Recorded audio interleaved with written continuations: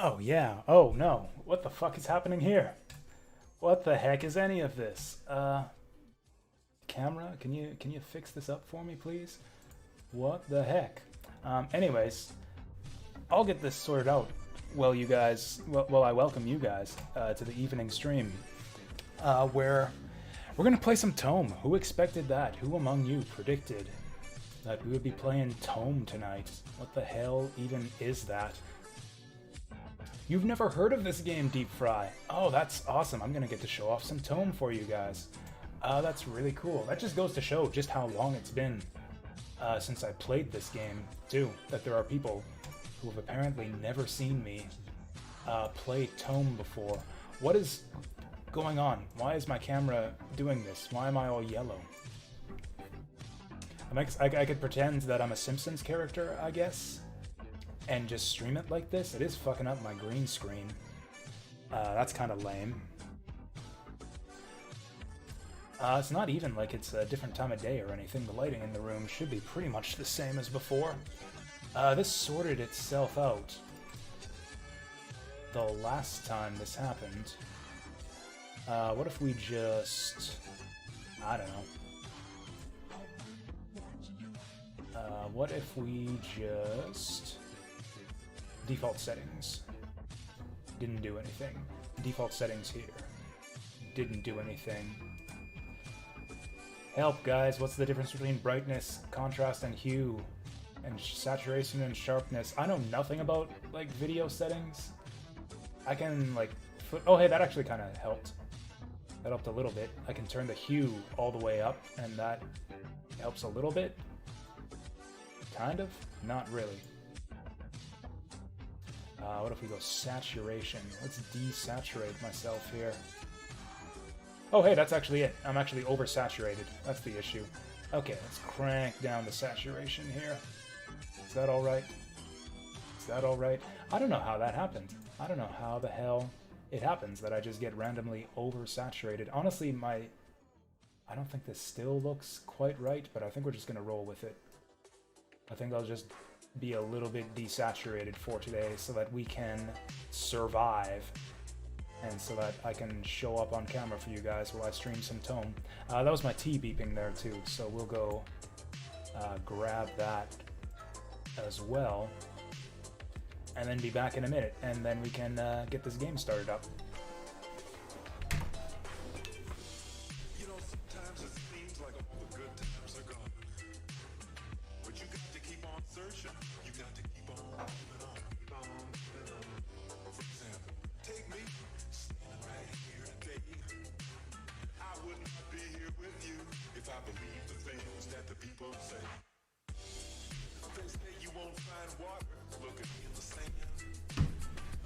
Alright, and also hello, mister. I almost didn't see you there. Hello, hello.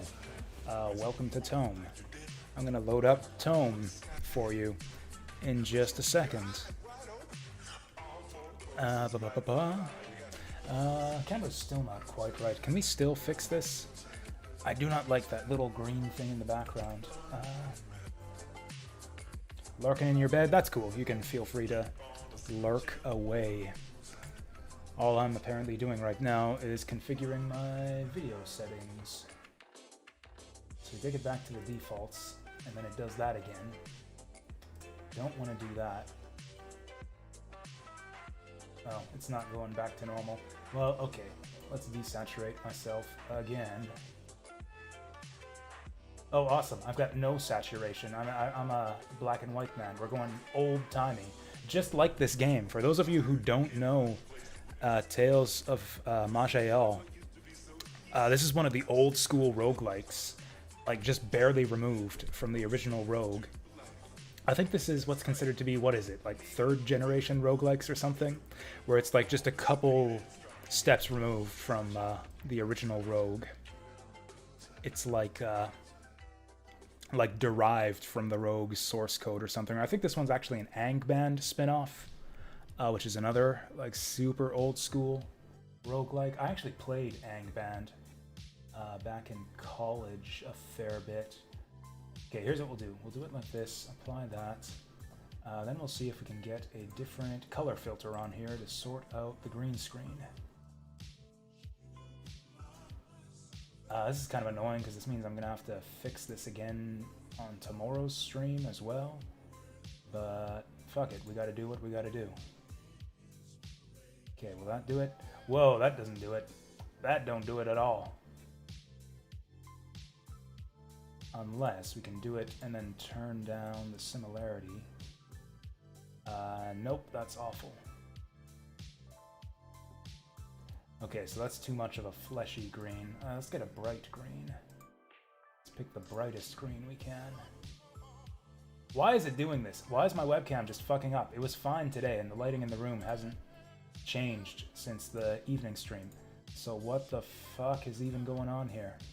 Because yeah, it's yellowing up my green screen. So it's like giving it like a skin tone. It's like it's... Ugh. What the fuck is even with this camera? I might just shut off the camera. The camera's giving me grief. We've fucked around with it enough already. It's toast.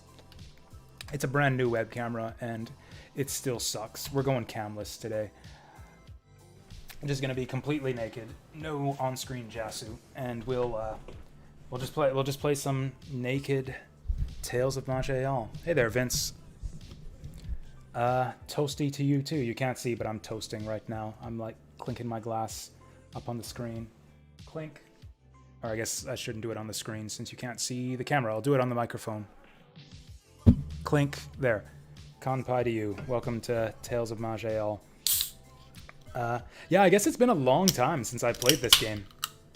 So is it possible that some of you guys, even the regular viewers of you out there, have not seen Tales of Maj'eyal, or Tome, as I'll call it, as it's usually abbreviated?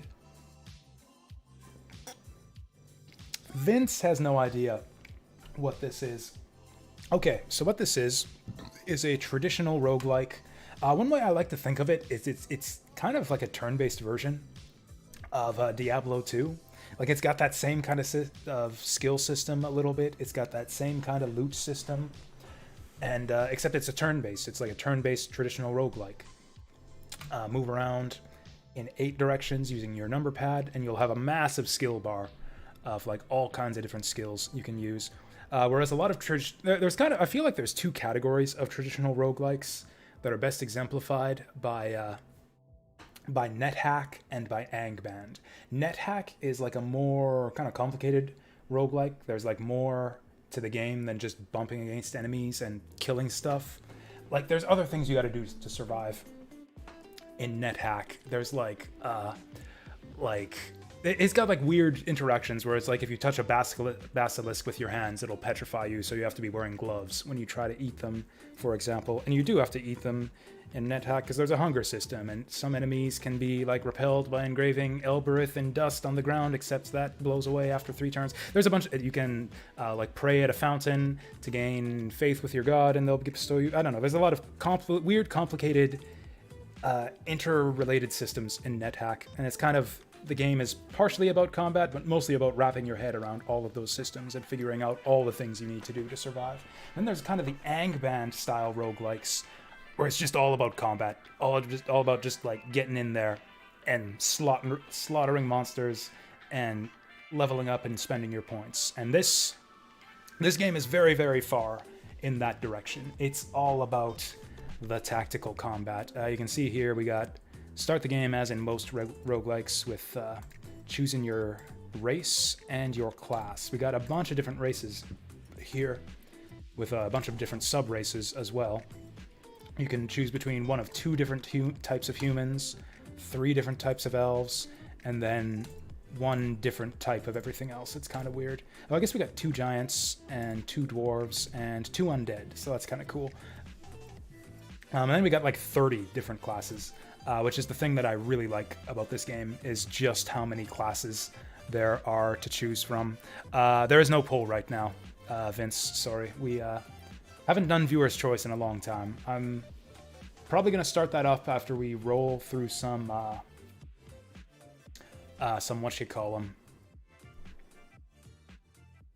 some bucket list games. Or did you want to start a poll? Oh, poll for class or race? I've chosen already. I kind of spent some time. So this game's in like development to this day. There's the main guy who's behind this. His name, he goes by Dark God Online, is still like adding DLC and patches and balance updates to this game. That's kind of what he does for a living. Is just develops this game. And he does a really good job of it. Like, this is my favorite roguelike. I have played a lot of this. I've even beaten it a few times. I've played this game like hundreds of times, got hundreds of hours logged on Steam, and I've even beaten it a couple times.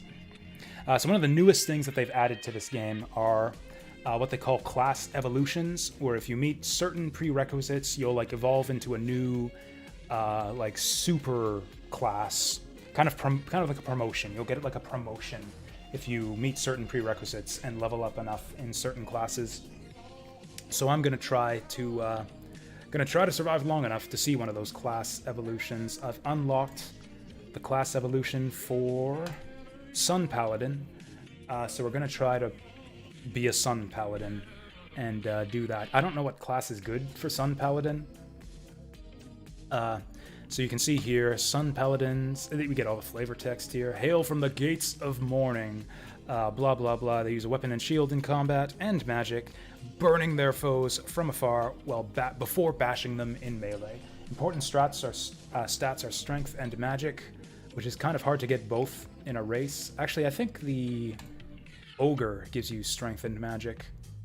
I don't know. I think ogres are kind of OP. I think ogres are really good. I like playing as the basic human because it gives you a lot of flexibility. Basic human is called Cornac. The higher is, yeah, like a special type of human that's kind of like descended. I don't know. It's basically it's Lord of the Rings. Like I forget what they're called in Lord of the Rings, but like, you know, the thing that Aragorn is. I forget what they call them. But like, you know, like the old humans, the highborn humans. It's basically a higher is what Aragorn is in Lord of the Rings. This game actually used to be a Lord of the Rings fan game. This was originally called Tales of Middle-earth before they switched the name to Tales of Maj'eyal, so that Dark God could monetize it. So, you know, good for him. He wrote tons of original lore for this game too. I can never come up with good names for characters. I usually randomize and then pick the class I want. So yeah, we can be Atean, female, Cornac, Sun Paladin. And yeah, you can see there's tons of classes in this game. Something like 30. Yeah, Chronomancers, Psionicis. Oh yeah, there's this one that I still haven't unlocked. Adventurer is like a bonus class for winning the game, it says right there. Demented. These are new classes from the DLC. Both of these are really fun. The Writhing one especially is super strong. But we're going to be a Sun Paladin today. Sun Paladin has a really, really rough start in this game, so we'll see how this goes. Are we going female or male? We randomed into female. It doesn't change your stats at all, but I guess it changes your sprite a little bit. Oh, and that was Games Night. I didn't see you there, Deep Fry. We had our first 4-player game. One of my card game friends was finally able to make it out tonight. And so we had our first 4-player game of Vampire Rivals. It was really good. A lot of intrigue. A lot of like politicking back and forth across the table. Alliances made and broken. Not really. We mostly clobbered the shit out of each other. But like sometimes we attacked guys who weren't necessarily our rivals. It was a long game. I feel like each player you add to Vampire Rivals increases the play time quite a bit. Our primary stats are strength and magic. I'm going to go strength first so that we can get level 3 armor. And so that we can level up our weapons mastery. So we're going to pump up strength until I can get at least level 3 armor, which requires 26 strength. 15 days till SMT 5. 15 days is a long time to get hyped to that degree. Gonna hype yourself up so much you'll be out of energy by the time that game comes out. So you have 3, or actually I guess 4 types of points technically when leveling up your character in this game. So yeah, you have stat points. Your stats are kind of your basic stats that are in every RPG. You got strength, dexterity, constitution, magic, willpower, and cunning. And then you have your class points. These are mostly to unlock your combat abilities. So, and you'll have different categories of the abilities based on your class. So like some of these are shared between classes, and some of them are unique to your class. Like these sun spells, these celestial combat spells, these are pretty much unique to the Paladin. A lot of the melee classes have these two-handed and shield techniques, and then almost all of the melee classes have this combat veteran category. And then we have new other categories down here that we can unlock with category points. Now normally you get one of these every 10 levels or so, but because I chose Cornac as my starting race, we get a category point right at the start of the game. So I can choose one of these right now. Sadly, a lot of the skills in these categories require level 10 to unlock. Combat technique could actually be really good. Rush is a super good talent. But we have something kind of similar to it, Path of the Sun, so I don't think we need that. I kind of want to plan out my build in advance here. So we could go, basically your two basic builds, we could go two-hander, or we could go shield. This Crusader thing looks kind of epic. Without even looking at the skills, I think I'm going to go Crusader. So we're going to go two-handed weapons rather than sword and shield. And yeah, I'm going to build towards this Crusader category down here, because, I don't know, I think it'll be fun. So we got 5 class points to spend. I think you get extra points, like extra class and generic points now too, if you choose Cornac. So the generic points are categories that tend to be shared between a lot of different classes. Like, yeah, I think the Anarithal gets these two as well, which is another celestial light magic. Rather than being like a paladin who's melee and magic, the Anarithal is just light and dark magic. We're going to want some chants. We're going to want healing magic.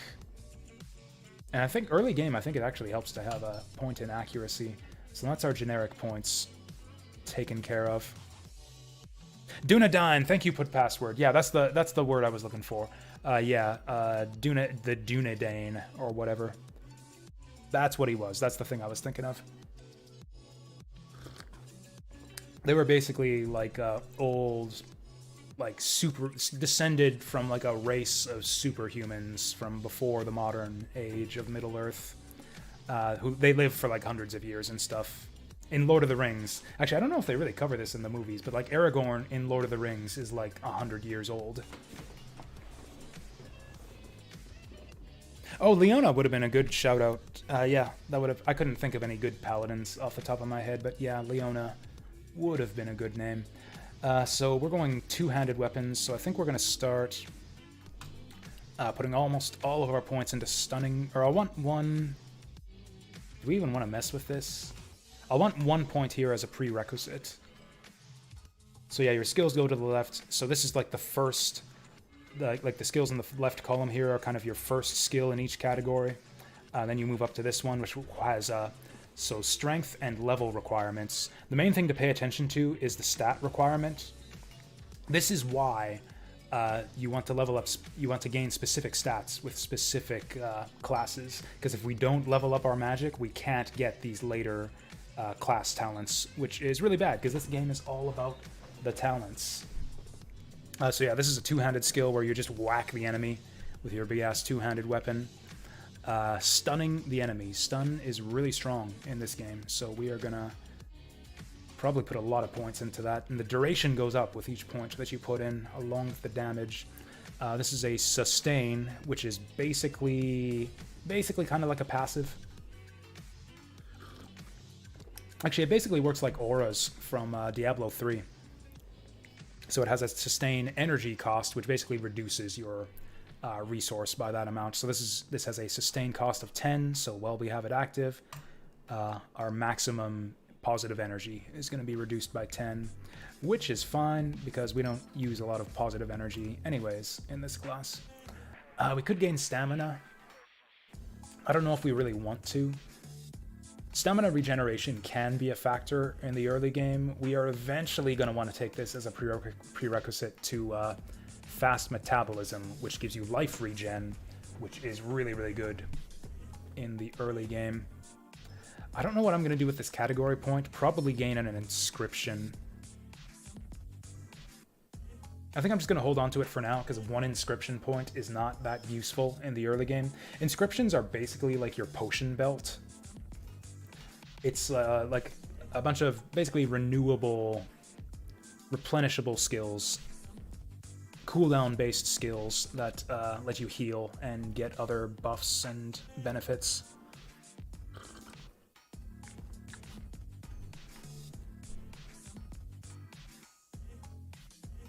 I think... Oh, at level 3, the ray is so intense it'll blind the target and everyone around it in radius 2. That actually could be pretty good. I'm actually going to put a point in this as well. Oh, this actually increases the power of your damage shields too. I didn't realize that. That's potentially really good.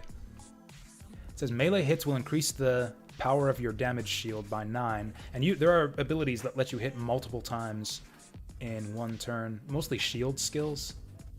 Actually, that goes mostly better with shields, because like if you look at the shield offense, like this attack, hit with your shield 3 times. That would trigger this thing 3 times. Hits with your shield and follow up with 2 automatic critical hits. Actually, shield offense is really good, but I almost never go two-handed, so we'll go two-handed. Are there any of these skills that hit multiple times? Automatic crit. Damage all targets around you, so that's an AoE that could potentially hit a bunch of times. I think I'm going to go for this one. Blinding the enemy is going to help with our survivability. And I'll just hold on to that category point for now. So I'm just going to skip all this text. There is a lot of text in this game. If you look at the Steam store page for this game, one of the selling points is it has something like some ridiculous number, like 10 million lines of text or something like that. 10 million lines of lore. I don't know if it's that high, but it's some ridiculous number.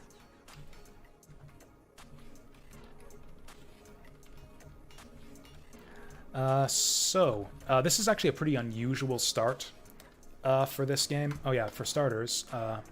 So they give you a greatsword in your inventory, and then a sword and shield, or a mason shield, as your starting equipment. So you can kind of start either way. We'll get that greatsword on. I can't wear the greatsword for some reason. I don't know why not. Probably because I have that shield on. There we go. Now we got the greatsword on. So we don't have any gold, so there's not much that we can do in town right here. Most of the time, the game's going to drop you into a dungeon at the start of the game, but the Celestial classes have a bit of an odd start of the game. Good day to you. Most classes actually don't get access to the Gates of Morning until way, way later in the game. Like, if we want to, we can be stupid. We can go to the world map and just wander around a bit. That would be really stupid, because the enemies here are like level 30 plus. And there are like orc patrols roaming about who are going to try to kill me. But if we wanted to, we could go out and get killed. You have limited lives in this game, because it is a traditional roguelike. In fact, I think we only get 1 life. 1 life to live in the early game. As you level up, you will earn extra lives over the course of the game, up to a maximum of, I think, 8. Actually, if we bring up your character sheet, this is the thing I like about this game, is you can mouse over just about anything, and it'll tell you exactly how it works. This game is very transparent with how things work under the hood. Like, if you just mouse over a stat, it'll explain how that stat works. So if we go with times died... Oh yeah, so your total number of lives depends on your permadeath settings. Our permadeath setting right now is Adventure, which is the default, which is where you earn extra lives by leveling up.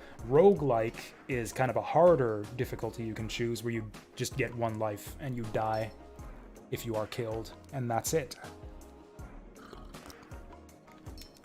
Roguelike is pretty hardcore, and this game seems to me like it's not really balanced around roguelike difficulty. Like, there are a lot of things in this game that'll just kill you out of nowhere. Especially when you're just starting out and you don't know what to look out for. For a brief moment, I smell pumpkins, and then it vanishes. Strange. That sounds like a seasonal event. Anyway, so what the hell are we doing here? Well, if you hit J, you can bring up your journal. We've got a quest called Serpentine Invaders. We must stop the Nagas in the portal. So let's go do that. This is the way into the Slagis Fens. Let's go kill us some Nagas. Actually, before we do that, let's get my auras active. So we'll bring up our Weapon of Light. My weapon is infused with the power of sun now. We'll do extra damage. And recharge our shields with melee attacks. And then, thanks to our Celestial Chant here, we have our choice of 3 different defensive auras. This one gives us basically physical resistance and armor. This one gives us elemental resistance and spell save. And this one just gives us, oh yeah, it looks like mental save and hit points. I'm going to go with physical because I think most of the enemies in the early game will deal physical damage. If you look over here, kind of the 3 types of damage in this game, there are more. There's like elements and stuff, but there's physical, spell, and mental. It's kind of confusing that M power is... Or wait, is that right? Yeah, mental power. M power is mental power, not magical power. SP is your spellcasting power. Oh boy. Okay, let's flip our skill bar around. So these are my skills down here. You can see on 1 we've got Stunning Blow, 2 we've got Sunray. We can throw that on this guy. Boom, hit him for, what was that? 16 nature damage. And now he's killing me. So I've got my inscriptions over here. These are on Control 1, Control 2, Control 3. And you can see we've got 2 rows on our hotbar here. This is going to fill up quickly as we level up. We're going to get a lot of skills. So as you can see, our healing here heals 50 hit points and cleanses a poison. So let's do that. I'm going through really slowly here because apparently we have people in chat who don't know this game. He's got a shield up. I think I'm just going to run from him until the shield wears off. If you look down here... Okay, just look over on the right. You can see... You can basically look at the enemy's stat card. You can see his stats, a description of him, and all of the buffs and debuffs that he has on right now. So this guy's got a damage shield that lasts for 3 turns. 1, 2, 3, no more shield. Get fucked. And down he goes. He dropped a trident, which we don't care about. But in general, enemies are going to drop loot for us. So we got busted up a bit by that Naga, so we're going to rest by hitting R. And then boom, we go back up to full. What happened there is the game just really, really rapidly just passed a bunch of turns until I healed to full. That's generally the flow of combat in these games, or the flow... I guess the flow of between combats in this game is you'll rest up and then go to the next fight.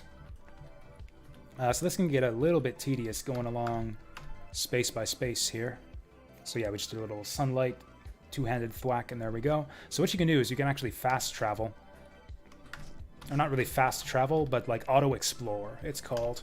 And that's basically the game. You can just skip from combat to combat using your auto-explore, and that's kind of early game for you. And boom, we just leveled up.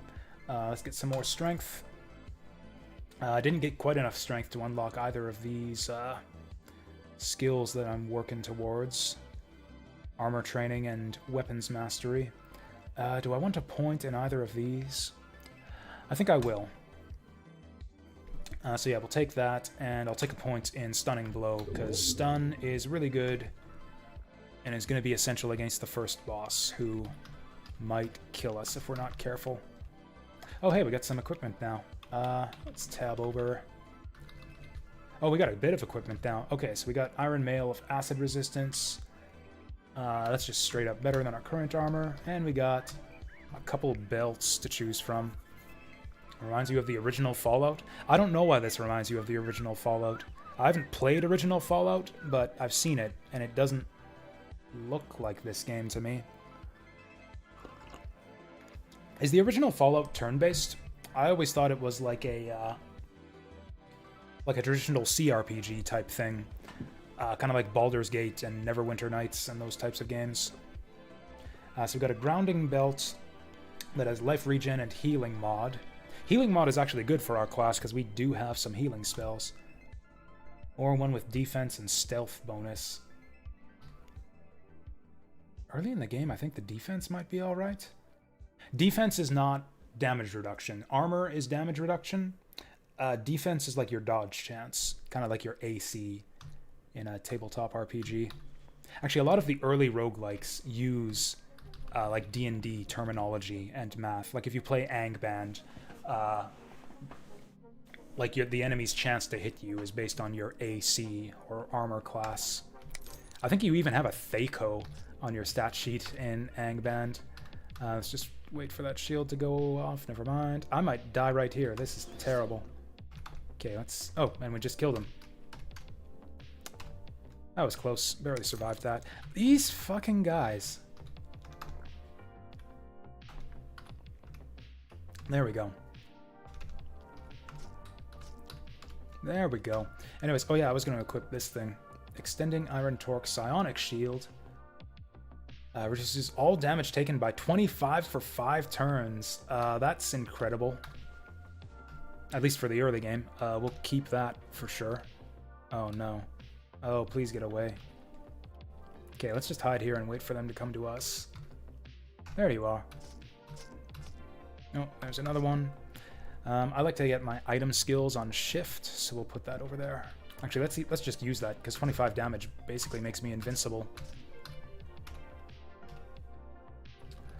What do we got? Nothing. The early game for the Celestial classes is pretty important. We're going to want some lucky drops for equipment. Basically, I'd like to get all of my equipment slots filled in before we meet the boss. And failing that, we can go back to town and maybe buy some shitty... Whoa. Shitty non-magical equipment just to fill in the slots. There's another level up. Stunning Blow still adds an extra turn of stun per point, so we'll just keep that. Alright, we can upgrade our weapons mastery. That'll increase our weapon damage. So that's good, and that's it.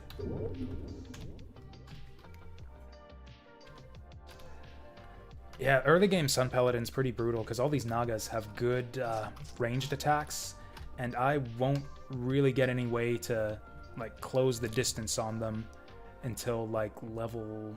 I think it's level 4, actually. They got knockback and stuff, too, to keep me away. It's just annoying. Let's just heal that back. Oy. Okay, always save you... Oh, fuck. As I was about to say, always save your healing infusion for when you're poisoned, but sometimes there's just too much poison out there for you to have enough healing infusion to cure it. This game has a lot of animal noises in the... like, ambient animal noises for some reason.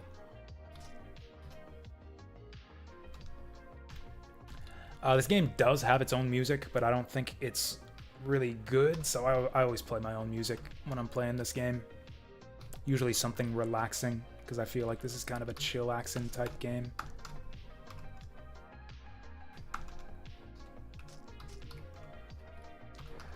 Oh, I didn't even see you there. Whoa. What the fuck is this guy's deal? Oh, he's level 4. We got level 4 enemies already. But yeah, this is kind of it. You're just like going through, dealing with one mob after another. On the higher difficulty settings, you'll see more... Oh, I'm stunned. That's really bad. So I have another infusion. So you have 3 starting infusions with most of the physical classes. We got regeneration, which gives you a little bit of life over time. You got heal, which is a bit less than the regeneration, but it's an instant heal, and it cleanses poisons and diseases. And then you got infusion, which clears physical status effects, like stun, which is really horrible.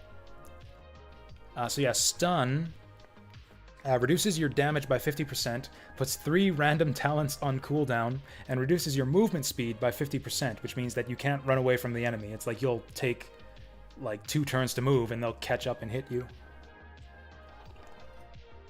So, and then while stunned, talents cool down twice as slow. So it's like they put 3 of your talents on cooldown, and then it takes forever for them to come off cooldown. It fucking sucks. One of the most important survival tips you can get for Tome is always have some source of stun cleansing or stun recovery. It's really important. Cool, we didn't get any good item drops. I am still mostly naked, other than my belt. Oh, there's something. Arcing Battle Axe, now we're talking.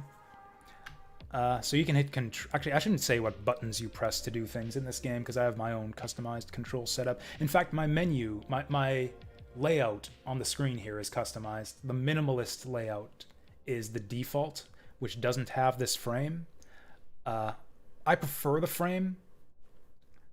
You can see less of the play area with this setup, but with the minimalist setup, you get icons for buffs and status effects, which I don't know, I just can't recognize them that well.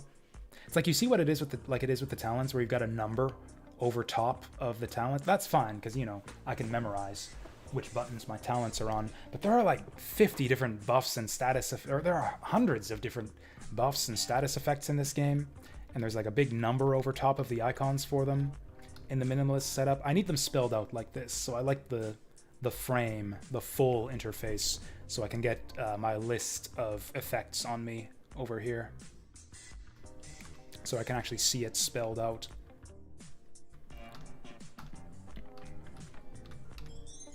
Oh, there we go. Level 4 is a big level. Whoa, shit. We will survive. We will probably survive. If I miss this attack, I'm actually gonna die. Oh yeah, Psionic Shield, and I'm poisoned again. Whew! That was actually close. Okay, let's get that level up. So I only get 1 point. Oh, I can't get Path of the Sun. I was looking forward to this, because this is our, like, fast movement spell. But I need 20 magic for that. Maybe I should have gone for magic. Although we will get heavy armor training, which will be helpful. I will take that. And then we'll probably leave that at 3 points. Honestly, probably take another point in Stunning Blow. This Fearless Cleave is good for crowds, but we're not going to start seeing big groups of enemies until a bit later.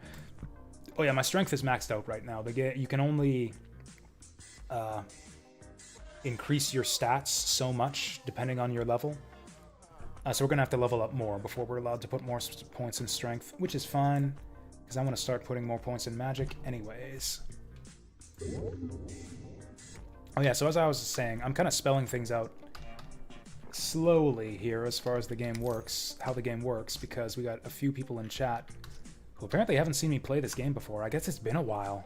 I used to play this game all the time on stream. This is like my go-to like evening chillax game after work. I was just really into Tome. This is like always the thing I was doing between games and whatever. This is also the most popular like game on my YouTube channel. Like people who watch like the VODs of my streams on YouTube, like my Tome playthroughs are the most popular by far. I get like dozens of views on those, and usually a lot more likes than the typical stream too.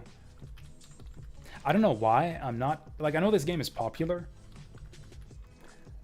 Like it's probably the most popular game out of the. I don't know, it's niche, but it's also popular, you know, if that makes any sense. It's one of those games where it's like hard to find good information on it on the internet. Like there aren't a lot of people playing Tome out there, making Tome content online, and yet it's one of those games that you can get super deep into. It's one of those games where it's like this could be the only game you play for the rest of your life, and you could have like a satisfying life of gaming out of just this one game. Or at least I think so. I like this game quite a bit. That's 2 dudes. And I'm stunned. Okay, let's get out of here. Okay, fuck this guy. And this guy. That's a 3rd guy. There's another melee guy behind him. Okay, heal the poison, stun him. Get him out of here. I would love to get another level up. So that's the boss over there. That's the gate to wherever. That'll spawn the boss once we step on that.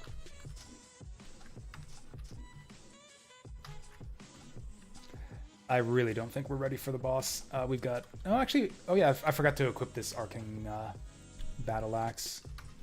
Whoops. Oh, what about this thing? It's got more power, lower crit chance, splash the target with acid. Dealing 26 damage over 5 turns, reducing armor and accuracy by 4. I think that's better for single combat. It's a great maul, so it's also a two-handed weapon. That's perfect for us.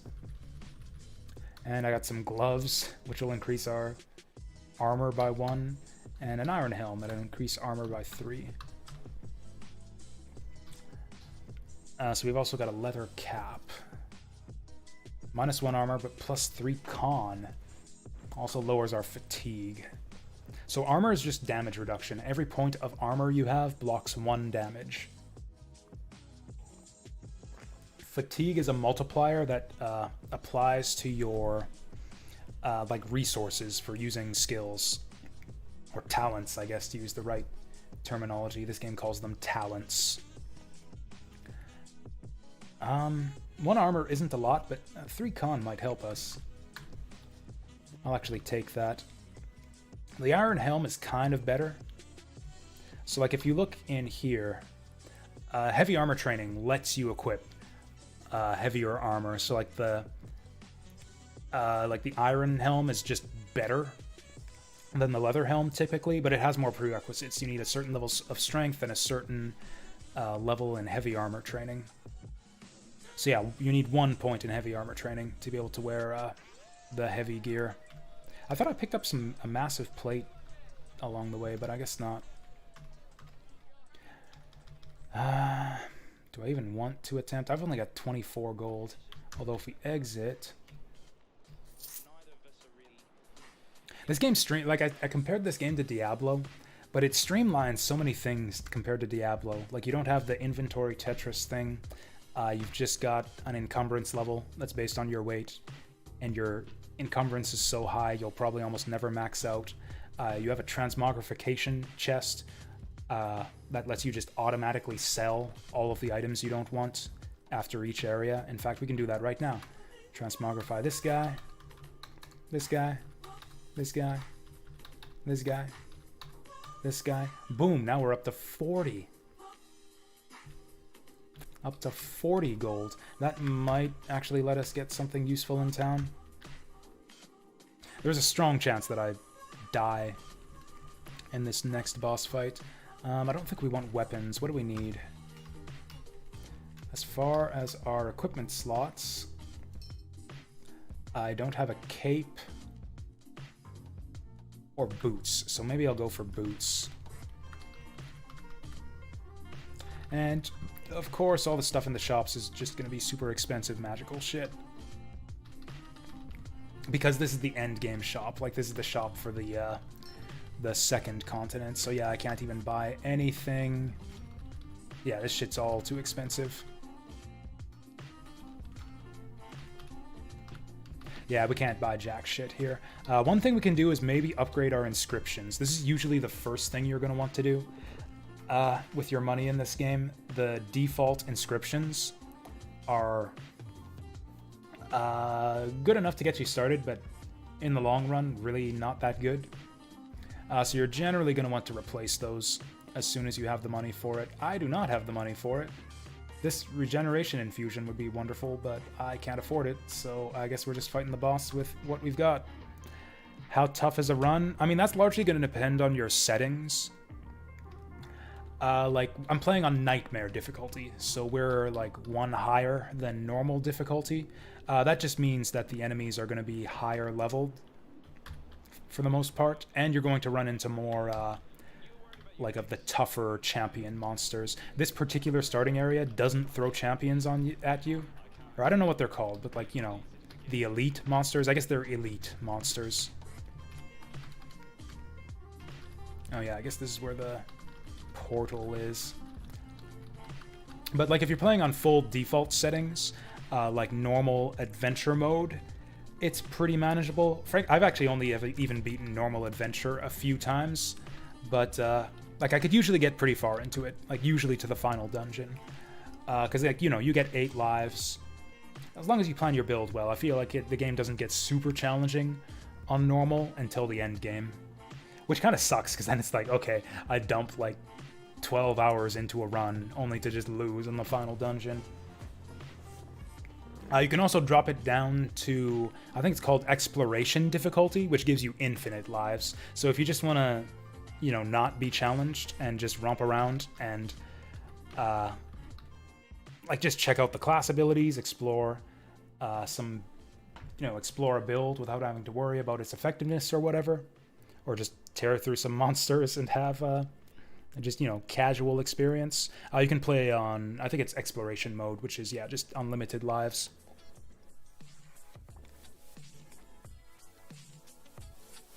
And then you've got roguelike mode, which is insanely difficult because you only get 1 life instead of 8 or whatever it is. And there's the boss. Oh, the portal's gonna explode. What? Uh-oh. Oh no, she's doomed us all. So basically this teleports us to the normal starting area. Hey, we got an escort too. Awesome. That's awesome. Yeah, I'll protect you. So this happens sometimes. This is a random event that can happen whenever you enter a new dungeon floor, where you get an escort, which is basically an NPC you have to guide to a teleporter. She's probably gonna die because we got the boss right next to us. Smack her with the stun. Oh, good, the stun landed. For 8 turns, that's good. That's real good. Okay, good start. I'm poisoned. We can cure that. Oh, the boss got unstunned somehow. That's not good. Let's put our shield up. Is this even useful? Oh, God. I'm gonna die. Do we want our regeneration up? Okay, we can go for the stun again. And she's still stunned. She's just doing tons of damage. And I'm poisoned again, so we'll have to regenerate through that. Oh, this is brutal. Oh, I guess... How badly am I poisoned? You can mouse over. 27 damage per turn. That's gonna kill me, like, immediately. Oh, this sucks. I'm just gonna get stunned if I do this, but sure. I'm gonna use my physical cleansing inscription to remove the poison. And hope to God I don't get stunned. Is this even good? What does this do? 56 light damage. I think that's better than my physical attack, so let's go for it. Oh, we're getting close. She's almost done. Alright, do I need to heal? Oh, we can stun her again. Okay. Oh, there it is. Okay. Okay, we got it. And now, after that, it's actually teleported us into, like, I think the bottom of a tier 2 dungeon. We got 2 full level ups out of that. Fantastic. I think I might just pump magic fully because I really want these abilities down here. That life regen would be nice too.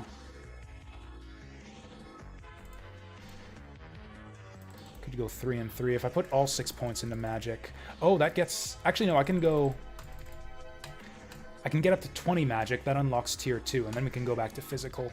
I still want to prioritize physical over magical skills for now.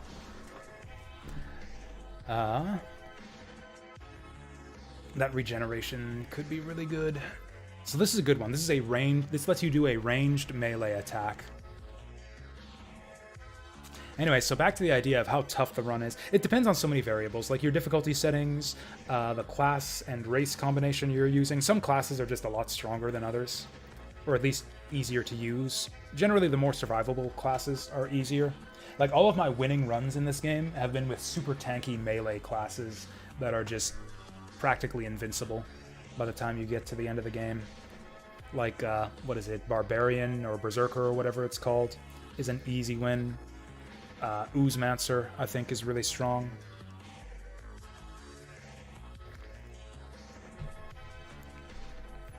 Actually, did I win with a Paladin before? I think I might have won with a Paladin, or at least come really close.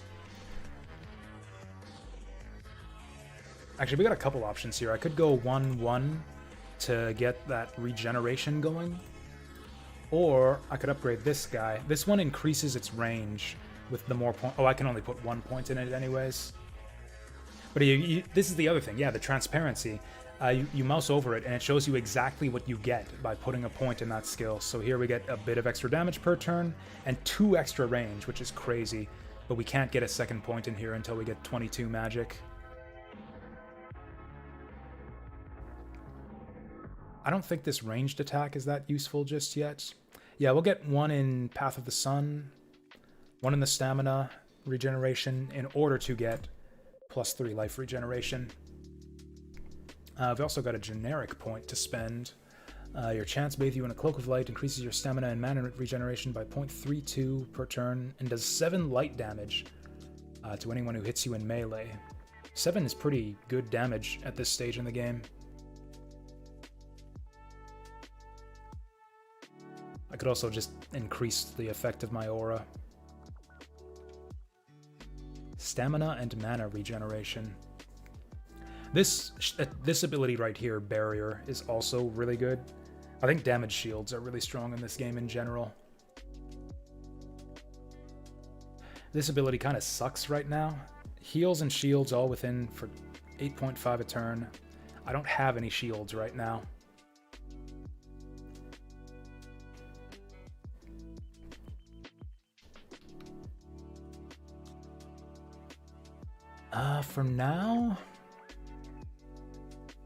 For now, I think I might just buff up my auras. Oh, this increases your light radius. Light radius. Oh, when you start a new chant, you'll be cured of cross-tier effects and cleanse. Cured of 1 debuff. Debuff cleansing is also really good. I might take this just as a prerequisite to chant adept. Nah, this is more survivability. I'd hate to die after winning that difficult boss fight. Oh yeah, let's get our loot. Let's get our loot. We got loot. We got Robes of Deflection, Sludge Grip, so that's our glove slot, Serpent's Glare, that's a weapon I can't use, and a Rod of Recall, which you'll always get from your starting boss. Robes of Deflection might actually be good. We gain 3 armor and a bunch of other, and 7 to all resistances and spell power. That's awesome. I'm gonna take that. Sludge Grip. This is a nature-based thing, so it's kind of not part of our build. We lose an armor and gain Cunning Will, Nature Resistance, Wild Glyphs, Gift Slime Talents, which isn't us. Poison Immunity. This would have been great in that last area. Mind Power, which is useless. I think all that's better than 1 point of armor. We'll take it for now. Transmogrifier, old shit. Oh, we got a new hat too. It's a wizard hat. Oh, is this any good? 2 life regen at 23 maximum life. That's a lot at this stage in the game. Oh wait, the magic though. This Robes of Deflection gives us 3 magic. That'll help us meet the prerequisites for our abilities a lot faster. Oh yeah, let's, so we can hit V to look around. Let's look ahead a bit. Okay, so there's the portal. That's where we're trying to get her towards. Let's do that right now. That is not the way. Follow me, thank you. Oh, she's running away from the mold to the north. There we go, no more mold. Oh boy, that's a lot of baddies. I'm just gonna hold. What did she go topside? Okay, we'll retreat to here. There, this works. Boom, boom. Let's back up 1 so I don't get ganged up on 2 sides. Actually, this is cool. Sure, let's use this ability. So this creates a path of light. You can move along it instantly at like instant speed, so it works as a gap closer. It's also just damage every turn that enemies stand in it. And that's awesome. Oh, whoops. Yeah, now they're going to attack my escort. That's not good. Let's back up so they don't do that. There we go. Are we all cleared out? Nope. Now she's running away from me. Get over here. What's she do? Okay. She was just casting a spell. This is some good music. Alright, we succeeded the escort quest. I can't believe she survived all that. Escort quests got a huge buff in one of the more recent patches. Like, I think the stat bonus they gave you used to be like +2 to a stat. Now it's +5. I mean, you also have the option of taking talents, and that used to be usually what you do, is just take the talent, because talents are way better than 2 stat points. But now they give you 5 stat points, which is a lot. We can get magic. Magic +5? That's going to really accelerate us to our higher... Oh yeah, these are all Vim-based abilities too. This would be good for a Corruptor, maybe, to get these talent levels. But yeah, I think I'm going to take the improved magic. Look at that, my magic is actually higher than my strength now. Okay, we'll just clear out the rest of this floor, I guess. This dungeon is kind of beyond my current level. Like, usually you do... So the early game of Tome is kind of organized into 2 tiers of dungeons. There are like 3 different starting dungeons, kind of, that depend on your starting race. And then there's like a second dungeon that follows naturally from that one. Your usual... like zone order, that's what they call it, is like the order you do the dungeons is your zone order, is you're going to clear out each of the tier 1 starting dungeons and then do each of the follow-up tier 2 dungeons. This is a tier 2 dungeon. And then the dungeon that we started out in is kind of like an extra starting dungeon, kind of a non-standard starting dungeon. That Sun Paladin Marsh that we did. Most classes don't ever go there.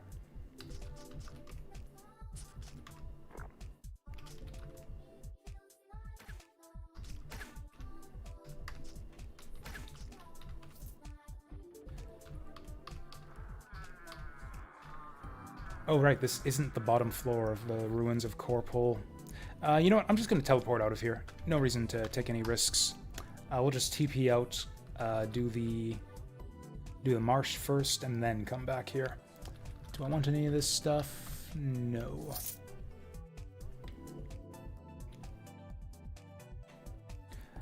We have a bit of money, but I don't think I'll need it. Let's go to Trollmire.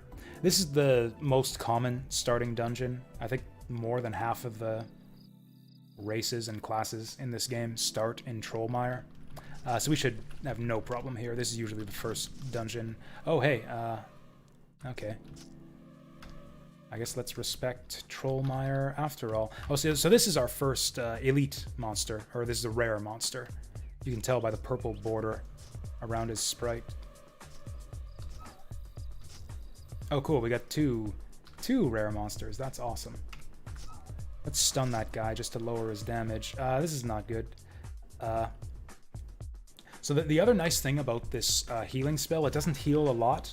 If you look at the usage speed there, it's instant, which means it doesn't actually take up your turn to use that. So if I'm about to do something risky, which I am right now, we can just pop that instant heal, and we have a better chance of surviving this. So I'm going to use that trail to run away from these guys, and then I'm going to start kiting them. Let's get some regen going too while the enemy's kind of off there. Let's back off to get my cooldowns back. I am stunned. Alright, now he's stunned. Okay, this should be a good spot to stand for a bit. Now they're going to loop around. I'm going to kill this guy in time, though. Alright, we got him. Stun him. Do I kill him or his buddies first? What is this, anyways? So the rare monsters kind of have classes the same as you do. Like, we can see that this guy is dual-wielding mind stars, so he's probably some kind of psychic class. Actually, can we just see his class? He's a summoner. Oh yeah, we knew that because we saw the bug that he summoned.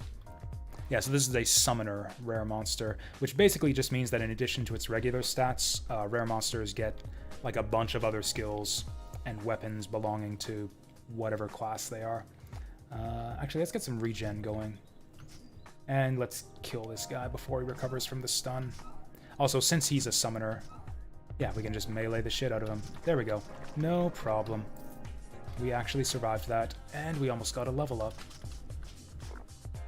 What is this guy? He's dual-wielding axes. This is probably a... Oh, he's a Reaver. It doesn't matter what he is. Even though they're rare monsters, this is still Trollmire, so none of these guys should be that tough. This guy is a Doombringer. Scary. Doombringer is kind of like a dark paladin, almost, is the way I like to think of him. Again, it's like a magical melee class. That's a lot of status effects on me. Oh, you know what? Doombringer was one of the classes that I've won with. Yeah, I've beaten normal difficulty with a Doombringer before. Looks like we got some stuff. The nice thing about rare monsters is that they drop good loot for you. Again, kind of like in Diablo. You get all your big drops from the elite mobs. I thought we got good stuff, but I guess not. I thought I saw some tier 2 armor. So armor is divided into 5 tiers in this game. You can see all the stuff we're getting right now is tier 1. Oh, we got our first massive armor. So you need level 3 armor training to use these. Oh yeah, and of course equipment has different rarity, which is signified by its color. So it's like, yeah, white is normal, green is magical. These red ones... I actually forget what these are called. Basically rare equipment. And then these yellow ones are special. These are artifacts, which are basically like uniques. Or I guess unique is a different thing in this game, but like kind of like the equivalent of unique items in Diablo. It's basically a specific piece of equipment. Like these names are all randomized, like Glowrend, Zendil, are all just picked from a random pool of names. This is a specific named artifact which has a specific set of stats. Again, the way loot works in this game is basically the same as Diablo. The way skills work in this game is basically the same as Diablo, specifically Diablo 2. Yeah, artifacts are tough to beat. Let's do the comparison. So we'd lose our magic, lose our resistance, gain a bunch of life and life regen. I don't think it's worth it. Definitely not using the shields. Definitely don't want that. Yeah, I don't think any of it's worth it. We didn't get anything good. Other than that level up. So we got plenty of magic now, so let's just... do we have plenty of magic? Oh yeah, we got plenty of magic. Let's just jack strength. Get that weapon mastery. I actually have enough magic for barrier now. I'm only level 7, so I won't be able to use it until level 8. But I think I'll just put a point here, and then the next time I level up, I can learn barrier, which will be good. We're kind of out of the early game now. So I don't have to take, like, I don't have to do a bunch of, like, short-term picks.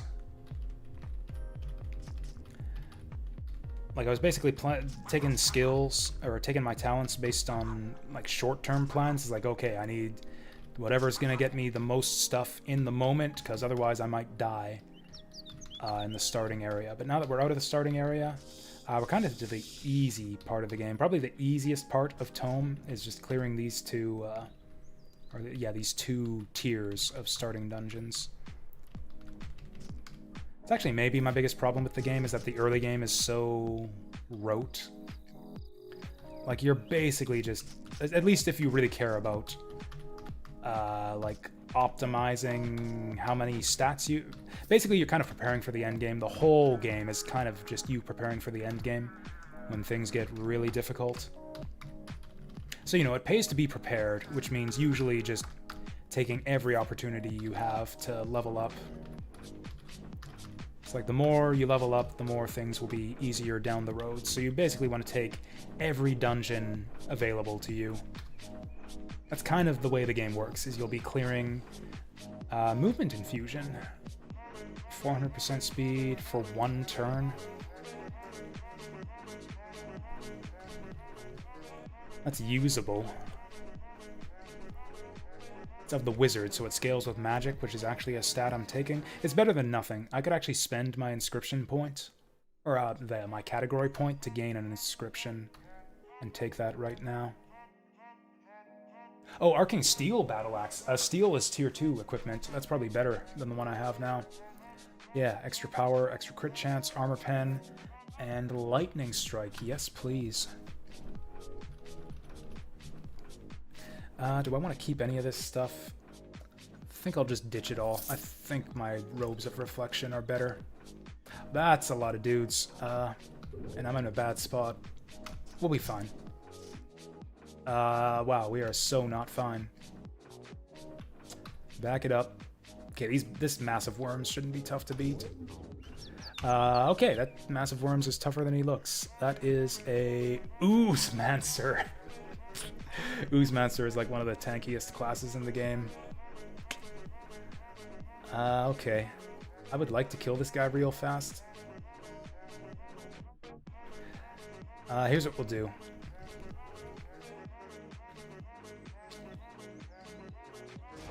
Put the light trail down. I'm stunned. Fuck. Get over here. Get the regen up. And now hopefully they'll just stand in my shit for a little while. I can't see what the fuck's going on because of the text. That's a wolf in front of me. Oh, that wolf is rare. What's he? That's a rogue. Actually, I'd say rogue is higher priority than a Oozemancer. Rogues can do a shit ton of damage. So yeah, we'll try to take him out. Not in a good spot here. Like really, really... Oh, so since I'm surrounded, let's get that psionic shield item up. Okay, I'm taking a lot of damage per turn. That psionic shield is not gonna last. Okay, we got the wolf. Shit.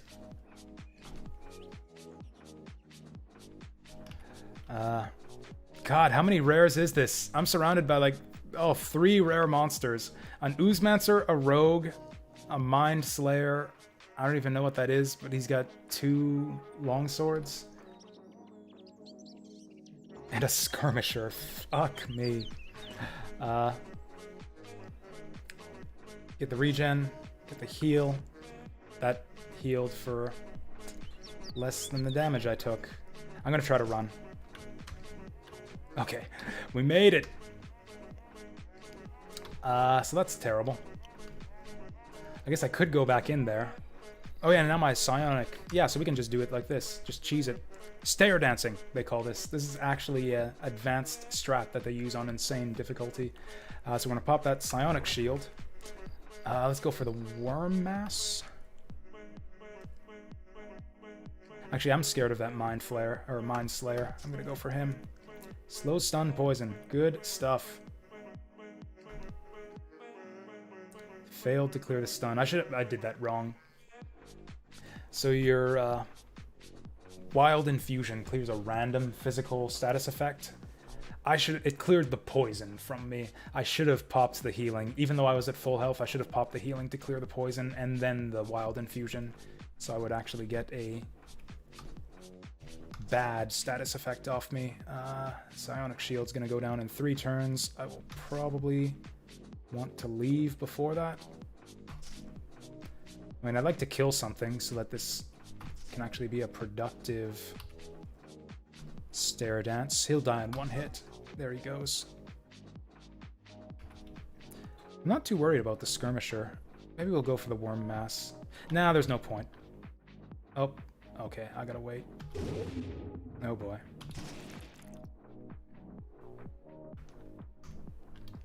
There we go. So you can't... The game doesn't... kind of tries to avoid letting you do this. The rule is if you have any status conditions on you, you can't use stairs, and you can't use stairs within 3 turns of killing an enemy. This is kind of nuts. I've never had to do this on this difficulty setting before. Just dance back and forth on the stairs. So yeah, Skirmisher is like a tank class. So we'll try to get the Ooze Man. I guess these are both super tanky classes. Okay, clear the poison, clear the stun. Do it right this time. Oh, we did it. We got the worm. We got the worms. Now we just gotta get that Skirmisher. Okay, that was fucking wild. What do we do next? Oh, we didn't even level up, but we got some equipment. Oh, hey, this is some good stuff. Okay, maybe not. I think this belt is actually worse than the magic belt we have. We'd lose life regen and healing mod. In exchange for max life. So I lose some useful resistances in exchange for max life and mental crit. That's actually worse than the belt we have. I don't have a cape yet, so we'll just take that. That helmet's probably worth it. I gain 3 armor. I lose con, whatever, and I gain some semi-useful resistances.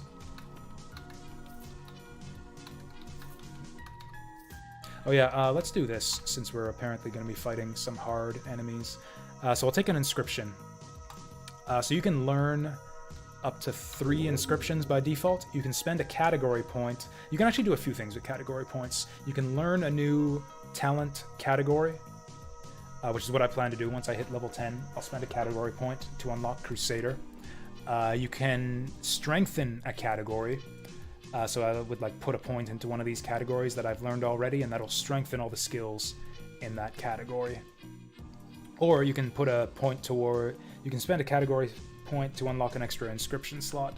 So normally you only get 3 inscriptions, but now that I spent a category point to get another, I can use that movement infusion to get this movement infusion. Good stuff. That's actually a really good infusion. Just gives you rapid movement. It's a good getaway tool.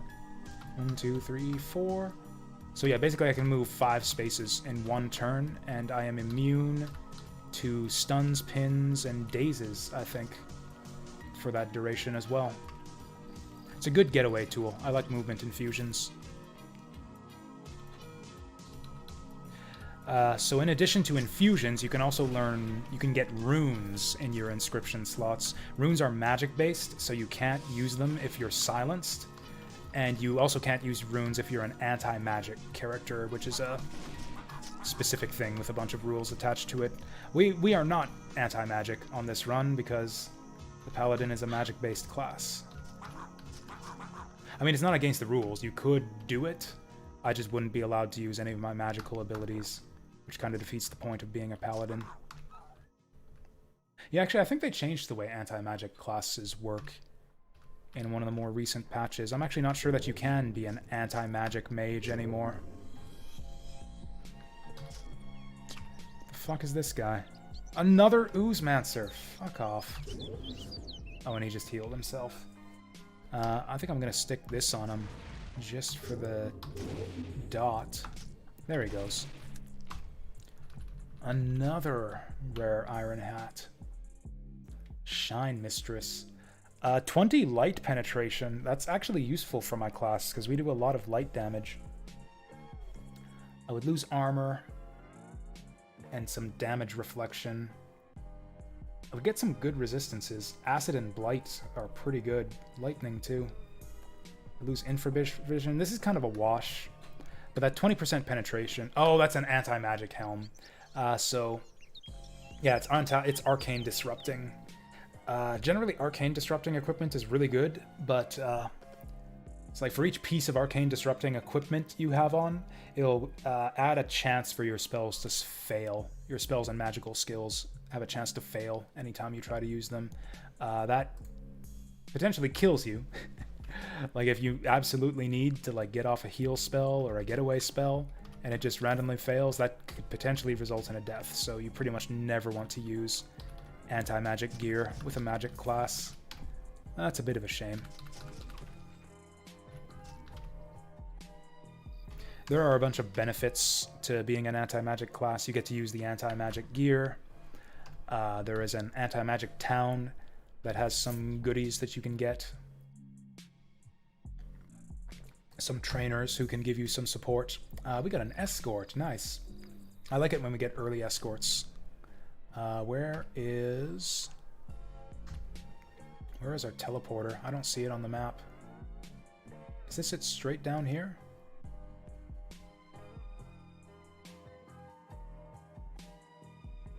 Usually they show you the teleporter on the map. But I don't see it anywhere. So you can hit V to get like kind of a movement cursor. If you hold shift, you can move it around wherever you want, or you can just toggle between visible characters. You can also use that to interact with some people. So like if I go to this guy, I can inspect him, which brings up his character sheet, or I can move to him, which is another way to move, or I can give him orders. Where is the portal? It's far away to the east. That's not good, because I think there might be a boss on this floor. No, I think Trollmeyer has 4 floors.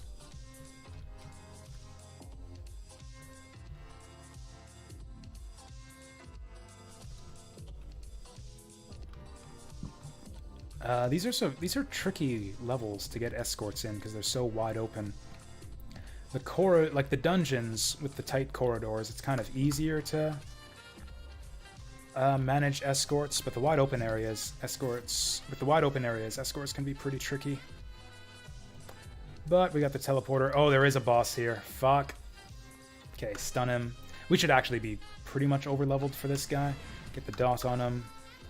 Sunshine.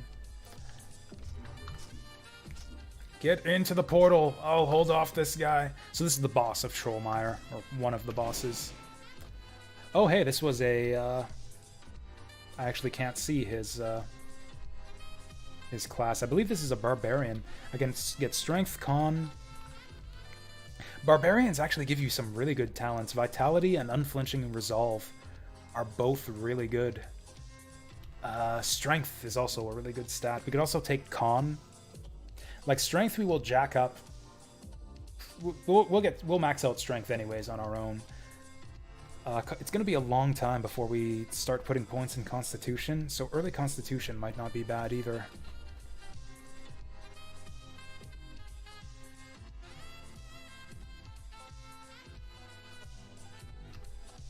I never do this, but then again, I never win at this game either, so maybe it's time to start doing things that we never do.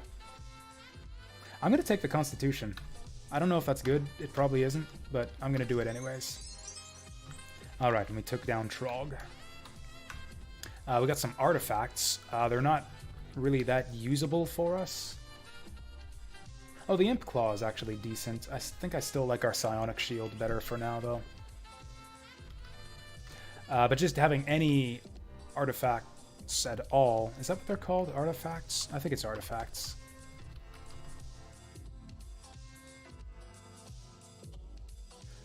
I don't know where it tells you, like, what type of... It's unique.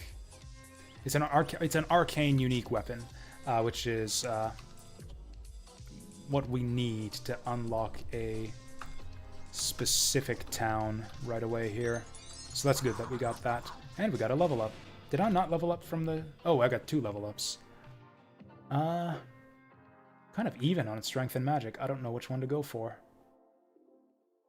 Oh, hey, there's our barrier. I kind of want 2 points in barrier. Barrier's really good.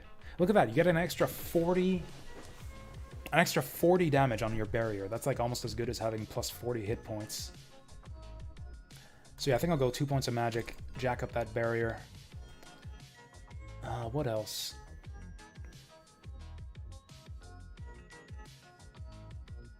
We're almost at level 12. We're at like level 9 now. So like 10, 11, 12. I might want to work towards this. Oh, we can increase the range on Path of the Sun too. That's actually really handy.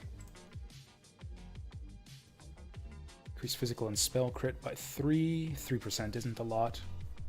Each time you crit with physical attack or spell, you have a 40% chance to gain Sun's Vengeance. While affected by Sun's Vengeance, your Sun Ray will take no time to use and deals 25% more damage. That sounds kind of awesome. Your weapon attacks burn with Righteous Fury, dealing 60% of your lost HP as additional fire damage. I don't like being at low HP, so I don't know if I'm going to use that much. Having an extra ranged attack would be pretty good.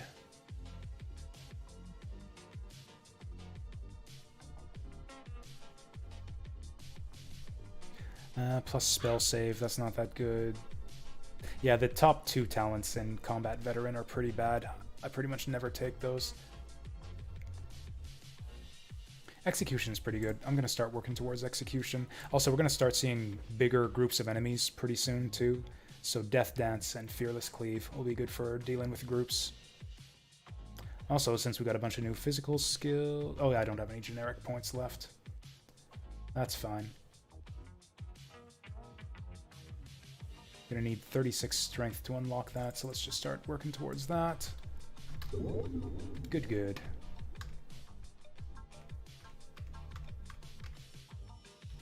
Alright, I feel strong right now. Why aren't we dealing any damage? Oh, because we're missing. Oh, we're just... I was like, what? We're only dealing like 6 damage to him. That was just purely retaliation damage from my armor. We're really low accuracy right now. Okay. I like having shields and healing up on control. It's like, yeah, healing and shields down here, and then movement-based stuff on the top keys.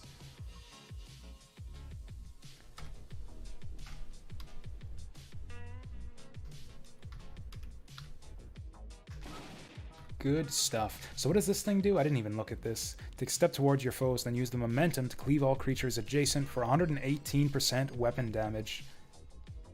Awesome. That's a lot of dudes. Oh yeah, one thing I wanted to do that I forgot. I want to jack up Sunray to level 3 so that we can start blinding people. I mean, that's the thing with this game, is there's so many good talents. It's like you want to do everything. I think I'm just going to use the light beam. Is that really my range on this? Yeah, I want to put points in my path of sun so that we can get more range on this. Okay, let's do that for now. I feel like we want some spin to win. All right, get these guys out of here. Get them out of my sight. Oh, that's a rare monster. I didn't even notice. Oh, this ability has no cooldown. I can just keep using it, except that it costs 21 stamina. Actually, let's try this out. We'll pop our shield. Oh, fuck, it's a buzzsaw guy. Saw butchers are the worst. The Tinkerer classes come from, I think, the first DLC pack. No, the second DLC pack for this game. The DLC classes are all really, really strong. So yeah, the second DLC added a new kind of mini campaign. And a bunch of new classes. It had kind of a steampunky theme to it. So yeah, it added buzzsaw guys. This is not good. Let's back off. Let's back off and kite these guys.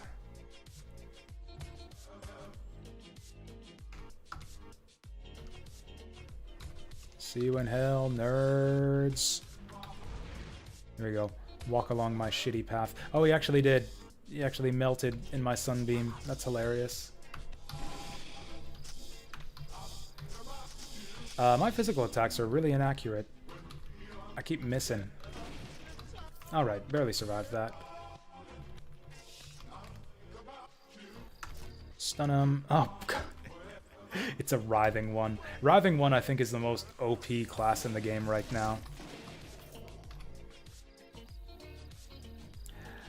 So, at the end of Trollmire is the lair of a mighty troll. This is the way to Bill's lair. Bill's a really, really strong early game boss. If you're new to the game, I do not recommend fighting Bill right after clearing Trollmire 3. Probably come back later for Bill, unless you're an experienced player. I'm gonna keep these so I can give them to the Magic Town guy, so I can unlock Magic Town. Do I even have shoes yet? This is the first pair of shoes I've got. Boots of speed, armor, lightning retaliation, cunning strength, and infravision. I'll take that. Kind of looking for tier 2 equipment now. I would also like some rings and amulets.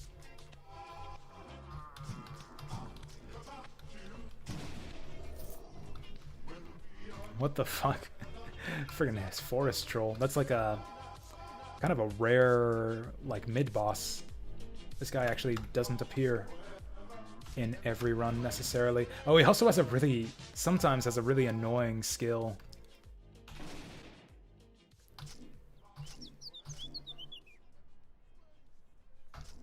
Yeah, those hedge wizards sometimes spawn with reflection runes. Oh, he did have a reflection rune. He just didn't use it for some reason. I might actually want that. Yeah, activate the rune to create a protective shield, absorbing and reflecting at most 255 damage for 5 turns. So that's like 100% damage reflection. So if I get clobbered for 255 damage, the shield absorbs it all, and the enemy takes that 255 damage. That hedge wizard can use that against you, and it's really fucking annoying when he does. Now, do I use this? I would have to overwrite one of my current inscriptions. I think I will. We're past the point in the game where poison is super dangerous. So I think I'm going to replace my healing infusion with this. Because I mentioned how the healing is instant speed use. And the shield is also instant speed use, so it's kind of handy. One other thing you can do also, the shield is instant speed, so you can be sparing with it, but what I like to do, so I don't forget to put it up, and since it doesn't even cost a turn to use it, is you can set abilities to auto-use under certain conditions. So I think what I want to do is just, I don't want to use it as soon as I see an enemy. I mean, sometimes I will, but I can choose. Like if an enemy is like a ranged wizard or something, I can put it up early. But if an enemy is visible and adjacent, then we'll just use it automatically. Oh, right, that wasn't even Bill. We still gotta fight Bill.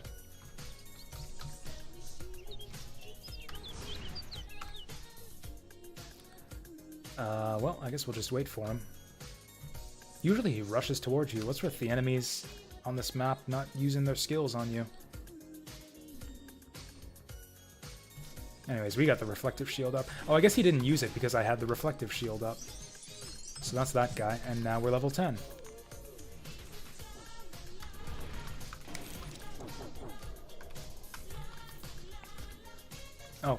One of those, that rare monster, that rare troll must have been Alchemist. Alchemist is one of the pet classes in the game. He has a little golem that runs around with him. That was the Alchemist golem. That's very bad play as an Alchemist to run ahead of your golem. I got so many things that I want, but I can't get them all. Like the thing I said... Oh, I can't even get to... Oh no, I need to be level 12 to get that. In that case...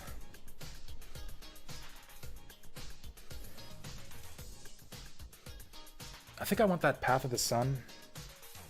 I think I'm going to max out the range on Path of the Sun. The blind would be good too. AoE blind. Also, now that I got shields, Weapon of Light is really good. Actually, my spells are kind of starting to come online. Like Weapon of Light and Sun Ray both scale based on spell power.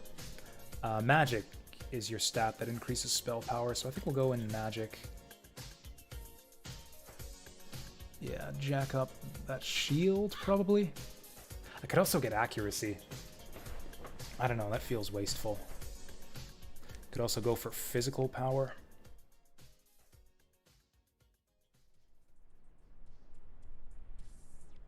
None of these are amazing. I think I can lay off the chance for now. I don't know, Stamina Regeneration, 9 light damage. The Cleansing could be alright, but I don't normally want to change my my chance. I'll just go for the shield. It's reliable. I don't know, is that dumb? I feel like I'm having difficulty with damage right now. We have a lot of class points to distribute. I guess I could get a few different things. Level 3, the targets bleed. Okay, so we'll get this and this.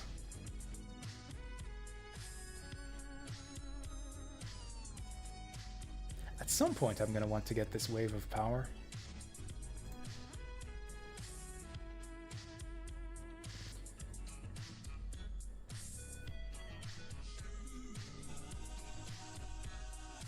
Might as well be now, actually. Oh yeah, that's right, I got my category point too. Oh, you know what? We might want none of this. Right, I forgot. In addition to all this stuff, now we got even more abilities we want, because I think I'm going to unlock Crusader right now. So the first thing we get with Crusader, strike your foe with your two-handed weapon, dealing 171% weapon damage. It hits all foes in radius 2, have their light resistance reduced by 6, and their damage reduced by 2%.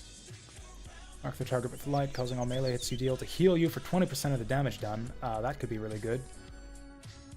A sustain. While wielding two-handed weapon, your critical strike chance is increased by 4%. That synergizes really nicely with Sun's Vengeance. That'll increase our Sun's Vengeance proc rate.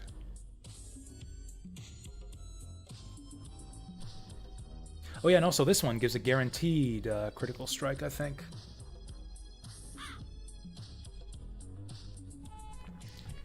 Melee critical strikes leave a lasting light burn. I should have probably read these before I decided I was going to do a Crusader build, but whatever. And then another spin to win ability. 91% light weapon damage in radius 2. Creates a shield. Okay, I like this. Let's go for this. Get that Crusader going. Crusade! Deus Volt! And all that good stuff. So we got a tier 1 mace. Is Flame Rot better than Sludge Grip? It has armor. We lose Cunning and Will, but we gain armor.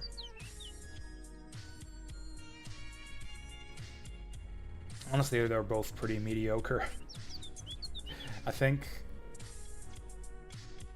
it really doesn't matter. I think both of these suck, and we should look for better gloves.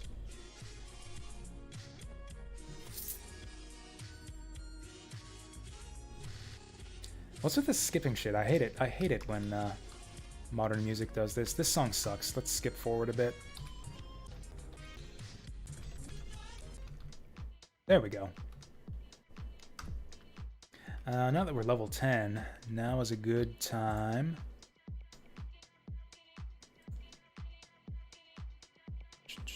to do the arena event.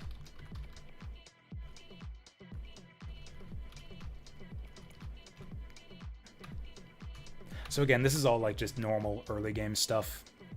You'll usually do all this stuff in this order every single time that you play the game. Do I want to close the distance on this guy?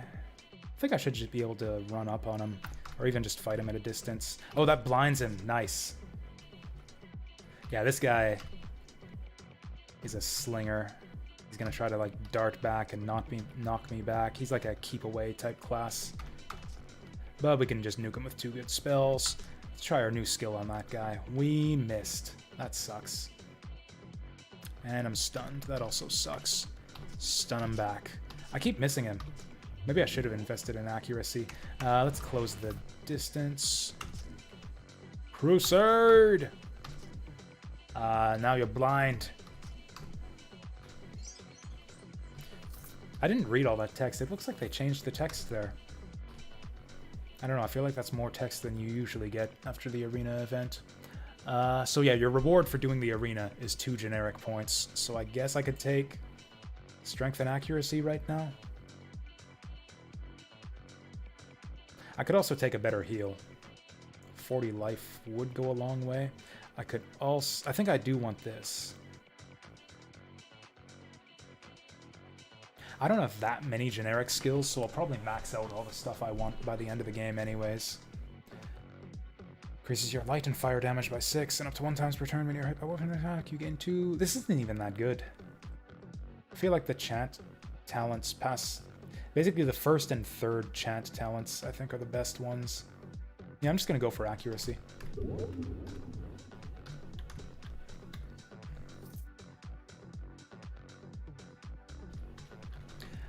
So one thing you'll want to do in the towns, too, is start off the Alchemist side quests. This is another just usual thing you do. There are 4 alchemists in the game, 3 in different towns and 1 on the world map. And you can basically... I don't know, it's complicated. I don't even want to explain the Alchemist side quest. You can... monsters sometimes drop their parts randomly when you kill them. You can turn in parts to alchemists to get a potion of your choosing. Oh, Fizz Crit actually synergizes with my build, so I'll actually go for Precision. The premise of the Alchemist quest is like it's an alchemy competition.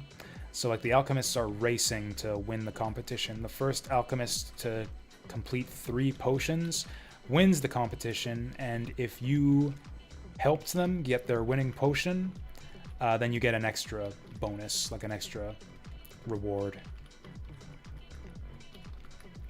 It has like some weird... I don't know, the way that side quest works is weird. Every time you turn in parts to an alchemist to make a potion, another alchemist will randomly make another potion. So if you get unlucky, you can end up in a situation where like the same alchemist randomly gets his 3 potions and wins, and you get nothing. Ideally, the alchemists all get their potions at kind of the same rate, and then you can... And then also, once the competition's over... I know a lot. Why am I on Nightmare? Like, I should be higher than Nightmare? I have never won the game on Nightmare, so that's why we're on Nightmare.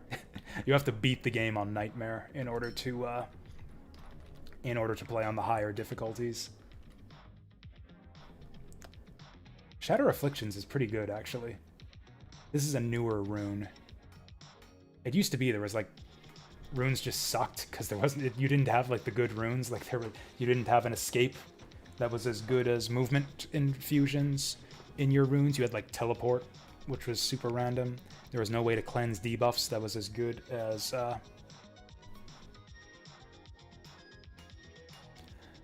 So also, yeah, hi there, Knife Button. Welcome here.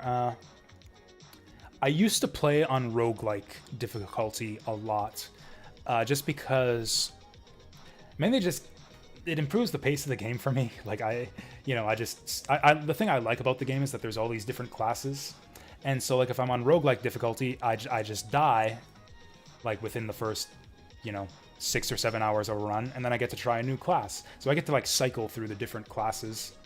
If I'm actually trying to win, like going all out trying to get a win, then I'll play on adventure difficulty. I'm on adventure right now. I'd like this run to go long enough so I can try out the new class evolutions. Yeah, I've seen people say that where they say the higher difficulties are arguably easier because you get like more opportunities for better loot drops because there are more rare monsters and higher level rare monsters, so you get even better loot. Do I swap out my Wild Infusion for Shatter Afflictions? That's a bit risky. Runes are actually really, really strong right now. Like, I think a lot of them have better effects than infusions, which never used to be the case. But you can't use runes if you're muted, which really, really sucks if you're muted.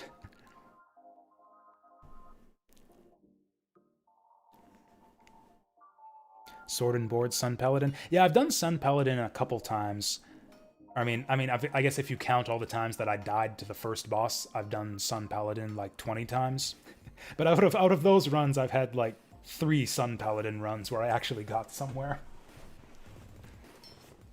And I think I went Sword and Shield each time. This is the only time I've tried two-handers. I don't even know if it's good. I don't really plan my builds. I don't even, like, I just pick a category and be like, okay, let's try this thing out and see how it goes. That's kind of what we're doing right now. We're doing a two-hander Paladin build. I just unlocked the Crusader category.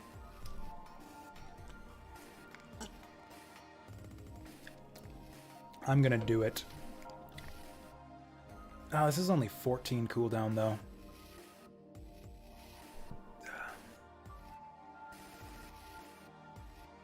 I'm gonna take it. I'm gonna go for Shatter Afflictions. And we're gonna replace Wild. Probably want to replace that Regeneration Infusion, too. In hindsight, I should have replaced Regeneration with the Reflection rune. Regeneration is worse than your starting healing rune.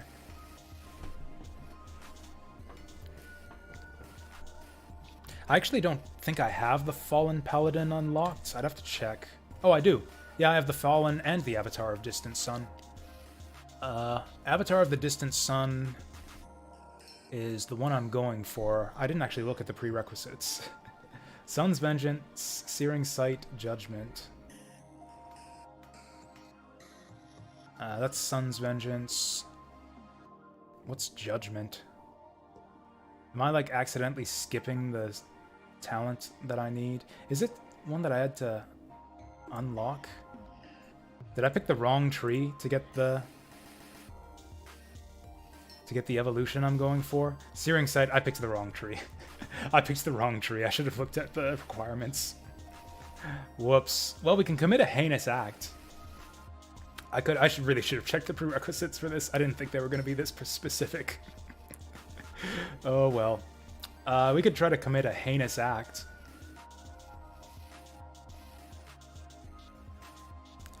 I actually don't know what that entails. Probably just murder a townsperson. I bet you that will be good enough. Anyways, we can hold off on that until until we reach level 25 or whatever it is we need to be.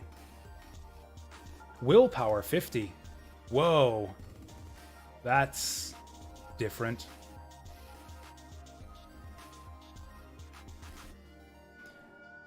That's really different. How am I going to get to willpower 50? Okay, I didn't realize that the requirements for these evolutions were going to be so specific. I guess that's 3 willpower right here. Saving throw, stat points. We'll go mysticism.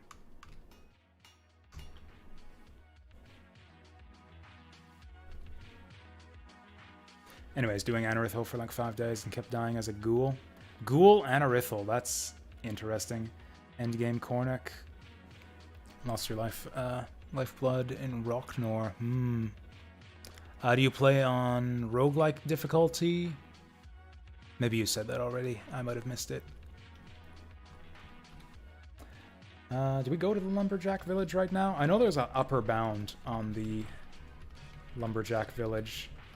Like, if you level up too much, the Lumberjack event just won't happen. It happened to me once before. I think it's like 15 or something, so we're not in danger of getting it, but it made me paranoid, so I always try to do the Lumberjack as soon as it's available. I like this event just because it reminds me of, like, way back when I was first learning this game. This was the first class that I unlocked. Killing this guy gives you the unlock for the Cursed class. And yeah, it was the first class that I unlocked, and I played a bunch of it when I unlocked it. And I really enjoy Cursed. It's one of my favorite classes. So I don't know, I just remember that fondly every time I do this event. There's not even a real reward to doing it. Restful Copper Amulet. Awesome. Oh, we got steel plate armor, 14 armor, and literally nothing else. Oh, we got a Hateful Steel Battle Axe of Massacre. Extra power. Interesting. I didn't even notice that our current axe has damage against undead. So we swap our light and undead damage for darkness and living damage. That's very thematic for the Fallen Paladin we're about to become, and I get 11% power. I think I'm gonna take that.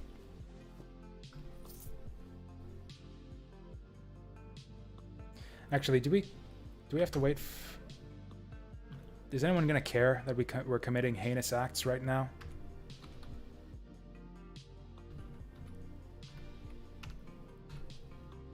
Does anyone care that we're committing heinous acts? What's this guy's deal?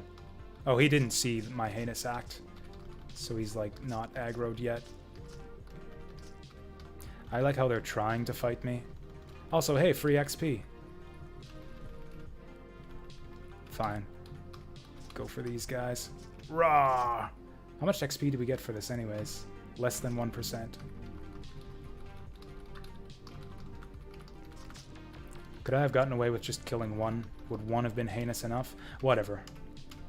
I am stepped in blood so far, etc., etc. Like in Macbeth, we'll just go all the way. Okay, does that satisfy our heinous act quota? No. Maybe I had to kill them before I killed the dude. Well, that's a shame. Maybe if I kill an escort? Whatever. Once we get to the what's it called? To the slavers compound. We'll kill some of those guys too. Side with the assassin lord. Ooh, that'll be fun. I'm in.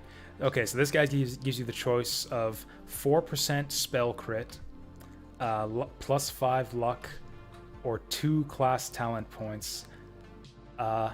This one has always seemed like a no-brainer to me. I don't know why. Like, I think the only way that you don't take the class talent points is if you're playing a shitty class that doesn't have any good class talents. Although, to be fair, I literally have no idea what the luck stat does, so maybe luck is actually amazing. It's a weird collection of abilities that he offers you. But then again, he's a crazy person, so I guess that makes sense. Don't think I want any of those. Don't think I want any of those. I will take what this guy's offering, though. Okay, so Sturcon plus 3, 4 armor, or 2 generic points. I don't need a lot of generic points in this class, I don't think. Sturcon are both helpful. I guess we'll take those. He offers you a quest here. If it's your first time playing the game, absolutely do not try that quest. That quest is for way, way down the road. I think this is like... also one of the I think almost everyone dies this way when they're first starting the game. Yeah, you went rescue the lady from the graveyard, and then you'll die because the enemies there are like level 30. I think almost everybody dies when they first make it to Last Hope and get that quest.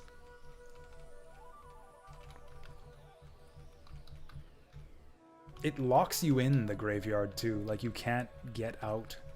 Once you get in there, it's like you go in and you see the enemy's level 30. It's like, oh, I'm gonna get the fuck out of here, and then it locks the door behind you. Good stuff.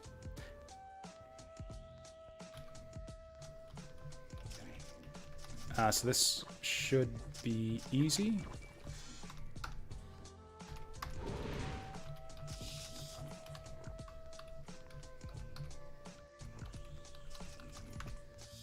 So, you know, which means let's get super careless so I can end up dying in a tier 1 dungeon. It says level up. What do I have left? Oh, I haven't spent my stat. I still have I actually do have a whole level up to spend here. Should I start putting points into will? No, we shouldn't. Because what I can do is I can just equip a bunch of plus will equipment when I need to jack my will up to 50.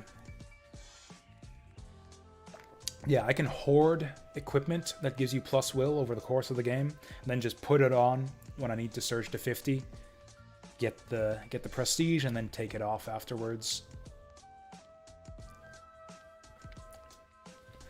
Do we want to go strength or magic here? We're going to need 36 strength to get the execution. And once we get the execution, I'm going to want Sun's Vengeance, so we will take that. I think the scaling on barrier has fallen off a little bit. Let's just jack up our weapons mastery. We're going to want to max that out eventually.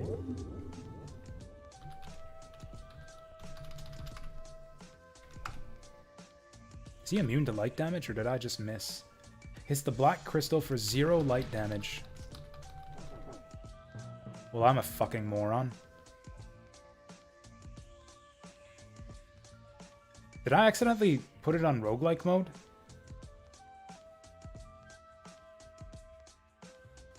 This might be my stupidest death in Tome history.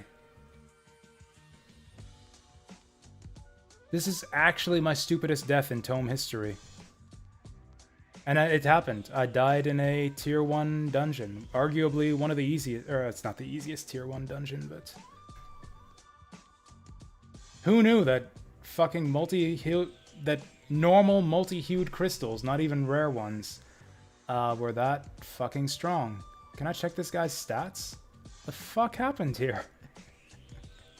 115 fire damage, 115 fire damage, 108 light damage. And I don't have any extra lives. I accidentally picked the wrong death settings. I was intending to do an adventure run to make sure that we make it far enough to get the class evolution. And I fucked it up. Jesus. What a blow for us. I have to go through the Sun Paladin early game again. Yeah, I mean, that's a fair point. I would rather die here than die in the final boss, which is a super common thing to happen, because this game has an insane difficulty spike at the end. I don't know how much... That was actually a serious issue for a while. I saw other people on the internet complaining about it, where it's like so many just sudden deaths on high peak. And in the final... Or actually, the final boss, I think, is easier than the rest of the final dungeon. But, yeah, the whole game's like a cakewalk up until the final dungeon, and then you just get, like, one-shotted by, like, an invisible rogue or some shit. I had 3 runs in a row. I lost 3 runs in a row at high peak and rage quit the game for a long time. I learned that eventually. Yeah, you just sneak around. You're max level anyways, and you probably have all the gear you need. You just avoid combat. Anyways, but you're right. It's better to die here than to die in the final dungeon. Also, I can fix my build this time. I can pick the right skills to go towards the Distant Sun evolution. So in a sense, yeah, the game kind of did me a favor. Also, I learned something about multi-hued crystals. I really wish I could check that guy's stats. Like, was he just randomly super high level or something? Normally you can mouse over an enemy in the message log and check their stats. Maybe you can only do that with rare monsters. Anyways, let's restart with the same character. Just speed this along.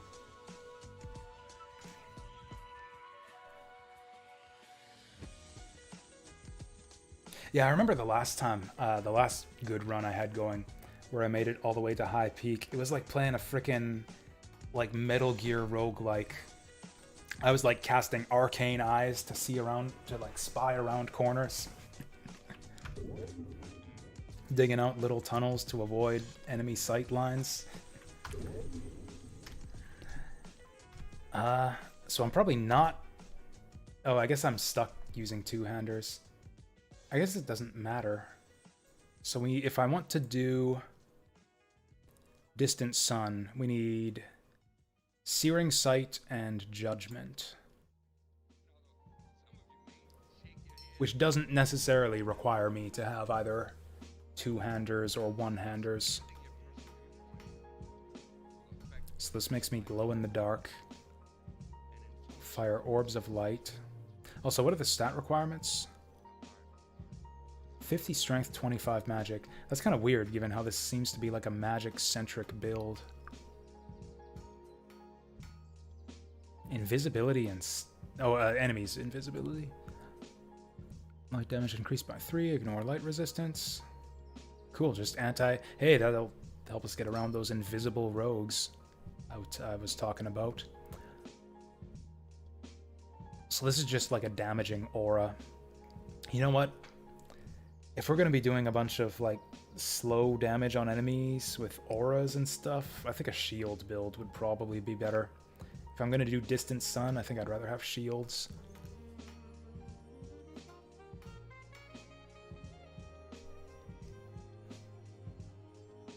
Yeah, we're like getting like slow heals. Yeah, I think shields are actually better. I'm gonna go back to the main menu and we'll build a new character. Focusing on shields this time. Do I want to be a Cornac again? I might try a different race this time around too.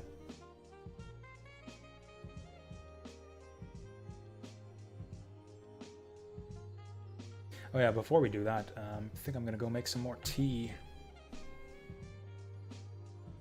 Oh yeah, there it is, permadeath roguelike. Whoops. Cornac's good for Fallen. Yeah, I don't think I'm gonna go Fallen. I think I'm gonna go Distant Sun.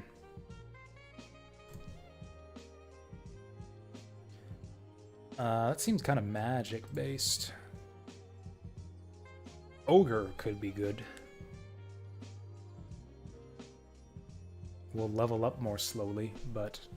What's a Krog again? I don't think I've played Krog all that much. I think I unlocked Krog only recently. I think I played him like once. They get minus magic. Not that it really matters, like a couple points in the early game doesn't really affect your start all that much. Like in the long run, being -2 magic for being a Krog really doesn't make that much of a difference at all. Oh, they're dedicated to anti-magic. Never mind then. I'm gonna try Ogre. I'm gonna be a Paladin Ogre. That icon there is misaligned. Will be Leona, the Sun Paladin Ogre. Can you be a Paladin if you're undead? That seems wrong, but also funny.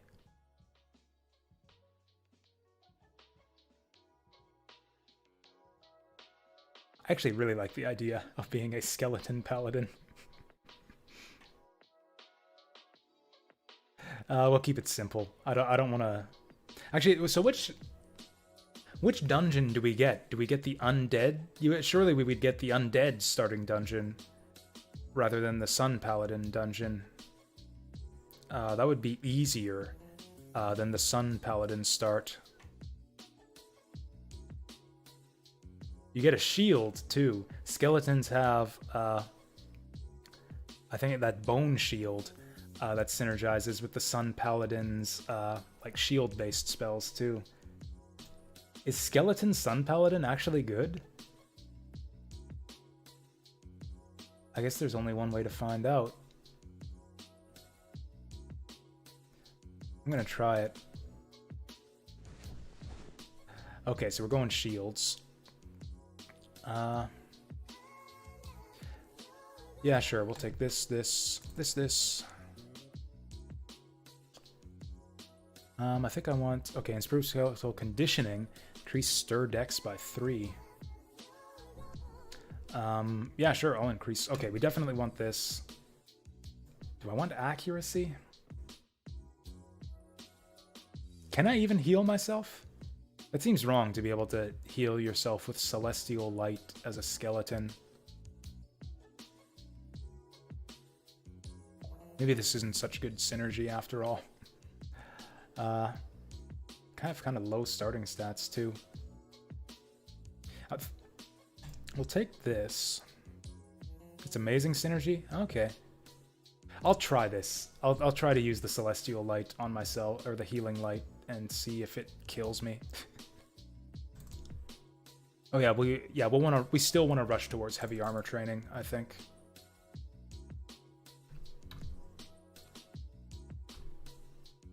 Undead skeleton, release me. We start with a blink rune. That's a bit weird. Okay. Get this up, this up.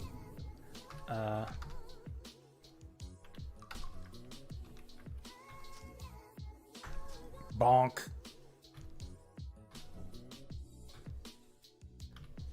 Sweet deal. Oh yeah, you get that starting Cloak of Deception too. Oh, and he drops some... Oh, shit. That's a good starting drop for a Paladin. Oh my god. This is better than any set of gloves that I saw in that whole last run. Amazing. We're off to an excellent start.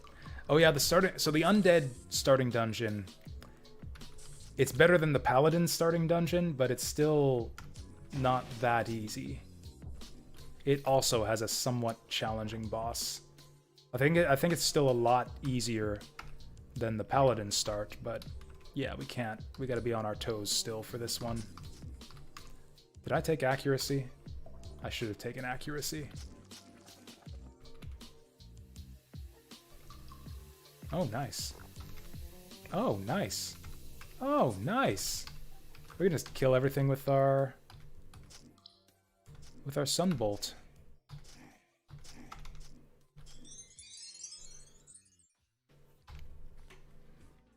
The Drem start? I actually don't remember the Drem start. I think I only played Drem a couple times. Oh, and actually one of my Drems was a Writhing one, which has its own starting dungeon, I think. Oh no, it is the Worm. Oh, so that is the same as the Writhing one. I thought that I got that starting dungeon because I was a Writhing one, but I guess it might have been a Drem start. It didn't seem difficult to me because I was a Writhing one, and that's a really, really strong starting class, I think. Do I want this right off the bat? Tempted to take accuracy just for early survivability. I guess plus armor is early survivability too. We'll take this. What do I want? Okay, we need to be 20 magic by level 4 so that I can get Path of the Sun. So I guess we'll take that. Yeah, I don't need to go heavy into strength since we've got that skeleton generic talent.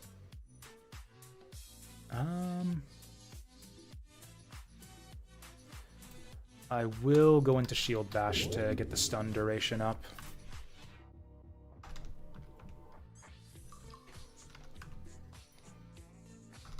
I had no idea that this Sun Ray was so strong. Or maybe it's just that the enemies here are super weak compared to the other Paladin start. They probably have, like, negative light resistance, too. It's like I'm playing a wizard or something. Oh, Shadow Afflictions rune. We have one of those already. This one has a better cooldown. A much better cooldown. Let's take that. Great Maul. Arcing Iron Mace. It's no better than our current mace, except that it has arc lightning, so we'll take it. And we have a helmet. Man, I'm even getting better gear drops than our last run. Which actually is hardly surprising, because the other shitty thing about the Paladin start is that the Nagas all drop nothing but tridents, which are useless.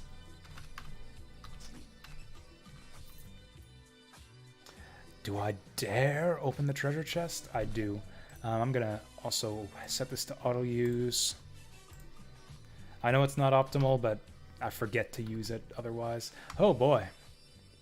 Psy Shot and a Berserker. I don't even know what's worse out of those. We'll start... Oh, actually, let's start with... Whoops.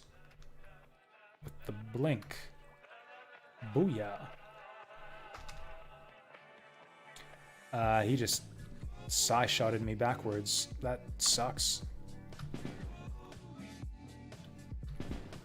Motherfucker. Gotcha. Ooh, there's the level up too. Let's get some more magic.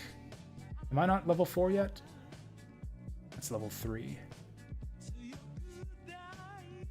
Keep jacking that. Does this seriously max out? At 4 turns? It's a lot less than you get from Stunning Blow, which I guess makes sense now that the words are out of my mouth. Huh, who would have thought that Stunning Blow stuns for longer? No kidding.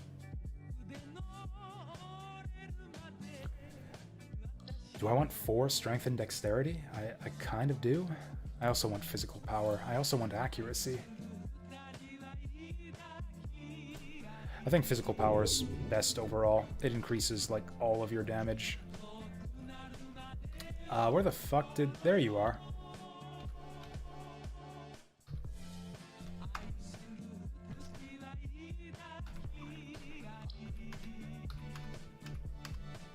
Oh, we got some stuff. Ooh. Ooh. What the fuck? We got a random unique tier 2 longsword in the starting dungeon. What? This is nuts. It wounds, and I can't even read all that other shit, but we'll take it. What the fuck? Random bosses always drop rand arts. I mean, fair enough. I've never seen... I mean, rand art is hardly... I mean, that, yeah, it's fair enough. It's not that special to get a random unique from a, you know, a rand boss. The fact that it's tier 2 is pretty unusual for this early in the game, at least for me.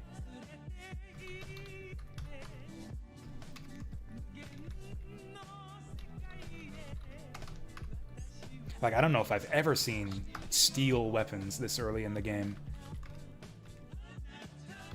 All rand arts are tier 2 and brighter. Oh, I actually did not know that. Fair enough. I guess that explains it. Oh, there's our willpower. I'll keep that amulet.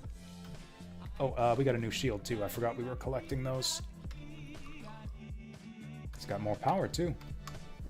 This is such an amazing start. I'm terrified that it's all about to go horribly wrong.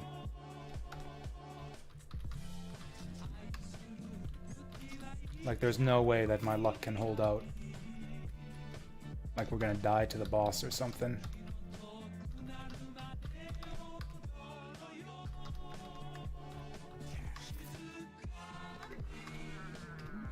We do have a locked door. We do have a vault on this floor, too. That's not too bad. He's only level 21. We can do this. Is he just not? There he goes. Stun did not land.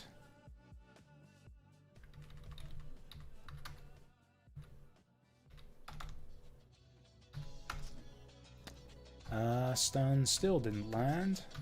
There we go. Flaming Iron Great Maul of Vileness. That's an awesome name, but sadly not an improvement. Got a Scalpel. Alright, let's keep pushing our luck. Skellington Archer.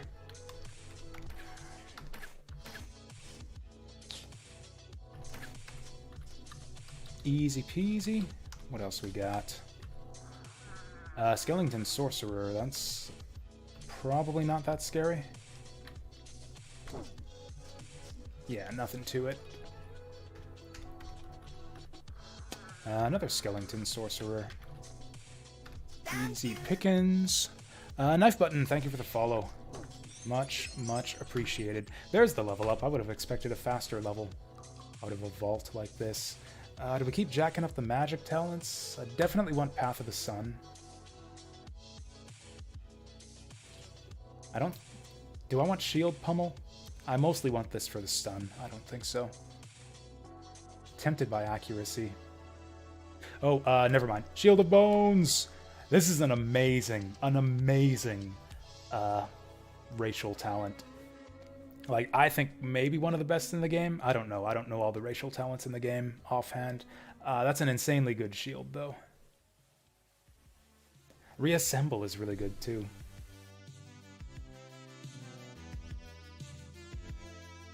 Now, do I go? Yeah, let's go magic, because I've got more strength than I even need at this stage.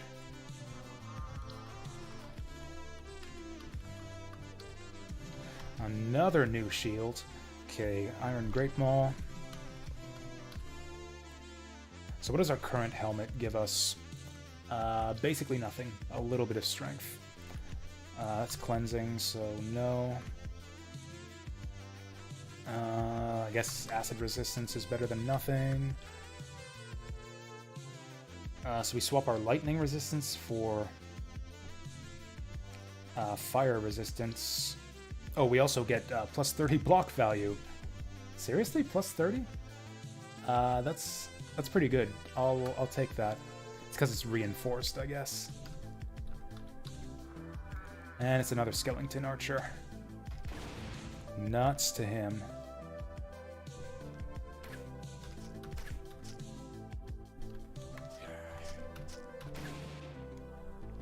Let's get that over here with my shield abilities. And we got a wild infusion for our trouble. Mostly the XP was the best thing we got out of that vault. Don't want any of that shit. Oh, I went the wrong way. That's right, you're going upwards in the undead start. Hey! It's actually the first lantern we've seen. I did not get a single lantern in our last run.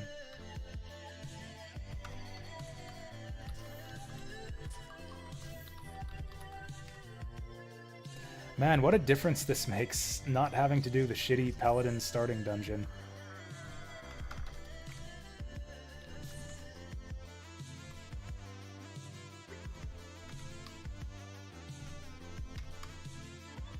Where's the boss? There he is. Half-finished Bone Giant. He's a level 10. Chunky boy. Here you go. Just follow this golden path here that I've left for you. He throws rocks. He's a rock thrower. I probably don't want to kite him.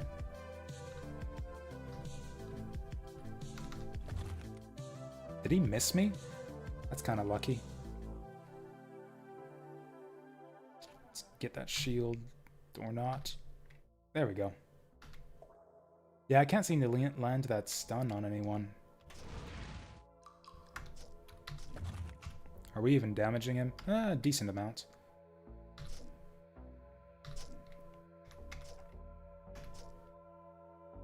I don't think I've landed the stun on a single enemy yet. That was easy. That was a much easier time than I usually have with that boss. Like, I could actually damage him, which is unusual.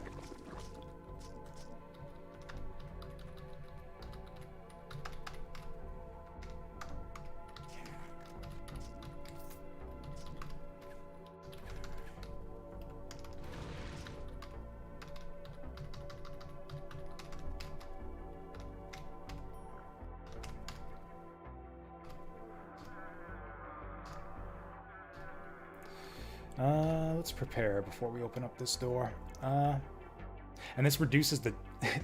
Look at this, we get plus 100 on this shield. It's on a 26 turn cooldown, which is a lot. But it lasts 10 turns, and the duration gets lowered. I don't have any generic points this level. Level 8, huh? We can hold off on these. This is the point where we want... where there's a lot of different things we want. I want that life regen. I want this.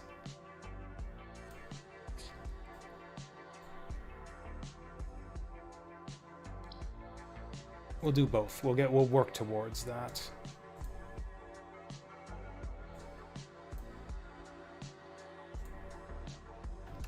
There we go. That's the ticket. Is this the one with all the traps inside? Hello. Oh, these guys aren't that strong at all. Oh yeah, these bitches are only level 5. Oh! Alright, barely survived that. Regen rune, marksman's copper ring. We got a ring already. How many rings did we see on the last run? So we got good gloves already. Prismatic armor of lightning resistance. That's kind of just a straight upgrade. What boots do I have right now? Speed boots. That's kind of alright. Stamina, extra armor, spell power, and movement speed. That's just a straight upgrade. I went down the wrong stairs. I said I was gonna go make tea and I didn't do that. Oops. Is this me? Why am I red? Have I turned evil? What the fuck is going on here? Okay, that was weird. I was having like crisis of conscience or some shit. Like as existential crisis. Like, why do I have this red border? Am I playing for the other team now?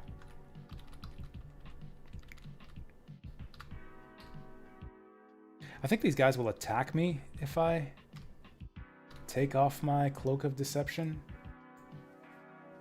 Yeah, let's not do that.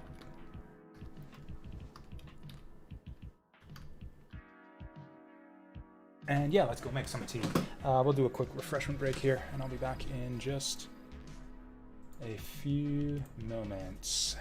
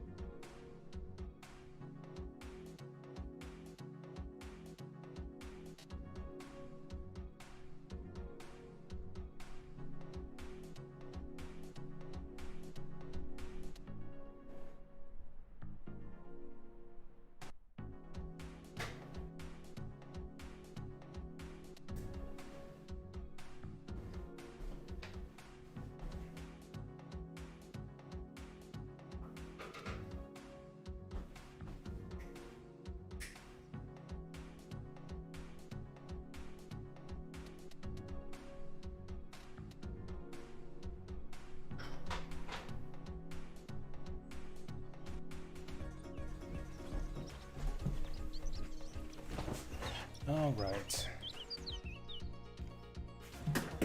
Let's get back at it. So honestly, my original plan for tonight was to play until I clear the starting dungeons. Like just all the tier 1 and tier 2 starting dungeons. That's kind of, I don't know, I usually just try to get that out of the way when I'm starting a new run. I did not expect we were gonna fucking die. in the midst of going through the tier 1s even. At least it happened early in the tier 1s. This is just a straight upgrade from our last one. Oh, we got a bunch of garbage too. Oh, also, yeah, this is an improvement over our current Shatter Afflictions.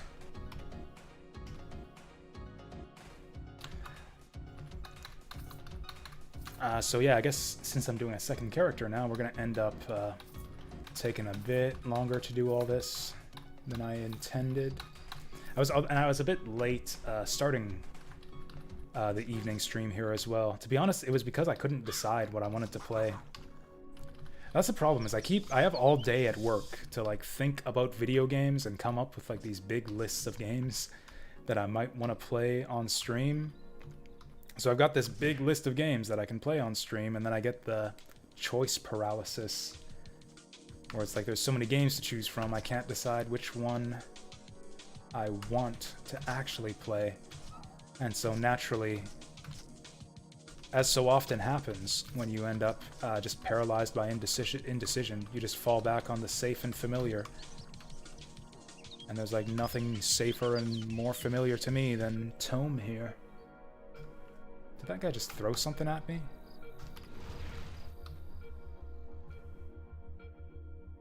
Oh, I'm pinned by a bone spike. But the text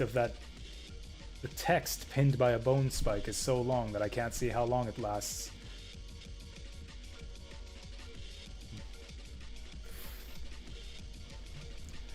Yeah, Mega Man Legends, that's true, Deep Fry. That's a good shout out. Mega Man Legends is probably safer and more familiar. I have played that game fairly recently, so I was not really ever gonna play it. You fucker! Well, whatever. I'm no longer pinned, so there we go. I think that's my first trinket. Oh no, we got the pickaxe, but I think I actually value the 3 magic more than anything the pickaxe has given me. Oh, that's a lot of damage, too. Increase all damage by 11%. So we lose some resistances, but I don't think I care. Heck yeah, we'll take this. I probably should knife button, but I won't. I actually talked a bit about this earlier in the stream. I prefer the classic interface. I don't like the minimalist one.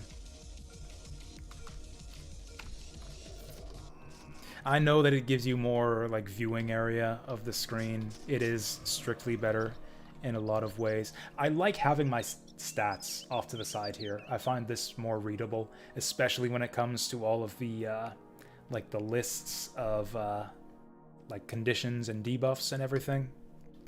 I don't have in the crappy little icons, and I don't have like having all that text off to the side. I like my own sidebar. I know this obscures more. It's just, I don't know. It looks neater to me.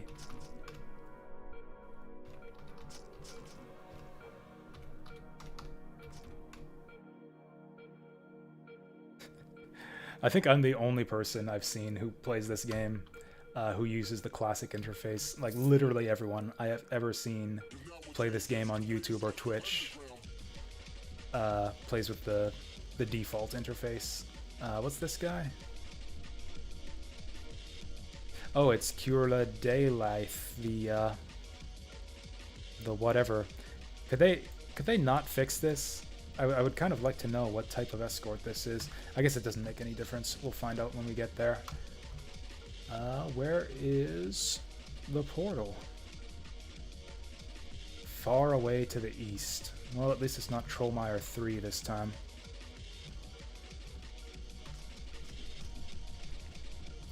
That is true. Mousing over the icons is easier than mousing over the text. Yeah, let's just go way ahead here. So this... a gust of wind in a cone. I will probably be trying that out in a moment here. Oh god, that's amazing. I'm gonna slaughter everything with this. I mean, okay, every 11 turns I'll slaughter something with this. Oh, I'm actually in his range. I didn't even see that. And we got a cool shield. You know? Equilibrium max... Yeah, so the equilibrium is irrelevant. So we gain a power and lose a bunch of block. This is actually worse than the shield we have right now. Okay, we'll keep our pickaxe in case we need it, but yeah, I'm not gonna wear it. Oh, shit. Shit, out of habit, I hit rest. You don't want to do that while you've got an escort active.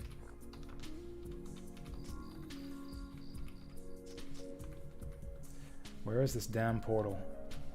Which way is he gonna go? Oh, Christ, we got a summoner.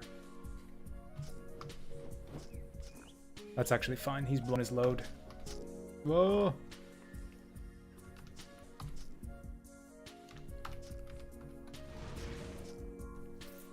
There we go. Okay, you just... No, no, no. You wait a few turns. Let me handle this. There we go. I thought it would take a few turns to beat that spider. And we got... whatever this guy is.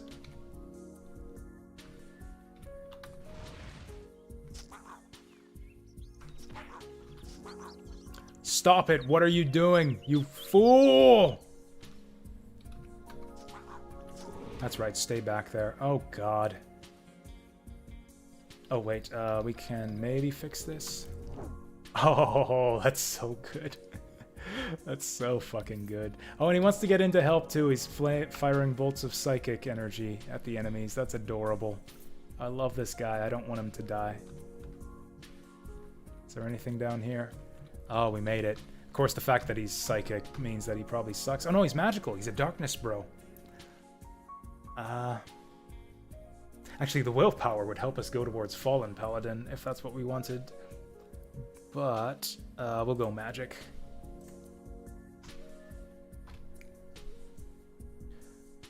Then what?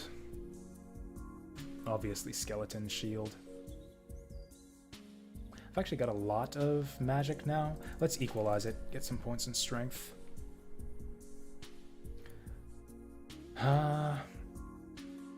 I will take the life regen. First point in life regen is significant. Although, what's my level right now? Shield Slam is amazing. I think I'm going to want to take Shield Slam as soon as it's available.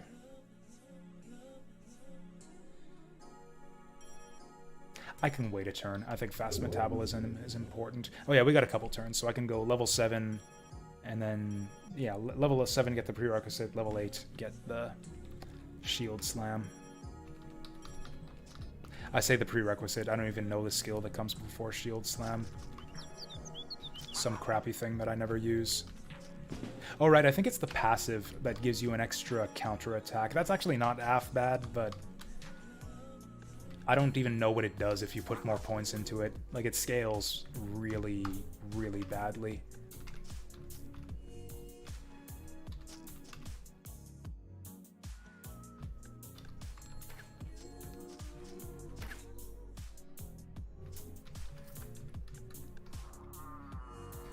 Hoi.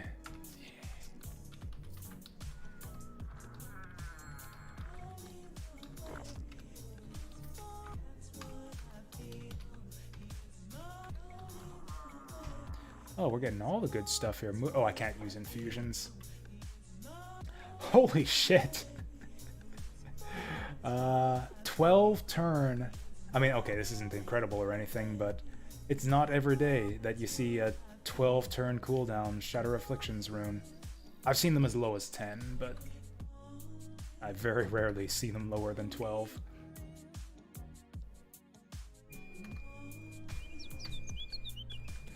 And we got a second ring already, too.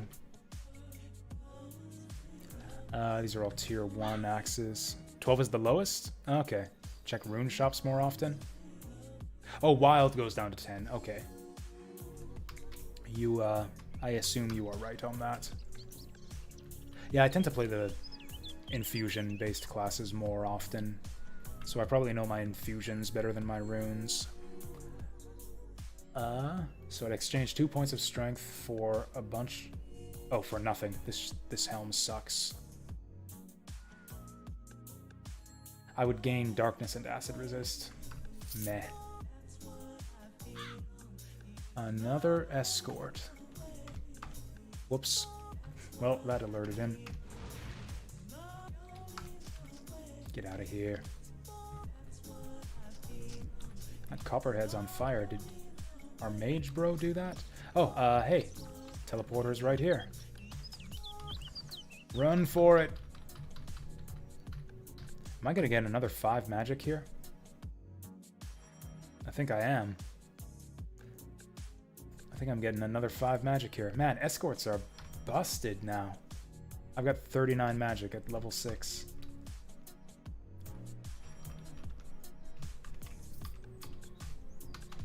Why did I do that? That means there's gotta be someone spreading darkness around here.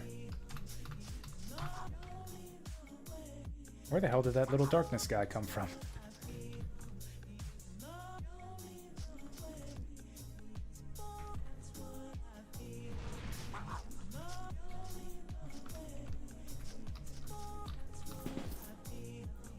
Hate that sound.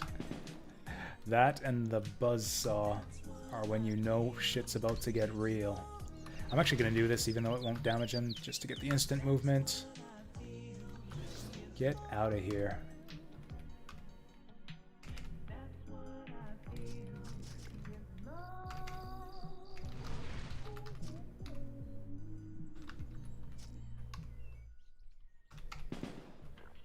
Come on, where's our guy? Whoa, I pressed the wrong direction. Cool, literally walked right into that one. Let's get our shield up. Oh boy. Oh, also, yeah, confirmed. Skeleton heal works.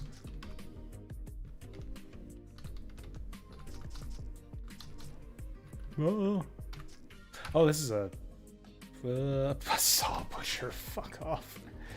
I don't have my shield up, so I guess we'll pop this one.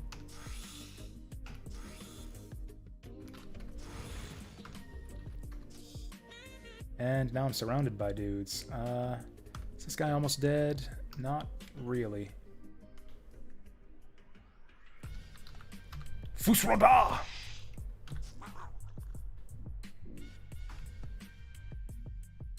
Oh, grappled is a physical effect. This is kind of bad. Stun him back. What is this guy? Oh, he's a brawler, obviously, since I'm grappled. Let's get out of here. Hopefully no enemies over here. Good stuff. Damn it. Okay, fuck that guy.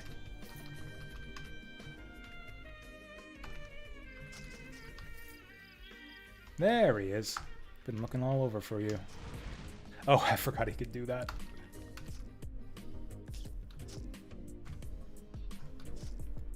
We're not doing a lot of damage here.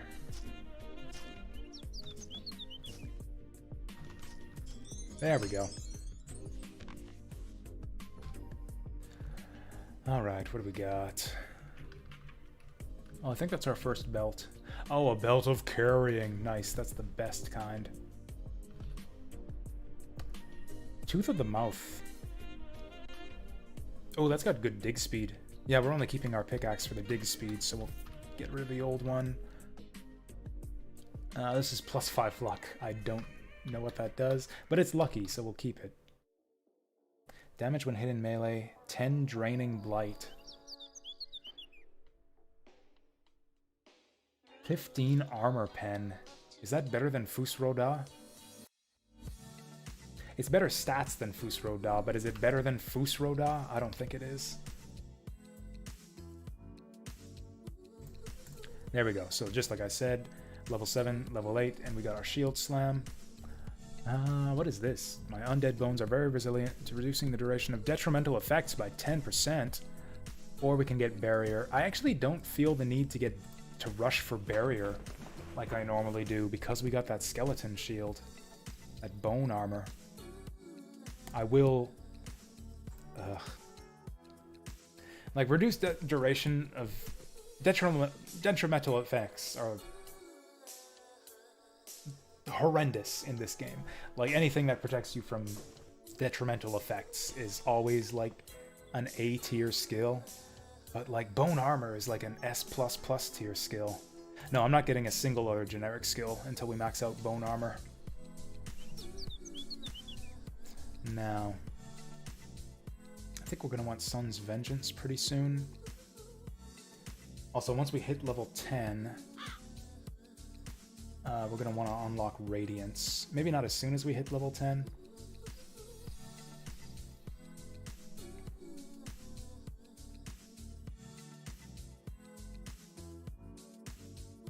Anyways, for stats... Oh yeah, what stats do we need? Oh yeah, we'll easily have the stats. Strength 50. Strength 50 might be tough to hit at the rate we're going.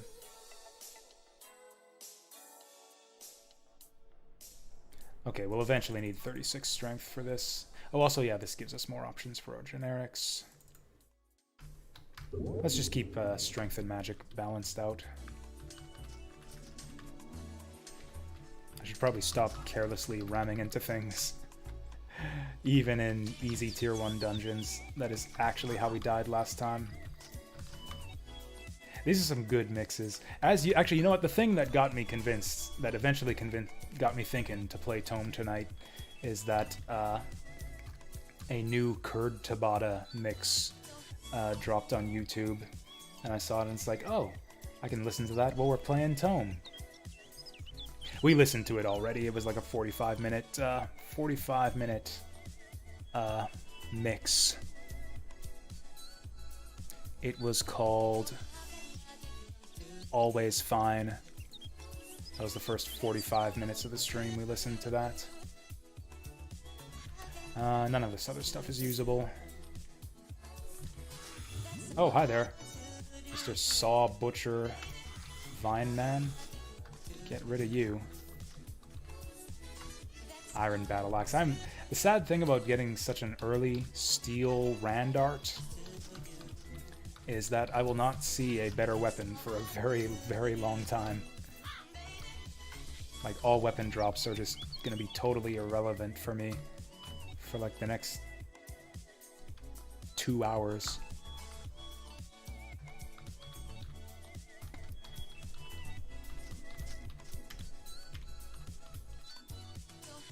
Well, excuse you.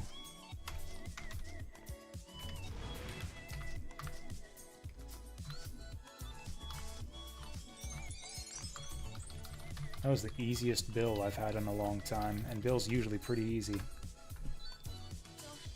What do we want now? Okay, finish off that bone armor.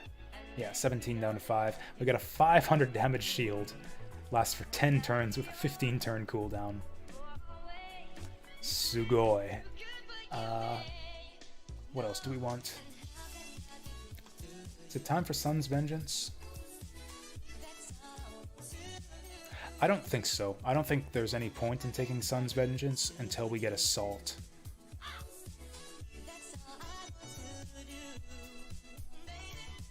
Oh, increases... Oh, this is it. Right, so this is why I never take this. Yeah, it increases the crit chance of counter-strikes. Which isn't a bad thing in itself. Like, better crit chance helps you if you're doing a Sun's Vengeance build. But, like, 3% crit chance on counter-strike compared to Sun's Vengeance, which just gives you 3% to crit with all of your attacks. Like, this is so bad.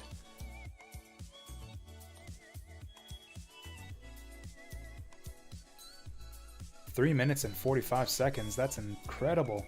I assume you mean 3 hours, 45 minutes. Yeah. That's good. Good for you. Have you got all the achievements yet? Or you said you'd have to go look for like 5 playthroughs to get them? Are you still on that track right now? On track for 5 playthroughs for the platinum? I'm actually at a loss for what we take here. Not these two. Like, Shield Slam is very good. I don't have a good damaging shield right now. I might consider this if I had like a tier 2 shield. I think it's going to be Path of the Sun. Actually, no, I'm still relying on Sun Ray as like a ranged nuke quite a bit.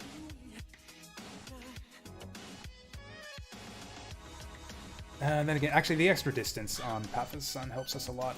Let's just max out our strength, I think.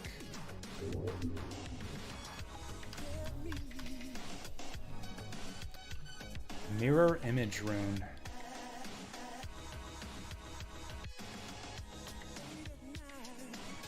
That sounds really cool. I don't know if I'll use it, but I'll keep it. I guess that could replace my Blink Rune. That's probably better than Blink. 4 armor, 2 strength. 4 accuracy, 2 dex. Accuracy's pretty good. But I think I like strength and armor better.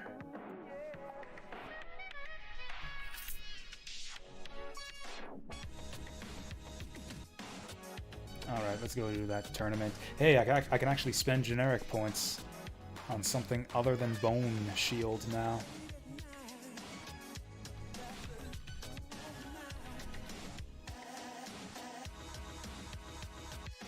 Two more playthroughs? Okay. That is cool. Bonk. Oh. Hey. Still didn't get him. There we go.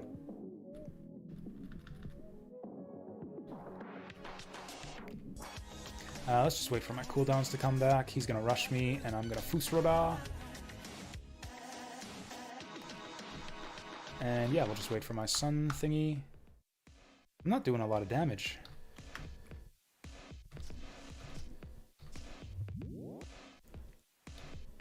Oh no, I'm dazed. Let's shatter that. Ooh, failed the stun. Doesn't matter. We got him. 2 generic talent points. Oh, you know what it is? Yeah, this used to be multiple text boxes. Now with the new the new interface for like dialogue and text, it displays it all at once. Oh, we got a level up too. Beautiful. Oh wait, no, we didn't. Durr. We just got the generic points. 22%. Or I could take these stats.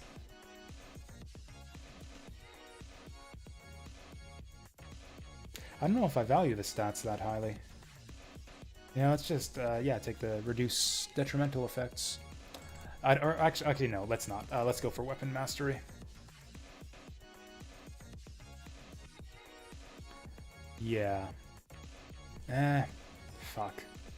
Such a tough call. I am complaining about how we're not doing damage, but like we're doing a lot of spell power damage right now, and weapon mastery doesn't help with that. Actually, no, we're doing mostly weapon damage. Let's jack up our weapon damage. Gonna take a break and play something else. Ooh, that's exciting. What else are you playing right now? Fox Avoidance, Precision. Gonna go for Precision. Oh yeah, Uncharted, you were telling me about that. Brutal difficulty. Have you played Brutal difficulty before in Uncharted? Is it fun?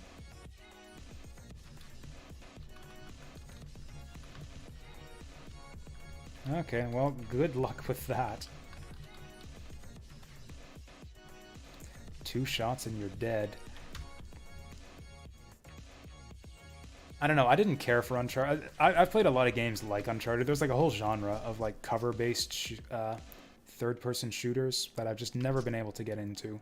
Like any game with that kind of gameplay. Tomb Raider, The Last of Us, even Mass Effect 2 to a certain extent. I don't know. I never liked games with that kind of combat. I don't know what it is. Cool. Just 3 consecutive counterattacks is all that took. That is some impenetrable steel plate armor of fire resistance. So we gain 12 armor.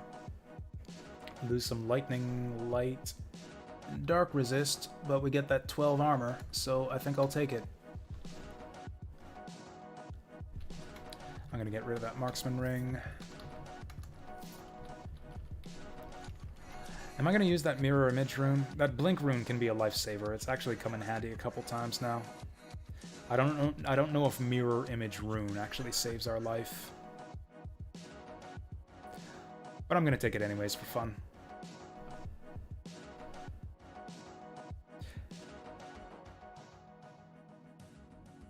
I could ditch shielding since I have a shield already, but I won't. Blink or mirror image? I assume you mean mirror image, so I'll, yeah, obviously you mean mirror image. Blink is definitely not the best rune in the game. Not even close.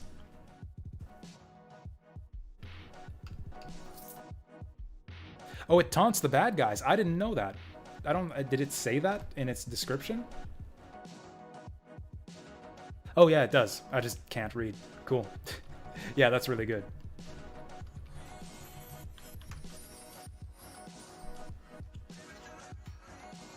Is it instant speed? It isn't, but, you know, if it spawns stuff that taunts the enemies, then it doesn't need to be. So I think I'm kind of good on infusions, or on... Actually, no, I could get a better shield.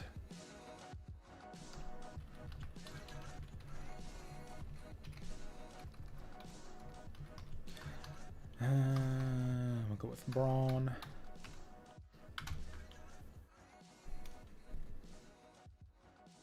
It's on a long cooldown. 24. Yeah, 24 turns is a lot for a life-saving rune.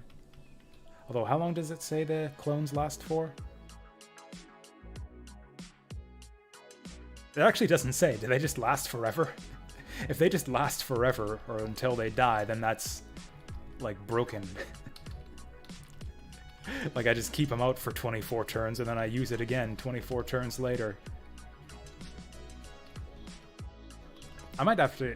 Yeah, rather than waiting till an emergency to experiment with that, let's just... Well, goodbye, goodbye, goodbye. Let's just use that immediately in the next dungeon we enter and try it out. I can't find the explosive wizard. Gotta be careful around here. I might get run into by a patrol. There he is.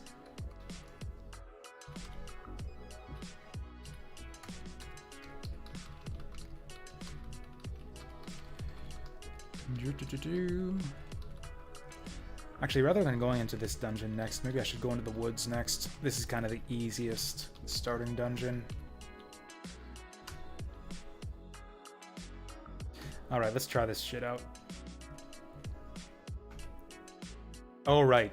That's right. It doesn't do anything unless there are enemies nearby. Spawns one illusion per enemy. Whoops. Okay. Now let's try it out. Where? Okay, so it seems like it lasts 5 turns. Either that or they all just coincidentally died at the same time, but it seems like it lasts for 5 turns. That's not... I mean, that's enough. If you have like a getaway skill to go along with that. Also, you know, your talents will cool down for 5 turns.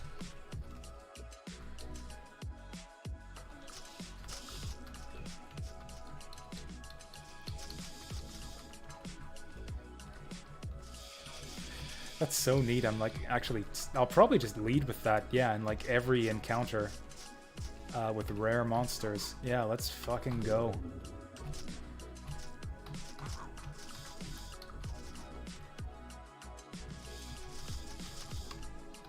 Just lead with that. Get off to a strong start. Woo.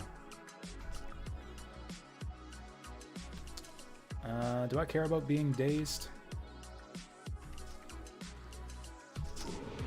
Well, nothing landed on that guy.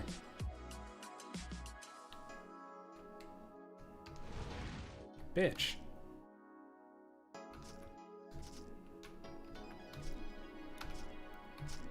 What the fuck is this guy? Oh, he's a Wormrick. I hear Wormricks got reworked lately, but I haven't played one since then. I was gonna do something at level 10. Oh, yeah. Radiance. I could save this till level 20, since we only need it at level 25 to make the evolution. But I kind of want to start messing with this stuff right now. It's a passive. Radius 4. Yeah, that's 25 blindness resistance, light resistance, and light affinity. I mean, that's pretty specific. Fire a glowing orb at each enemy within your radiance.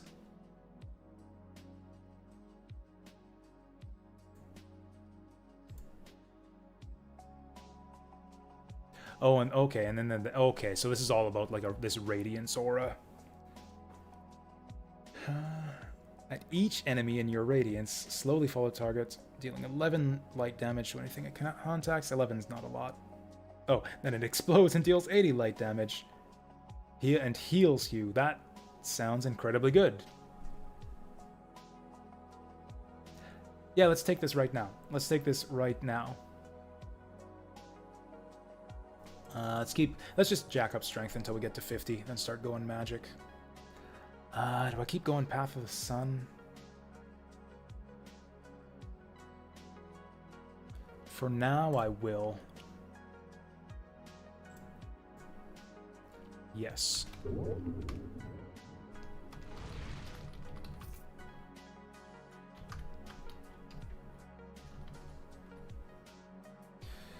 Is this any good? It seems pretty good. Oh, only die when reaching negative life. That's really good. I think that only die when reaching negative life is... You might ask, like, well, how is that any different from just plus HP? Some of your abilities a lot of abilities in some classes only trigger when you get below a certain HP threshold. And so only die when reaching negative life makes it a lot easier and safer to trigger those abilities. Like, for example, that skill I was talking shit about before. Where was it? This one. Attacks burn with a Righteous Fury, dealing damage based on your lost HP. Wait, is that actually your total HP? This is your total HP, not your like percentage of HP missing. That one you actually want more hit points rather than negative life, so that's a bad example.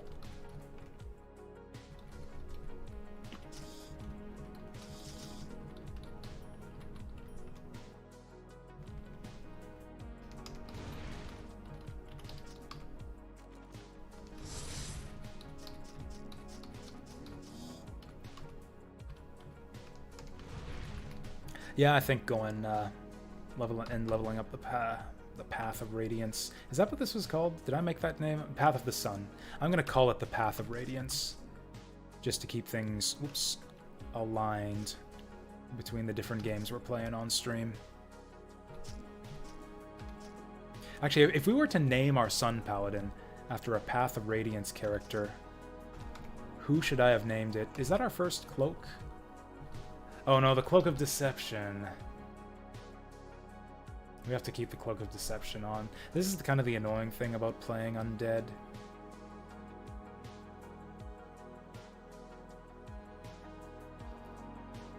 This is still a good cape for us. 10 armor. Stamina per turn, con. I'm gonna wear this. I'm gonna wear this, and then I'm gonna forget to put the Deception Cloak back on in town. The fuck is this thing? Onilug. I don't know if I have ever seen this monster before. Get it? Oh shit, that was a big hit. Get this guy the fuck out of my face. Okay, he was weak. I kind of panicked over nothing there.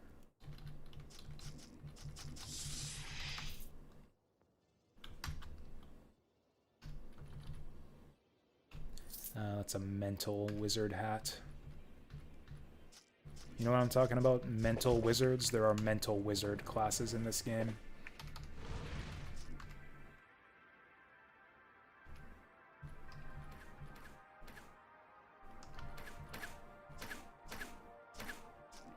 Okay. I hope that the guy that belongs to is around the corner. There he is. I've been lobotomized. Cool. That didn't last long. Arthilak. That seems not very good. Exchange spell power for some resistances and dex. That's actually not half bad. And some melee thorns. It's kind of... meh. It's about the same as the ones we have on. Not worth stressing out about. Miss, miss, miss, miss, miss, miss. There we go. Hello, Mr. Buzzsaw Man. Did he just counter me? I've been counter-struck. There, counter-strike you back.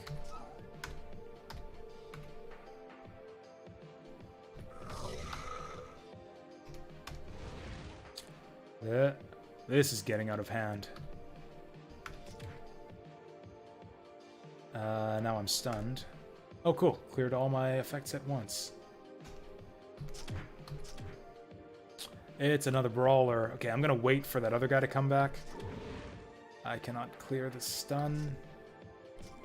The other guy's gonna try to circle around me, and when he does, I'll pop the mirror rune.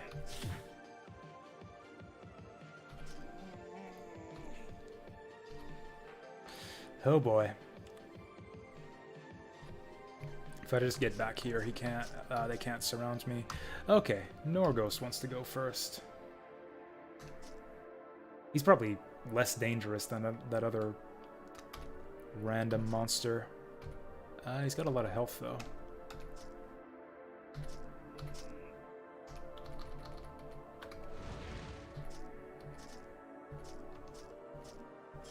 Oh god, they're circling around. I just got pulled. This guy, he's a Wormrick. What did he just do to me? Tentacled wings? Is that a new one? Is that part of the Wormrick rework?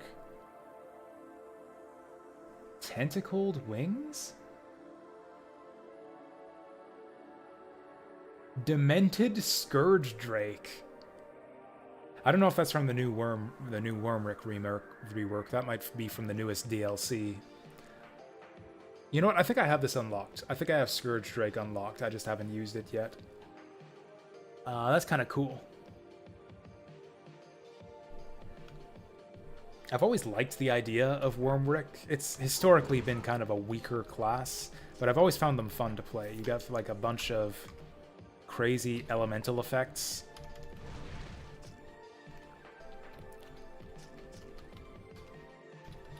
Which sadly don't really synergize with each other, at least as far as I've been able to tell. I mean, there are some synergies, but I don't know. I could not find as much like self-synergy within the Wormrick class as with some other classes. Okay. So we've jacked up physical as far as it can go. I don't know. This doesn't scale amazingly. I might just leave that. I've been missing a lot. It might be time for accuracy. It might also be time to not get hit by detrimental effects. I think accuracy saves lives. 14 accuracy. What's my current accuracy? 28. So I'm getting like 50% accuracy off that. Let's do it. I think Path of the Sun is long enough, and the damage doesn't scale amazingly. Oh, I could also get the Radiance thing. Gives us a 7 range radius, Radiance.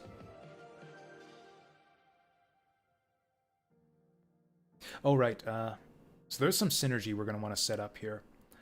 Sun's Vengeance, which is based on you getting crits. Assault gives you automatic crits, which gives you a chance to proc Sun's Vengeance, and Sun's Vengeance gives you free Sun Rays. So I want to jack up my Sun Ray damage and get both of these skills active. So I think we'll start jacking up Sun Ray. I think there's Sun Ray synergy with these skills somewhere too. There's Radiance synergy. So yeah, this is kind of the build, is work on like these skills and this skill. I mean, I guess we only need 1 point in this to get the automatic crit, but Assault is really strong. I think I usually max it. I don't have a good shield right now. Oh, the 2 follow-up hits are with your weapon, though. Anyways, we're going to put the point in Sunray for now. Get that ready. Oh, cool. He cooperated nicely. Summoned Minotaur on me. Perfect time for this! Yeah, mirror image is pretty dope. Got a new lantern. 10% chance to reduce armor by 23%. Some resistances and max life and life radius. Light radius. So I lose light radius and gain some other crap. Light radius is pretty good, but I think this other stuff is slightly better. What about these helmets? Oh yeah, negative life. 60 negative life is pretty good. I think we keep that. That's going to be tough to beat. Oh, Stormlash. That's our arcane artifact. We'll keep that.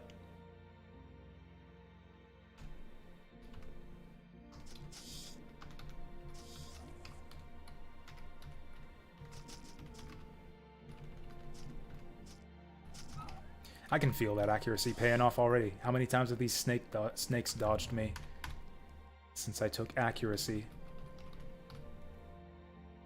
This is a lot of stuff. I don't have the blink teleport anymore, so that teleport stuff is useless. Actually, I think I examined these already. Actually, I don't think I did. Resistance versus movement speed and spell power? Cut, immunity, and max life? I don't know what cut does, but... Cold is a valuable resistance. I think we'll take it. I've left my tea steeping for like... My tea beeped like half an hour ago. That stuff's gonna be real strong now. Just how I like it.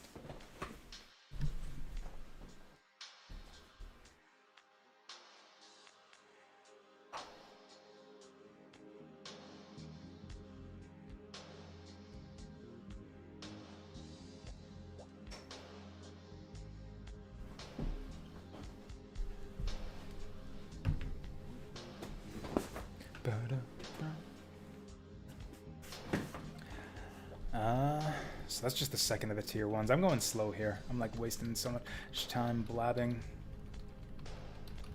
Whoops. Oh, this could be the end of the run.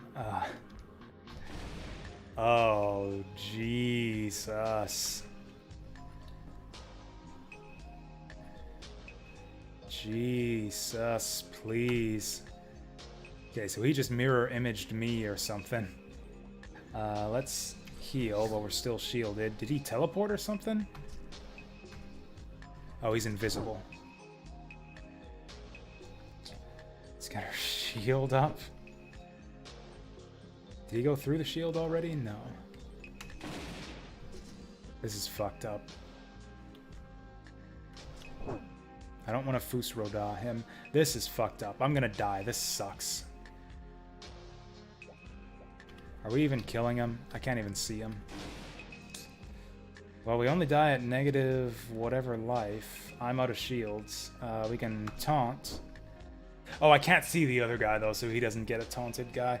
That's some bullshit.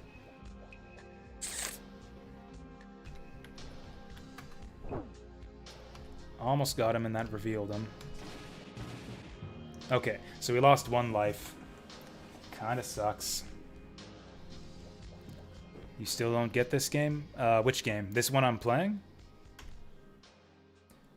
Like, what don't you get? What's... Like, like, do you remember...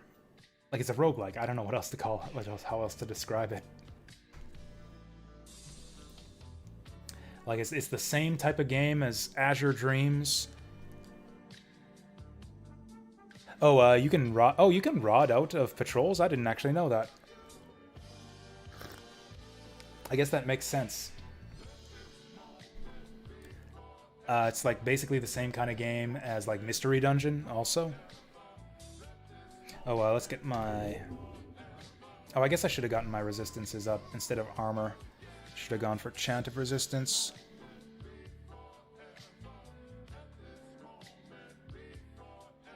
Why are we in space? So this is what happens when you die. You get yeeted into outer space onto the Eidolon plane, and then you talk to this guy, and they ask you what you want to do with your remaining lives. If you're playing on roguelike difficulty, this doesn't happen. I mean, you guys saw what happens when we play on roguelike difficulty. You just get the game over screen. If you're playing on an adventure mode and you have extra lives, this happens.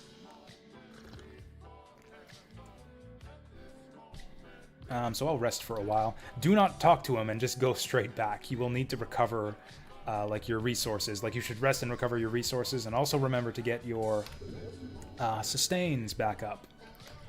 But yeah, so you have the option to go back, or instead of... So that'll just send you back right onto the spot where you died, which sometimes you want to do if you want to keep fighting. Usually Pride... usually Pride won't let me pick the other option. So we can say go back somewhere else, which means I think just sends you to the world map. So it kind of gets you out of the trouble you were in. Or you can just forego your extra lives and take a deliberate game over. Pride will never let me take this option. I almost always go back unless I'm completely outmatched. Oh, I guess they rested. Well, I rested too. That's terrible.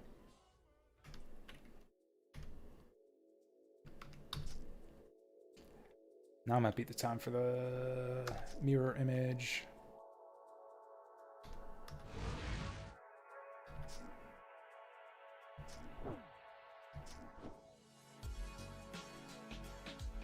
How much time on my shield? 2 turns. Okay, get that guy out of here. It's going all right, going all right. This guy... He's got a staff on. Oh, is this a spell blade? Where's this class? It's a Shadow Blade. That's a bit scary. Oh, my shield's back up. We can stun him. Stun did not work. Oh, you gotta be kidding me. I didn't even see what class that other guy was. What is this, like Anarithal Spellblade Saw Butcher? Get that Saw Butcher the fuck out of here. Shit. Might want to kite these guys. See you, nerds. Okay, run away till my cooldowns are back up. Oh, there's 4 of them. There's fucking 4 of them. Usually there's 3. Usually there are 3, so we just aggroed another one. That's not great.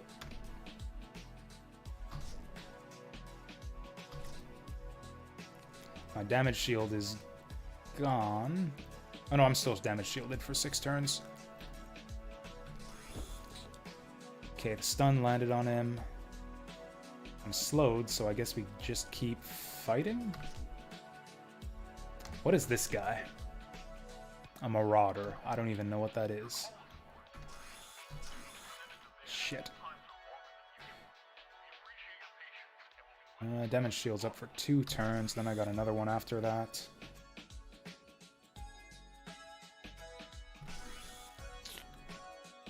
And now I'm stunned. Shatter Afflictions. Why can't I put my... Oh, still got a damage shield for 2 turns. We're actually doing alright. Okay, that stuns him. Might want to kite my way out of here. Yeah, let's just do a short, light path. Oh, cool. He, like, drained himself out or something. So that guy was a lot easier than the others. Oh, he didn't. I thought he dropped items where he was. Oh, he moved off the space. I killed another guy on that spot. Let's get the big shield going. Let's get the heal going. Stun this guy.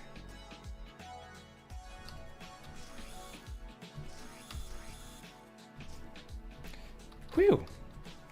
I don't think these guys give you much XP. You can kind of farm these guys.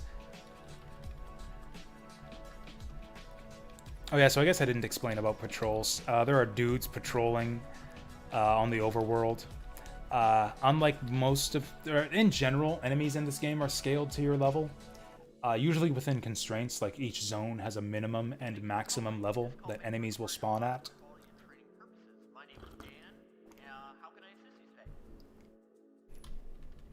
The patrols are generally scaled to your level and have a bunch of like just very dangerous talent combinations and strong equipment. Yeah, patrols are basically bullshit, and you don't ever want to fight them. Is my... Oh, except that you can farm them for good equipment. This is Voratune boots. The world's shittiest Voratune boots. This is tier 5 boots, for what it's worth. Like, the best boots you can get in the game. But they're only magic, and they have pretty shitty abilities. We actually lose resistances for putting these on. We lose max life, cut immunity, and resistances in exchange for stamina. Stamina isn't irrelevant. Like, we're in big trouble if we ever run out of stamina. I still don't think it's worth it. As much as I love the idea of having Voratune boots this early in the game, they're just not that good. These are arcane disrupting, so that's right out. Prismatic armor. Ooh, acid, light, darkness resistance, lower fatigue. We lose 10 armor. 10 armor's a lot of armor. Life regen, max life, healing mod. Acid resistance, defense. We lose a lot of armor. Yeah, we're going to want to stick with the heavy armor.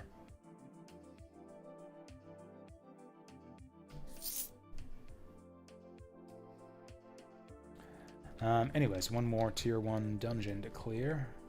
Oh, right. You know what? I think I'm just going to put on the Cloak of Deception. Yeah, we've seen these patrols before. There are basically 2 factions patrolling this part of the world map. There's these guys. Oh, actually, what?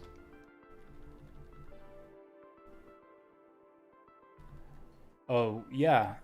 There's these guys and just random adventuring parties. They should be friendly with us. Maybe I've got to visit, like, a location. I have my Cloak of Deception on, so one of the downsides of being undead is that, like, townspeople and just random people you encounter will aggro on you. People just don't take too kindly to undead round these parts. But if you have the Cloak of Deception, then the townspeople won't aggro on you. Adventuring parties on the world map will also aggro on you if you are undead. Then there's also the Zigur parties, which is the anti-magic faction, the hidden anti-magic village. They will hunt down any... they will attack you if you have any magical abilities on your character. So if you're any type of magic-based class, then the anti-magic guys will aggro on you on the world map. If you don't use magic, then they won't bother you. So my Shatter Afflictions is got as low a cooldown as it can get. It's mainly my Shielding rune I'm looking to replace. Probably Mysticism. Yeah, Mysticism. I don't like this song. There we go.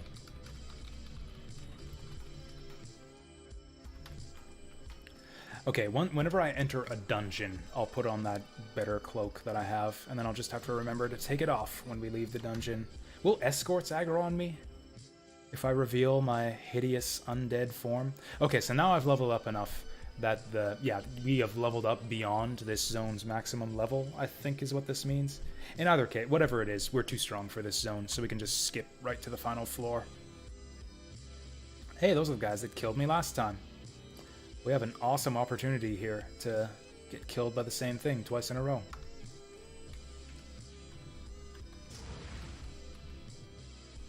It's a lot of enemies. Why did I run into the middle of all this bullshit? This is not smart. What's this guy? He's dead meat is what he's going to be in a second. Are these guys resistant to light?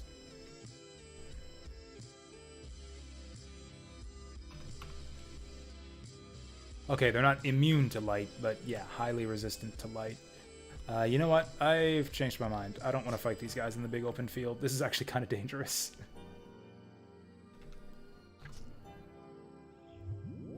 There we go. This is how we want to do it. One at a time. Also, hitting them with my shield is good, because the shield doesn't do light damage.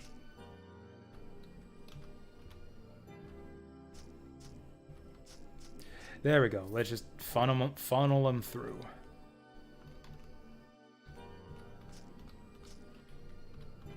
Those aren't real enemies. The crystal boys are summoning those on me. Well, that wasn't great.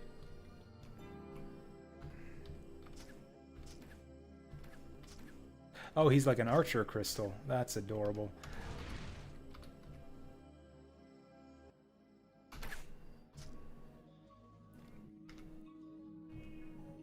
I wish this ability had a higher range on it. 27 light damage. Amazing. What's this guy? Another fucking saw butcher. It never ends. Maybe let's Fus Roda this guy. That's a good start. And there's another one. This one is Solipsist.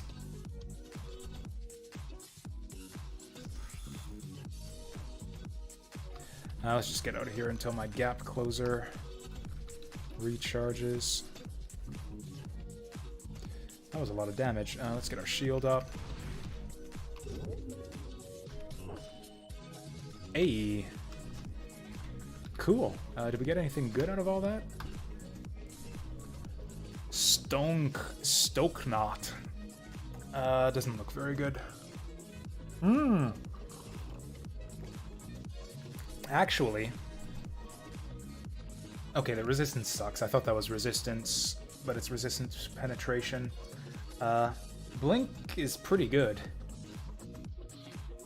It's not as good as max life and all that other stuff. Let's just ditch these so I don't look at them again. I have an amulet already. 3 will for 3 strength. I'll keep the old amulet. Or actually, no, I won't. Yeah, jacking up willpower is for when you're being a fallen paladin. I'll keep it anyways as a souvenir. Oh right. Also, yeah, let's put this on. Gotta remember to put on the Cloak of Deception when we leave. You don't have to do that forever. There's a thing you'll be able to do later on to just give yourself a permanent Cloak of Deception without taking up the equipment slot.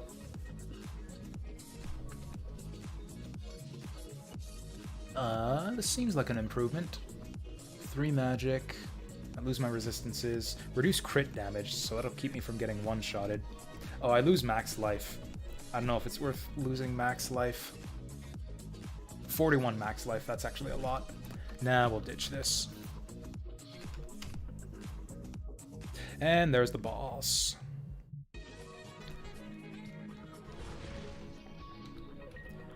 Yeah, I should have known there'd be more dudes around here.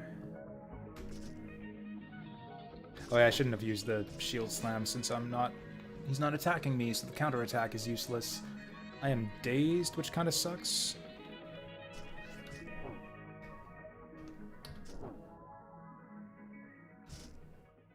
This guy's also firing prismatic missiles at me, which is what killed me last time. How much damage do these do? I guess the idea is that they're slow, so they're easy to dodge. I have a big shield up right now, though. Yep, there he goes. One of these bitches is summoning hydras on me. Not cool.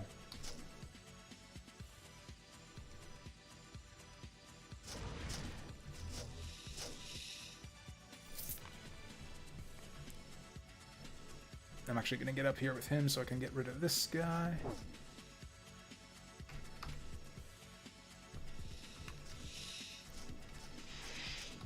There we go. That wasn't so bad. See? I was too strong for this area after all. Hey, there's the level 12. I'll take Assault. Assault's really good. Really good damage. Okay, so we're maxed out. Got 50 stats, or 50 strength.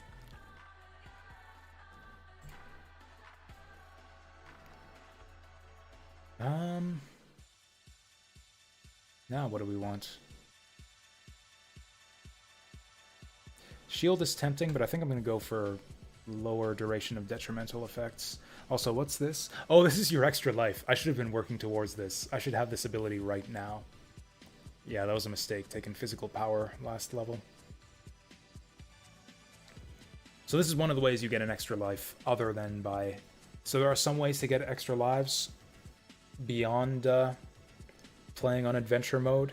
Like, even if you're playing on roguelike, drinking Blood of Life gives you an extra free life, and Reassemble gives you an extra life, which is another awesome perk of being a skeleton.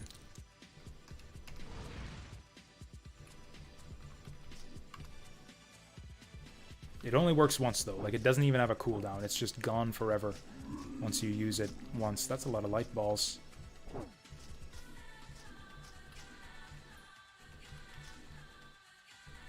It's a fuck ton of light balls. Where did they all come from?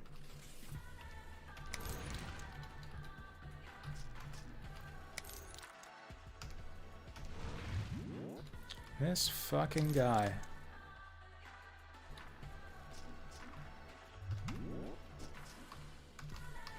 Those crystal eyes are actually pretty dangerous. This is probably the most difficult of the kind of standard starting dungeons.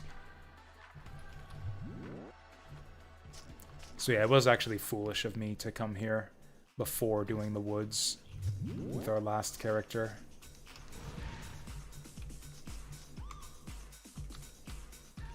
I mean, sure, we did plenty of other foolish things on that run too, but... coming into this dungeon in the first place was the first foolish thing that led to our death.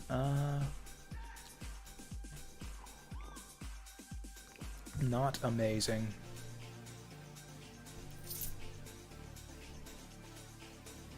So that's the tier 1s cleared out. I'm going to do both the tier 1s and I want to do the tier 2s also.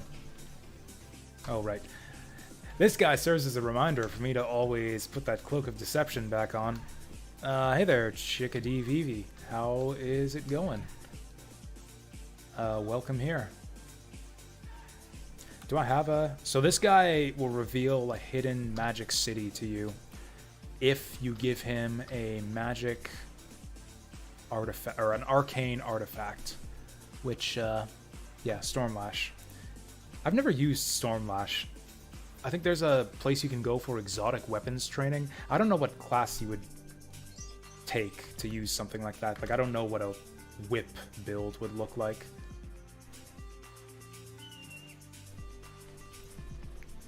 Might have to try it sometime. That's one of the things I love about this game. Like, there's so many classes, so many builds, so many ways to play the game. That's something I like about games in general. Anyways, like, almost all my favorite games have, like, a tremendous variety of different, like, routes or character builds or play styles that just offer endless replayability, which is... I mean, I guess you get that out of any decent roguelike, but I don't know. I feel like I get it more so out of Tome. That's a big improvement to my shielding rune. Yeah, plus 100 damage absorption. Lasts for one fewer turn. The cooldown's actually the same. Still, 100 damage is 100 damage. We'll take it.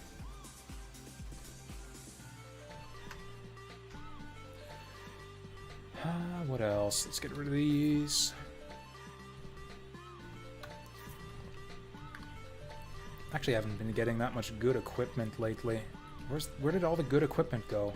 I guess I got it all in our starting dungeon.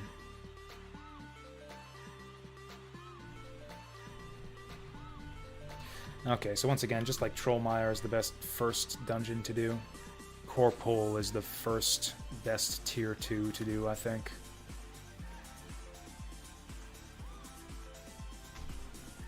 Let's put on our big boy cape and go to town.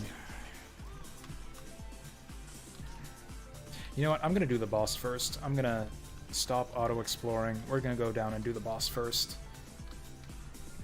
Just in case he drops something good for us.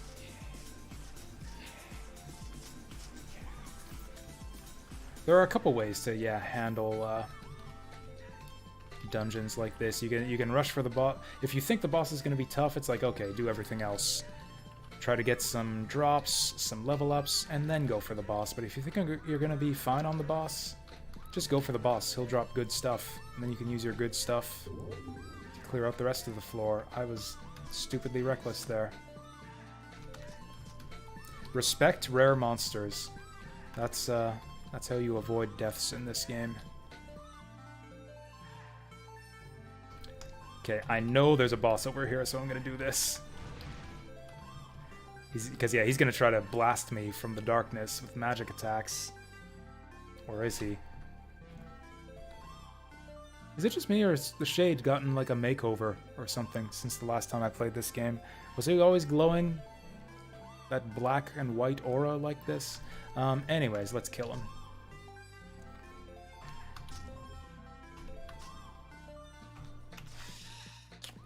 Oh god, I'm frozen. Does the mirror image not work when you're frozen? Anyways, let's get unfrozen. That was weird. Why didn't the mirror image work? I guess the images got, like, stuck inside my frozenness? Goodbye.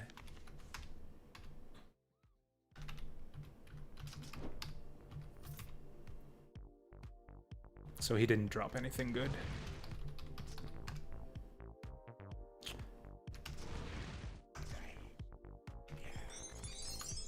Hey, there's the level up. We're level 13. 13. What do I want at level 13? Oh, yeah, reassembly. There we go. Okay, so it has an act... Oh, at level 5! At level 5, you get the extra life, not just 1 point. So we're going to want to max this next. That's the thing about skeletons. They have some really good racial talents. I'll probably want to max all these by the time we're done, but that makes them hungry for generic points. Do I want to level up? Okay, so now that we've got Assault, it's time for Sun's Vengeance. And it's also time to start jacking up our magic. Also, I think I want this on 6. What do I normally have on 3? Oh, 3 is for this wave of power that for some reason I'm not taking. It's a good ability. Like, it deals damage based... Is that? Fuck. Fuck. I don't have my blink either. Okay, get the shield up. Let's Fus Roda on these guys. I don't have any AoE, really, do I?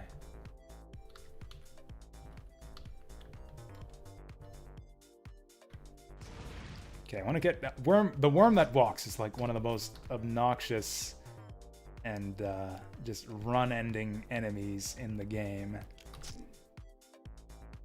Now might be a good time for a mirror image as well. Let's just get as far away from that guy as possible. Probably get these skeleton mages too. Basically, I just kind of want to kite until my Fus Roda comes back off cooldown. In 6 turns. I mean, he is low level. Like, he's scaled to this guy. The thing with the worm that walks is often when he shows up, he's super high leveled for some reason.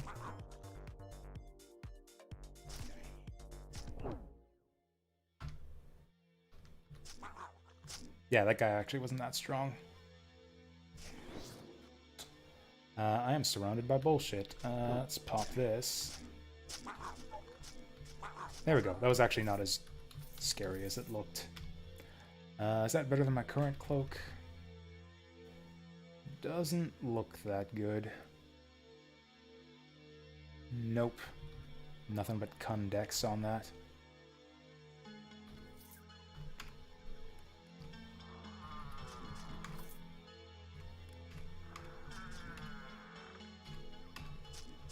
Hello. It's the first time we've seen drakes on tonight's run. They usually show up in groups of, I think it's 3 or 4, maybe 5 sometimes.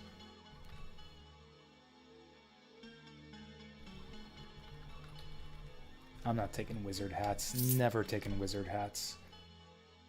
I don't even care what stats they have. They just look stupid.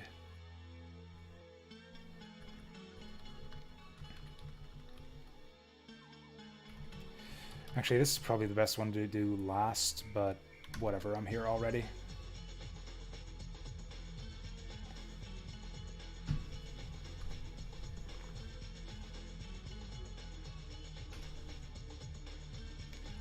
This one's tricky because it's kind of like a wide open, yeah, wide open area.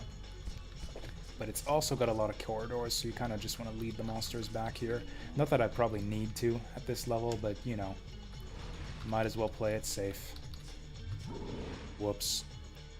Yeah, mindlessly bumping enemies was what cost us our first run. I guess I would be dead already, actually.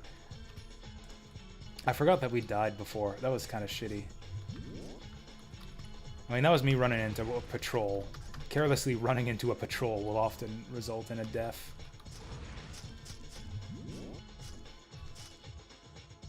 But, yeah, the mistake I made last time was also I accidentally turned on roguelike difficulty, which I was not intending to play on tonight's run. Because I want to survive long enough to see the class evolution. Summertide file. You know, I see that thing on, like, every run.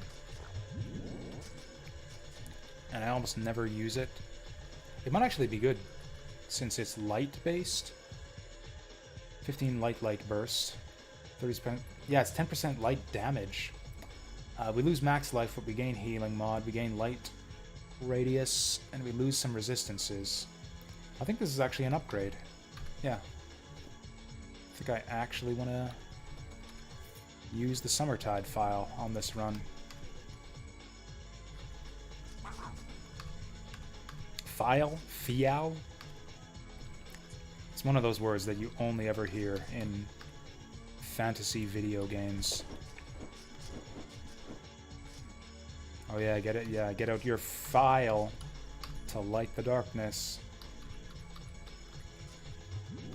It was probably the Light of Galadriel or something, back when this game used to be Tales of Middle-earth.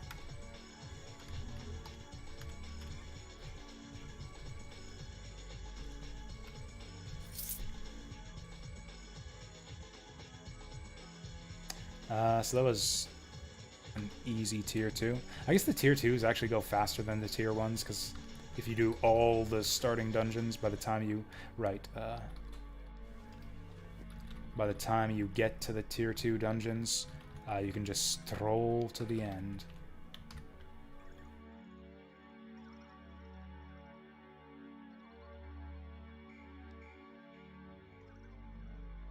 Oh, also... Let's get this over with our items. Not that one. How did that even happen? This is a bit awkward. Actually gonna do it like... Oh, he's in my way!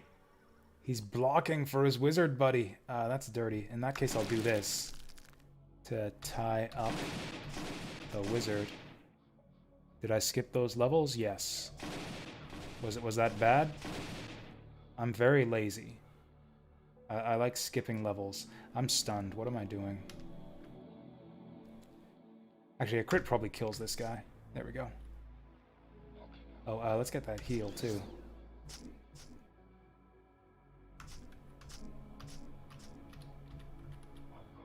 Never do that? The early game is so boring already, though. I mean, it's not so boring. Like, it's good enough to keep me playing the game over and over again, but like, I really don't want the early game to go any longer than it has to. Tower vault full of rings? How often? Because I don't know if I've ever seen that before.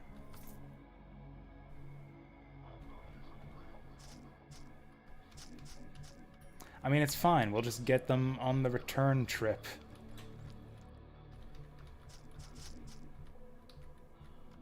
Which dungeons? Trollmeyer and the Raloran camp?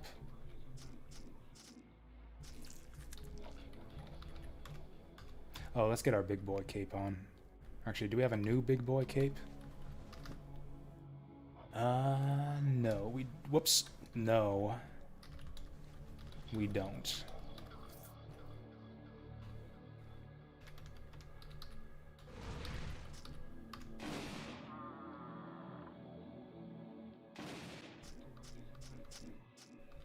Okay, so we want to do the outside bit. I can do it on the return trip.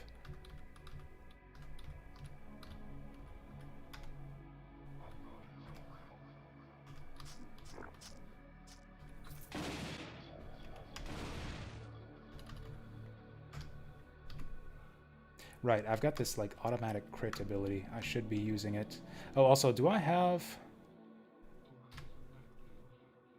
What's it called? I've got Sun's Vengeance now, so I've got now... I might want to jack this up. 40% is pretty low. It actually scales decently. Like it, you know, gives us another extra 3% crit chance. But there's so many other skills I want to get. I don't think I'm going to jack it up just yet. You actually spit your cereal? Well, settle down there. Like, it's just, you know, it's just some rings or whatever. Watch, I'm going to go out there and I'm going to get absolutely nothing. And then I'm going to spit out my cereal.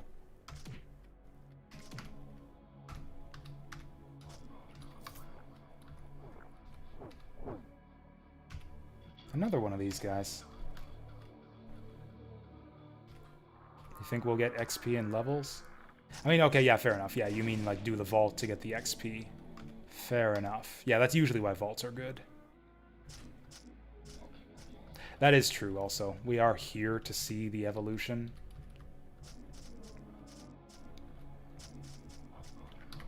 I have actually not gotten to mess around with the new class evolution system at all. I tried real hard to get it for... what was the first one? It was one of the gunner classes. You get like I don't know, artillery, or tank, some kind of thing. It's based on a random proc whenever you get new tinker skills. I leveled up tinker skills like 20 times and it did not trigger for us at all. And then I died. I was at like level... well beyond level 25, like into the end game. It never triggered for us. I don't know if the guide I was following was wrong about the unlock condition or what.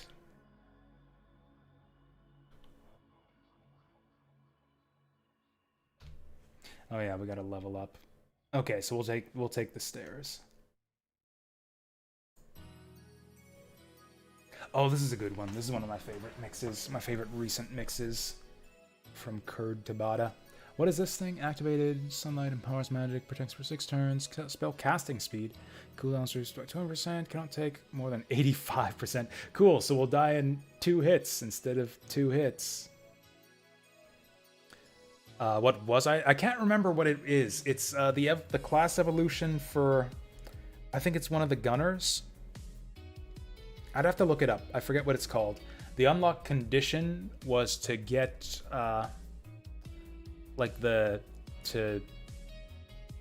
craft, what do you call them? The tinker things?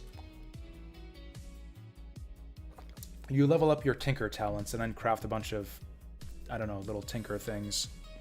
And then every time, I think it's every time you craft something, it has a chance to unlock. Something like that. I can't remember the name of the class. This was like a year ago.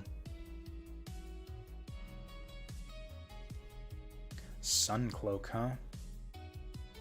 I mean, it's casting speed based. Oh, it looks like it scales pretty good too. I don't think we want it just yet.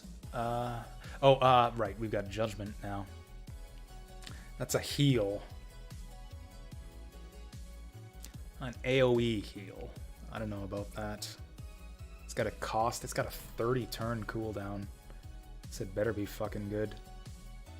Yeah, cooldown reduction is good too. And yeah, 20% up to 25% cooldown reduction. That's synergized nicely with this 30 turn bullshit.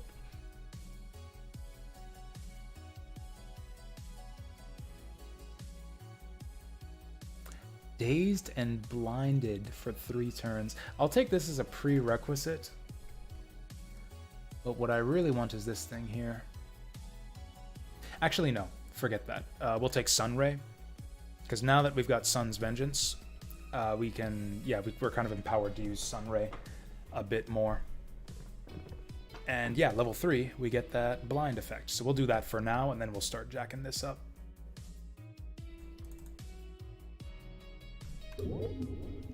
What tree did I take at 10? I took Radiance because that's a prerequisite for Avatar of the Distant Sun. We need Searing Sight and Judgment.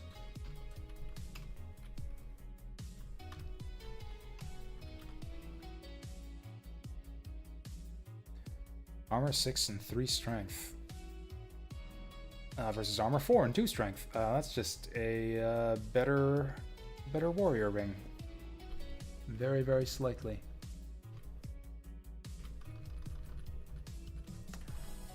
I have good gloves already. Yeah, I don't want those gloves. Don't want any of this.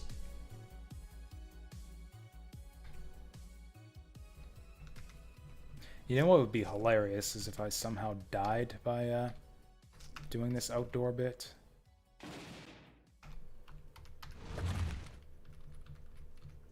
I don't think it's gonna happen, but it would be hilarious if it did. I guess it's fine if it does, because like we have extra lives this time.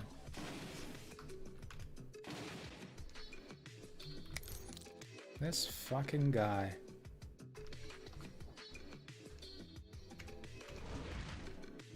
Whatever, I'll take your bullets. I should always lead with the crit. If I think I'm gonna kill the guy in one hit, I should lead with the crit.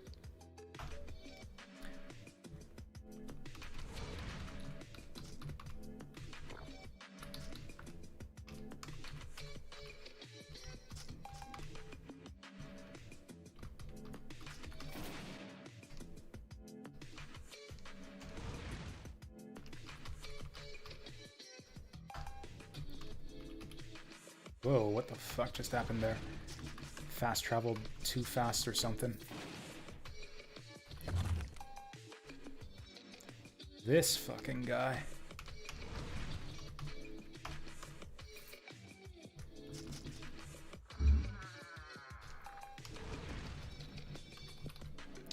Probably can't one-shot this guy. We'll go for the stun and then the crit. I need to pay attention to when my what's it called? My Sun's Vengeance pops up. Because I have like a 40% chance to get that every time I do this. Hey, Sun's Vengeance! Oh, I thought I was supposed to do that. Oh no, it casts at instant speed. It doesn't remove the cooldown. Improves our DPS, I guess, and it deals more damage. Oh, and it reduces the cooldown. That's what it was. Reduces the cooldown. Sun's Vengeance only lasts for 2 turns. That's not a lot of turns. I assume the duration goes up with more points? No. Well, that's not great. I guess that's fine. You just have to notice that it's up and then just cast your spell. It'll be good for, like, boss fights.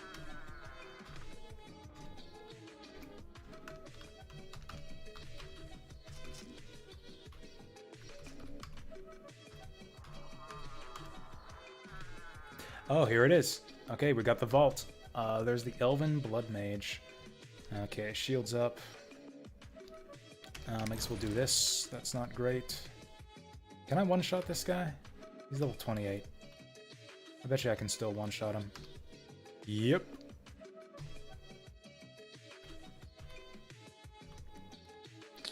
Okay. Cool. Well, the hilarious thing happened. The hilarious thing happened. 302 blight damage. Oof. Big oof. That's Elven Blood Mages for you. Soul Rot level 5? Yeah, good stuff. If I go back, will he just one-shot me again?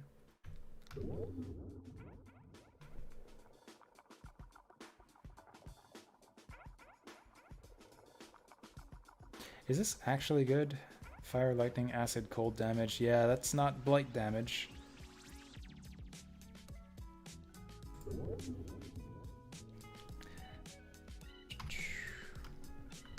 Is that what Soul Rot actually does? Let's see. Yeah, I can actually look at his talents this time. Soul Rot. Oh yeah, 25% crit. That's brilliant. Yeah, that's some good stuff. It's kind of my fault for not having the shield up. Why didn't I put my shield up? That was super dumb. Super, super, super dumb. Okay, I'm ready to go back. Soul Rot's on cooldown. So is my shield. Or, no, it's not. So fuck you. Oh, he hit me and then he critted me. Probably get the big shield up. I'm gonna try to kill him. I did not kill him. Get the taunt. This is scary. There we go. Oh, and now I'm rotting. That's great.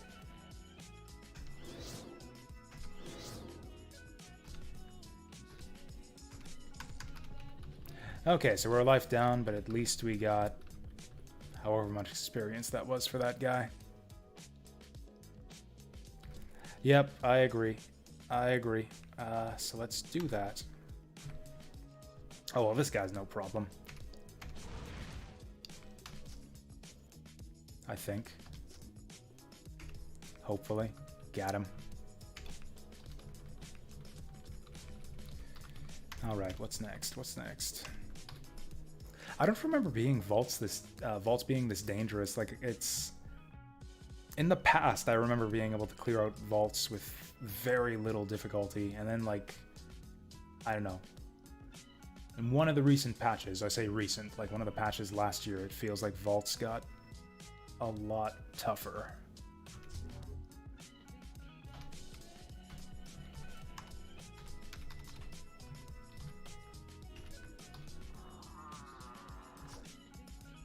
This is the most dangerous tier 1 vault. Well, there you go. This fucking guy, there he goes. Anything good for our troubles? What spoils did we get? Oh, we got another vault. This ain't nothing. This ain't nothing. Okay. I mean, it's kind of a little bit of something.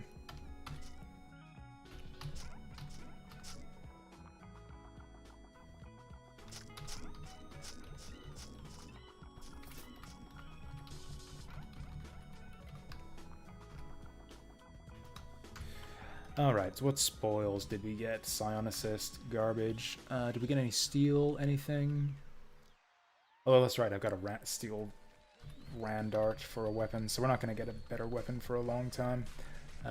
We got a belt. Ooh, Dex Kun Luck. I don't think I've ever seen luck roll on just a item before. This seems alright. Take this at 20. Yeah, that's probably a good call. I considered it. I can't help myself because, like, a lot of my runs I don't survive to 20, so it's like I want to check out the new talent category fast, just in case I don't survive to 20. Anyways, this seems like an improvement. Oh yeah, I've got a shitty belt right now. Put that on right now. Firebane. I've got decent boots already. Actually, do I? Cut, max life, teleport shit, some resistances. Yeah, that's not great. And I've got good gloves already, so we'll just leave that. Steel mail. Ooh, swap fire resistance for max life, but I lose armor? Nah. Oh, okay. Oh, there's another level. Awesome. Also, I've played with Shield of Light before. I think actually every time I've leveled up a Paladin high enough, I've taken Guardian. Yeah, I think I remember. Yeah, I've played Paladins before, and like I looked at the 3 talent categories and I analyzed the skills. It's like, okay, Guardian's the best one, so I take Guardian every time. Thought I'd try something different this time around. I don't really look at the plan my builds the way I used to. I mostly just like to try stuff I haven't tried before when I'm playing the game these days. Like, I don't even read the skills. I just like, oh, let's do this one this time and see how it goes. If you hadn't noticed that that's how I like to play.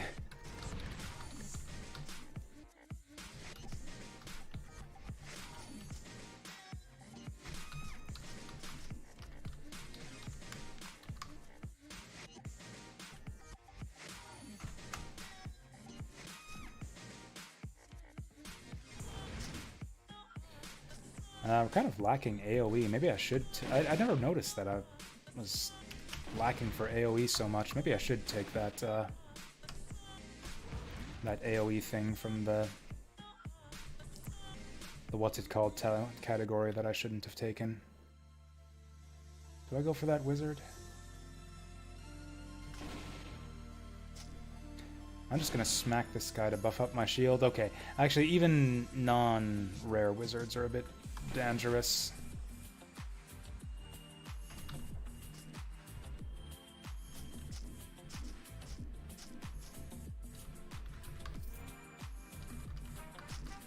I was gonna be... Ooh! Oh, we haven't upgraded our shield in a long time.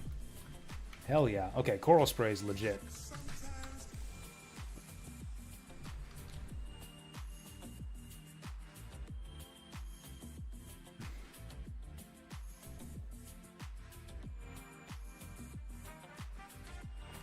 Guardian is all AoE. I mean, the thing that I took will be eventually, once I actually start using the talents in it. I mean, the fact that I keep saying, let's not take this one just yet. Let's hold off on putting points into this category. Kind of goes to prove that the skills in it aren't that good.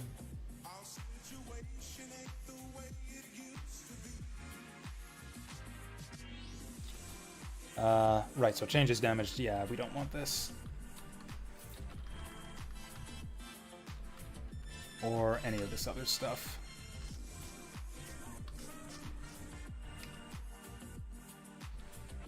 Oh, hello. Is this another fucking Oozemancer? I swear, like 30 frickin' classes in this game, and the only ever enemies that ever seem to spawn for me are Saw Butchers and Oozemancers.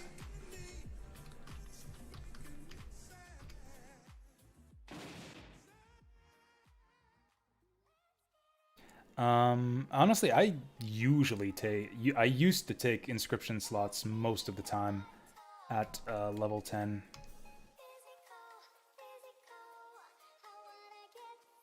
Why is my shield so low? Let's get the good shield going.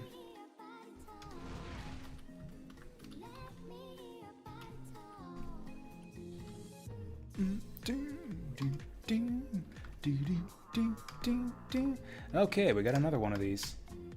Shields up, weapons online. Oh, just some little baby dragons. This ain't no problem. There, now they're blind baby dragons. Oh boy, now they're blind baby dragons that are surrounding me. Still no problem.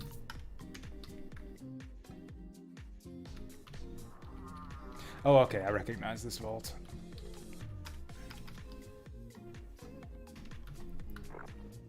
Oh, sweet, it's an elven corruptor. These guys are a joke. We'll have no problem killing this guy. Okay, we actually didn't, but yeah, those guys are kind of scary.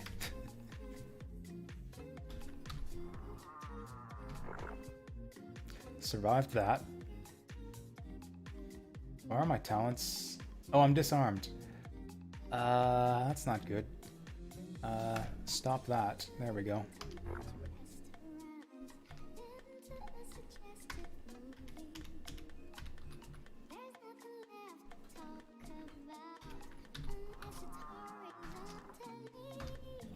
Whee!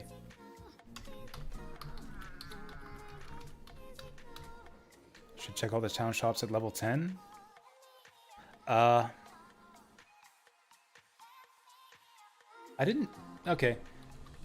I didn't think that the towns changed their wares until, like, you cleared Dreadfell. I don't know if I'm just wrong about that, or if that's something they changed since I used to play regularly.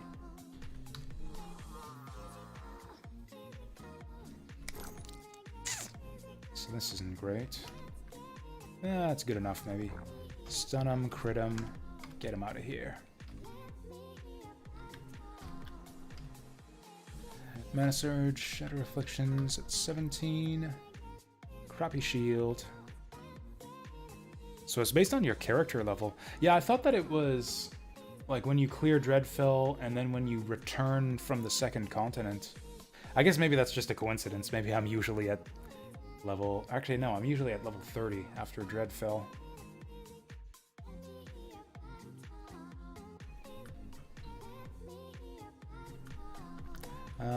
Nothing good.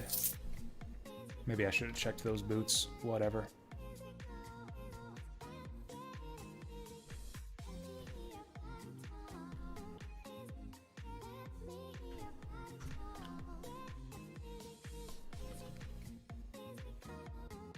You think Acid Wave runes are the way to go, huh? Oh, fuck.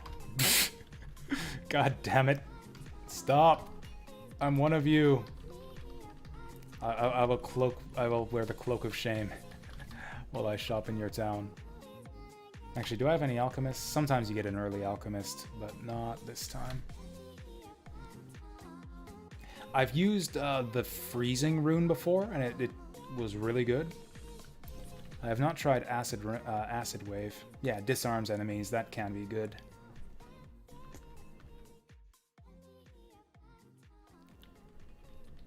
Yeah, like, yeah, those saw butchers I was complaining about. Disarmed. Like, even stuff like berserkers, rogues, anything that has, like, a lot of burst damage like that. Or even, like, tanky physical classes, I think. Like, guys with, like, a or I don't know. Does the shield count as a weapon? Probably does. Yeah, I think it would even be effective against, like, bulwarks. Yeah, gunners. Yeah, archers. Since I never use these, I don't know what constitutes a good one. 18 seems like high for a cooldown, though. I'm not going to take that.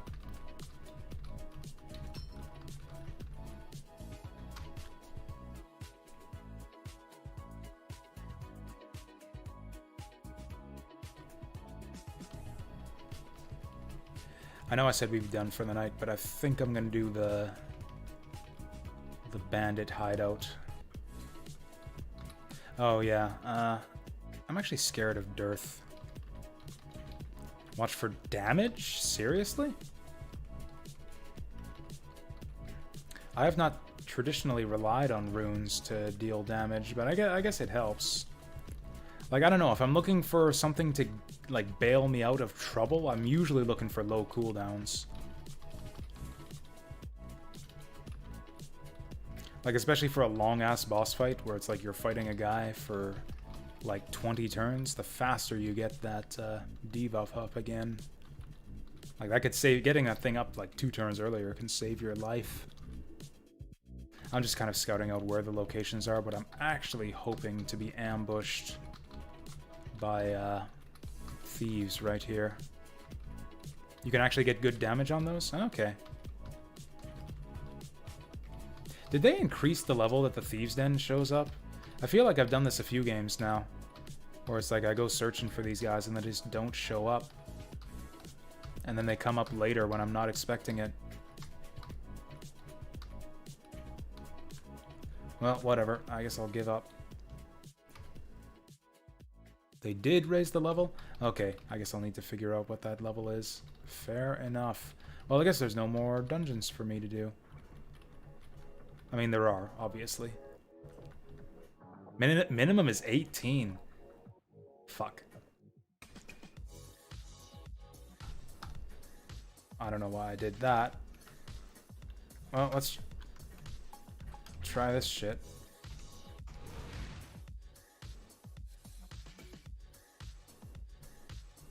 I can Fusroda this guy too when he... What's he doing? What's this asshole doing? Oh, he's a skirmisher. Hey, you know what would be helpful here? You know what would get me out of this situation? Some of that acid rune. Let's just put the shield up. I don't want to move forward because then that'll aggro the other ones. He's just out of range. I guess I can move forward. I can scout them out and then go back. Also, I don't want to Fusroda him since he's a ranged class.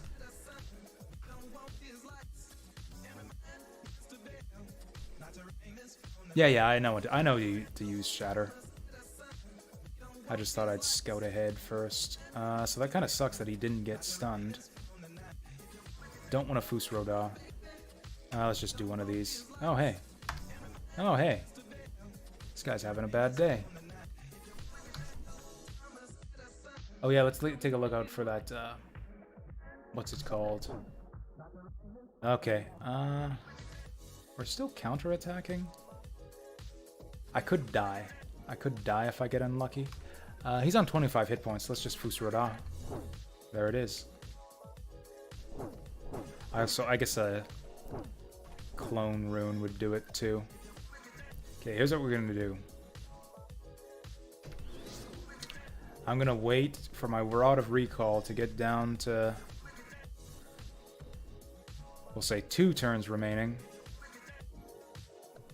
And then I'm gonna shield up, and then I'm gonna grab this shit, and then we're gonna TP out. Hey, tier 2 shield, which doesn't matter because I have Coral Spray now. Yeah, in general, I think tier 1 artifacts are better than just tier 2 regular equipment. Trade Mirror for Acid Wave. Honestly, I agree. Like, am I gonna get rid of my shield? Get rid of my Shatter Afflictions? Like, those are our bread and butter.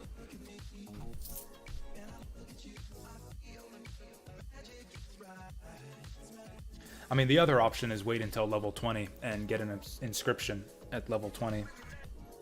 Frankly, we're so hungry for skill points with this build, I don't think I'm gonna take Guardian. Like, I'm just not gonna have the skill points to get all the stuff I want. Maybe we'll die, whatever. If we die, we die. Imagine fucking up in Sandworm Lair? Yeah, imagine. Imagine. I don't have to imagine that hard. Don't really have to imagine that hard to understand what it's like.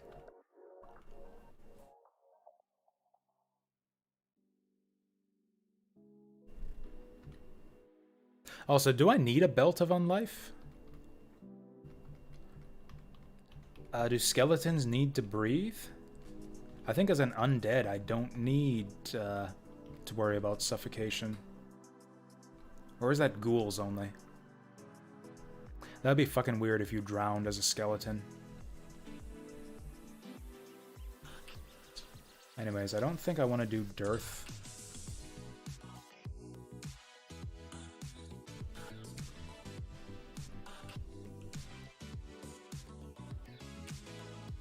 The mirror isn't important.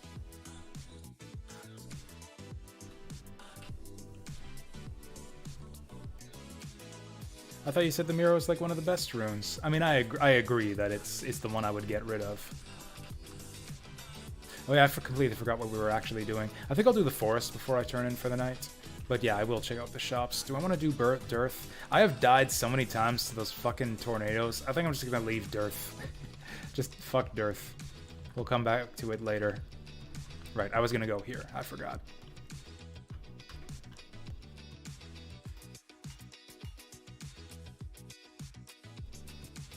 I don't understand why ghouls need to breathe, because they got lungs still. Like, however rotten they are, however rotted away they are, they still gotta breathe. Like, how do you think ghouls function? Like, skeletons are obviously animated by magic. They don't have no, like, organs or anything. But, like, why do you think that a zombie dies if you remove its head? It's like they're not animated by magic.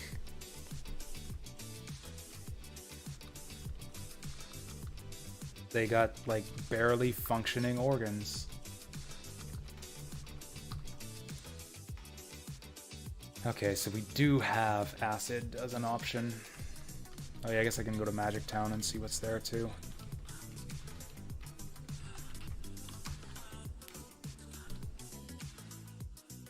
I do agree that it's silly that ghouls need to breathe, though.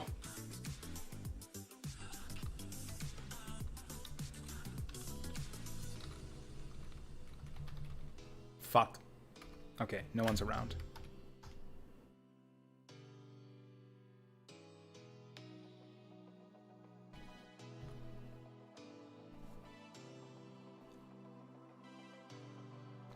And yeah, at the very least I'll play until my tea is done. I don't know, that Acid Wave rune didn't seem that good just based on the numbers. I didn't like the cooldown, I didn't like the damage. I would like to at least hold out for a better one from one of these other towns if that's what we're going for. Blink Ethereal. I don't even know what Ethereal does. Activate the rune to become Ethereal. Oh, that explains it. Well, Ethereal damage you deal is reduced 50, you gain 21 resistance, and you move 40% faster, and you're invisible. Seems not great. Alright, we'll try out that acid shit.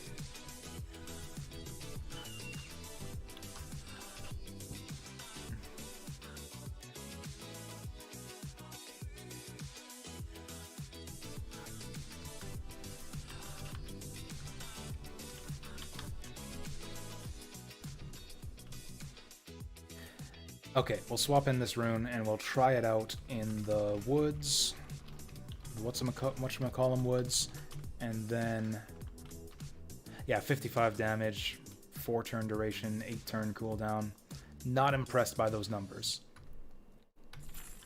Those are like bitch tier numbers. I don't even know what these things scale up to, but just on paper, this scene. I mean, it's 0% speed. Like instant speed is good. Anything that's like decently good at instant speed becomes super good if it's instant.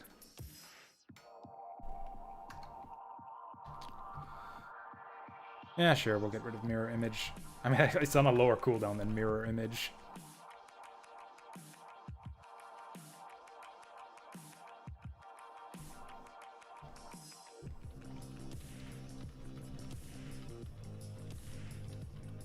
Or do we want to do the maze first? Sometimes I do the maze first. Yeah, we'll do the old forest.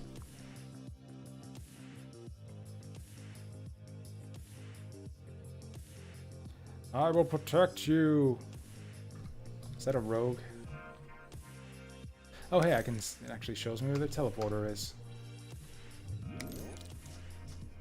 Just face tank that damage. What is this bitch's problem? Okay. I see an axe. So let's try this shit out. Oh, it's cone damage, not bad. So he's disarmed for, is that 5 turns? I thought it said it lasted 4 turns, but I'll take, fine, I'll take 5.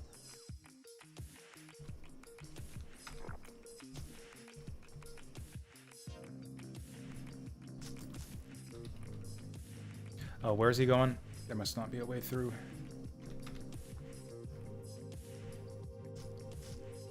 That's a lot of insects and shit.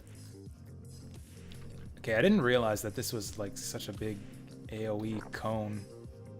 Cool, so now you guys are all disarmed. Brrr.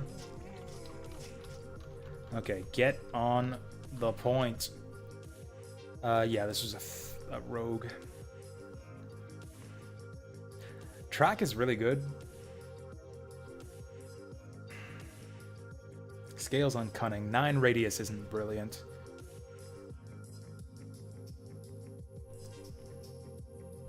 Sandworm Lair is hard, though. Like, I don't know. I always do Sandworm Lair 3rd, because otherwise I tend to get stuck in the tunnels. Although I guess we don't care about suffocating. Like, the way I see it is I want to level up so I have a lot of damage, so I can just, like, cut through anything that gets in my way in the tunnels. Like, in the long run, track is really good. Also, I don't think I care about dexterity or cunning. I think it's track.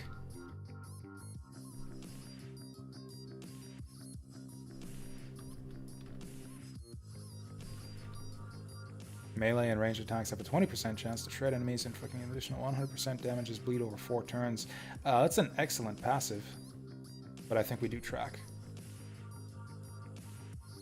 I think we do track. Also, I believe you can get multiple instances of track. So, like, if I have, yeah, track on those gloves and track on the lamp and track from this guy, like, I just get 3 copies of the skill. and I can use it like 3 times on 3 separate cooldowns. I considered it, but like I don't know that I'm gonna see. Just get rid of it. Don't know that I'm gonna see any of that other stuff. I used the wrong skill there. So I figured we just take it now. It's not even... Yeah, track is not even gonna be useful until like way down the line. But yeah, we're thinking ahead here.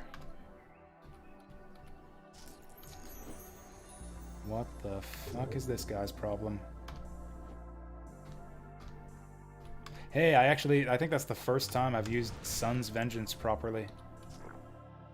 Oh, Christ. That's what I get for not popping my shields. What are the heals on these? 266, that's a good heal.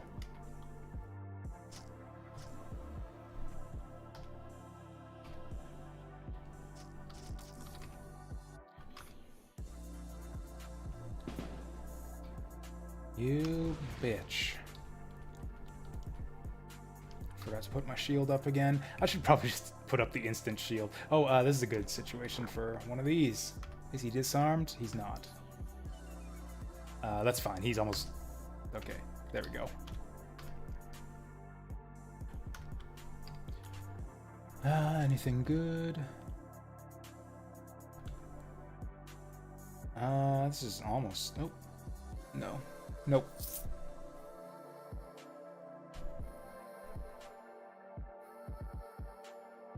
Oh, is this is a lost son paladin? Brother or sister? Right, so this is one of these levels. I think I'm gonna take judgment. It's time. It's about damn time. Then what do we want? I don't even know. I feel like there's a lot of good options here. Sun's Vengeance could be okay. Path of the Sun is even arguable. I could keep jacking up Sunray, although probably not. It's the worst one. Seriously? Like, taking the class talent is obviously not going to be that useful. Like, it'll at least give us magic, which I guess we don't really need at this point. Yeah, maybe you're right.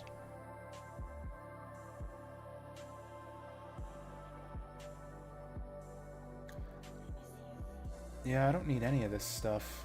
I guess I could take this. No. Oh, actually, this. Yeah, go take this up to 7 range, because this hits everything in range. Or I could take this again for stronger. Radius 4 is pretty big. Or I could take this for better Sun's Vengeance. 16 damage, 85 to 116.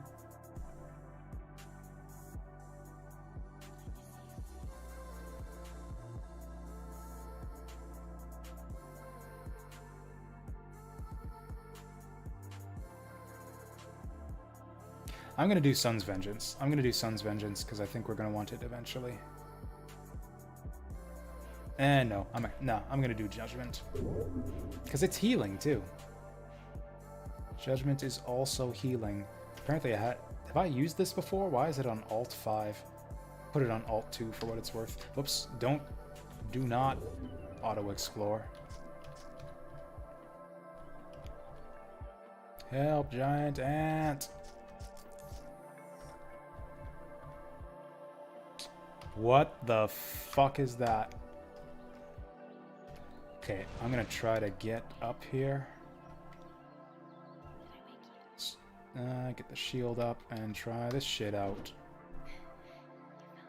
I don't want to get hit by that. This is not looking good right now. Actually, never mind. It's looking... What? Oh, this is the Halloween event. No wonder I didn't recognize that thing. So let's get out of that guy's vision sight here. I'm taking a lot of damage. Disarm these bitches.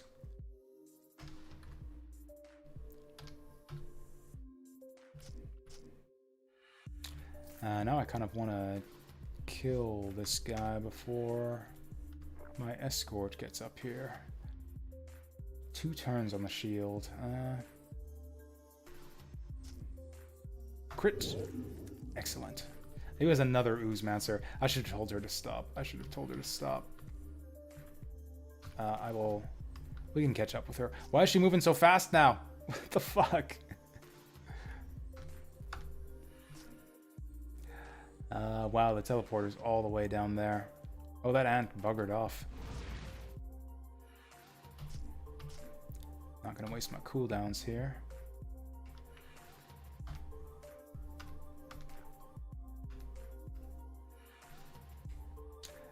Do I just ignore that? He's gonna be summoning bees up my butt. Let's just try to rush forward. Where did my escort go? Where the fuck did she go? Well, so much for that. Oh, the bees chased her off. Okay. Well, cool. Apparently she was the worst escort anyways, so who cares? What a shitty map this was for escorts, though. Like, look at this layout. Getting attacked from like 4 sides in all these big open rooms.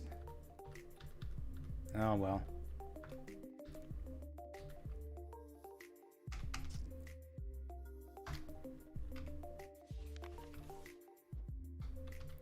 Honestly, this is kind of a shitty floor in general.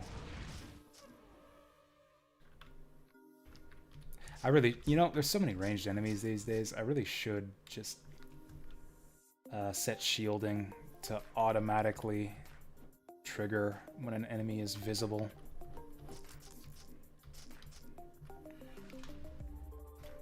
Because I keep just not thinking to put it up when like an actually dangerous enemy shows up. I'm actually going to do it. I'm just going to set this to auto use when enemies are visible.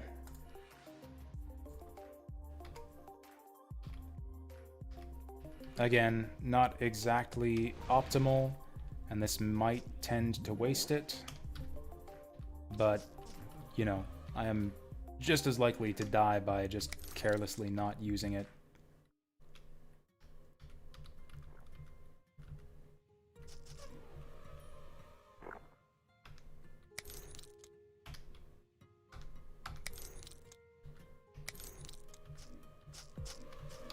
The bees sound like elephants in this game, and that kind of cracks me up.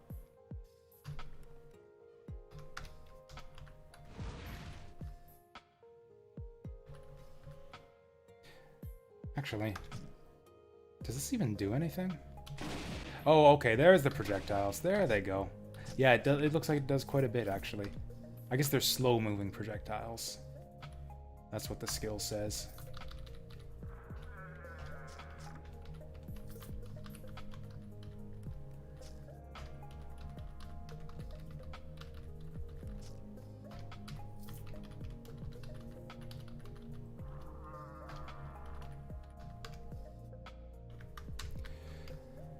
Okay, infusions. Oh, shit.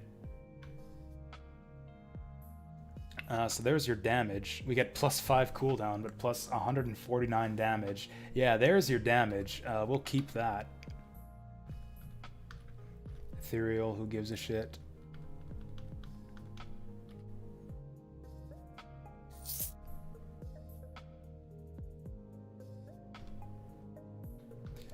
I'm just going to take that immediately. Replace my acid wave with an acid wave, and now I've got a 200 damage acid wave. Another ghost. Trick or treat, guys.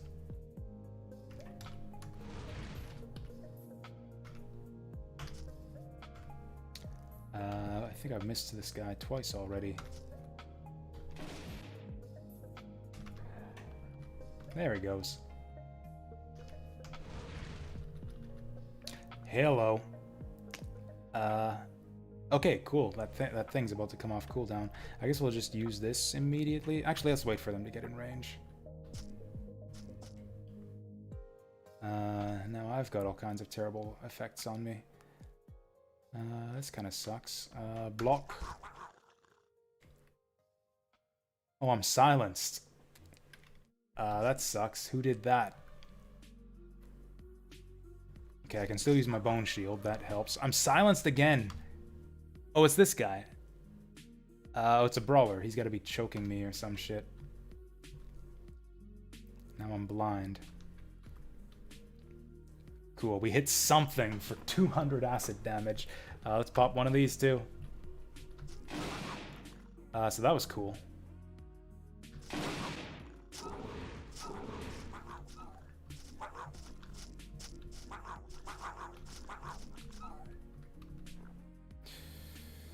And now this guy. I am an empathic hex. Oh, this is one of those light resistant guys. He's a corruptor.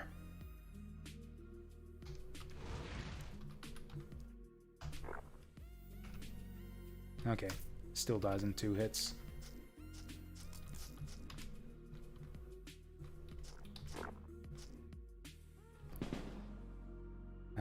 Okay. Hit you with one of these, get disarmed. Oh no! Okay, we're fine. That's usually how errors go in this game. It's just like, oh no, an error. Oh no, an error occurred. Anyway, yeah, I know. That's usually how it is. I've had it happen before.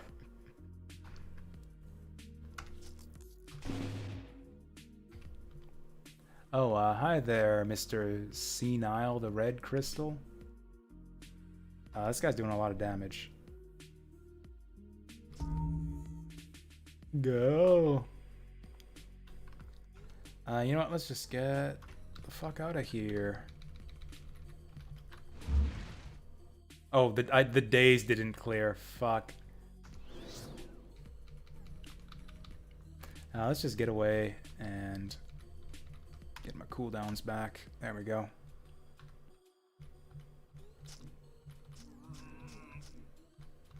What did that say? Void Monolith? I don't know if I've seen that before. I think that's the something from the Entropy Mage. Pretty sure he's still there. There he is.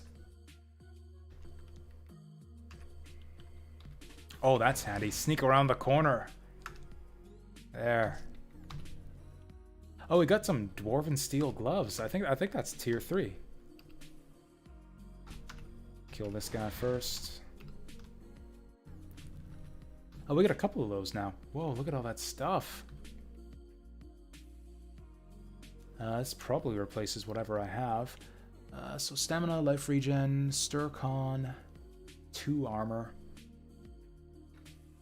Life regen versus Fizz crit, Fizz power, magic, blight. Ooh, 10% physical penetration. Okay, so basically offense gloves or defense gloves. Regeneration and stamina and con. And defense. Actually, they both give defense. Or 10% physical penetration and 15 physical power. Oh, and crit chance too. I'm gonna go with the physical ones. I'll keep these in case I change my mind.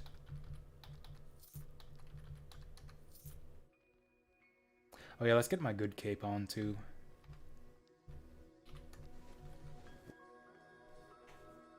I've screwed up twice and forgotten to remove the good cape.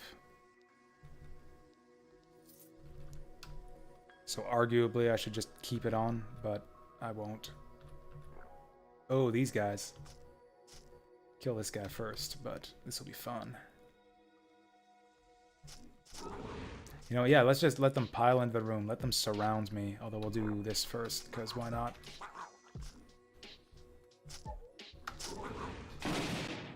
Skadoosh. This is a fun dungeon. I enjoy, like, just slaughtering groups of trash monsters like this. It's just fun. There we go. Especially if you have, like, big AoE abilities like that. Actually, the Orc Prides are often fun for the same reason, I find. Provided that you're equipped for them. If you're not well equipped for it, the Orc Prides can be super, super not fun.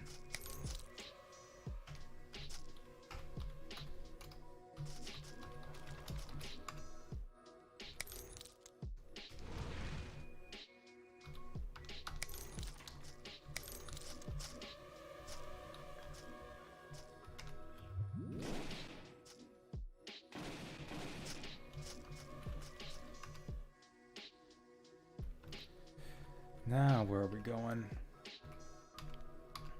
Oh yeah, something's weird's going on with like the way the buffs and like the displays on screen. Like the numbers and words are all delayed. I am lobotomized.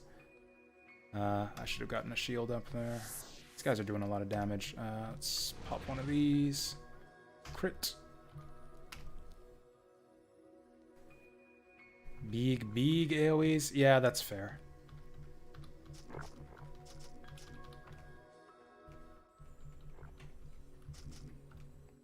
I still wish I could have found a way to make my two-hander Crusader thing work with this build. Maybe some other time. Maybe the next time I try Fallen Paladin. Oh, this might be better than my Dwarven Steel gauntlets. Probably not. It's only tier 2. Light physical damage. Cunning strength. Physical melee and 9 armor and light radius. But this is where it gets tough to compare. It's like, oh, I lose these 6 things, but I gain these 8 things.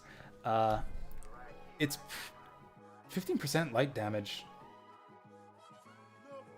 And 7 armor? 15 physical power. I don't know. I don't know how the math works. Is 5 effective physical power worth 15% light damage? I don't know.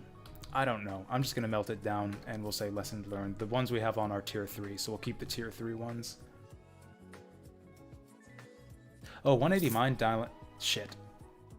I would hit escape so I could compare that to my Huriob here. Knockback and 105. Silence and 180 damage would have been better.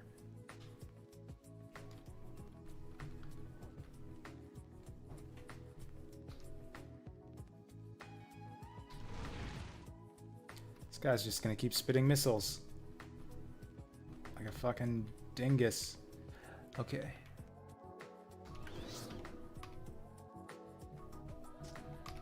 I think this is the boss floor.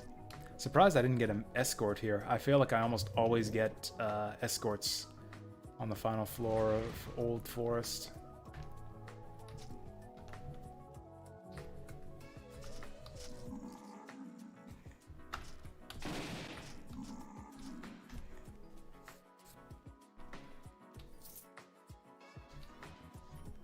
Yeah, check before you hit next level is probably the smart thing to do.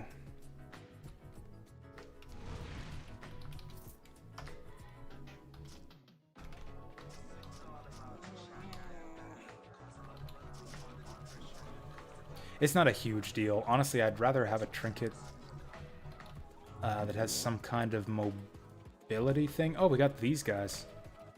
And another hallowed ghost. Perfect timing. Apparently this guy wants to be in melee. I almost never get this boss. I don't know what he's about. I don't know what this guy's deal is. Oh, he's just randomly blinking. I'm going in. This is a bit scary. He's a demonologist. Okay, this guy's got 1,000 hit points. This guy's got 1,000 hit points. This guy resists darkness and fire. This guy resists not light.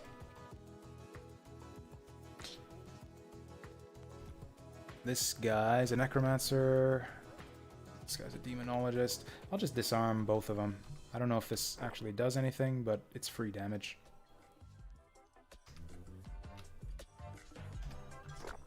Oh, we got that Sun's Vengeance. Instant speed.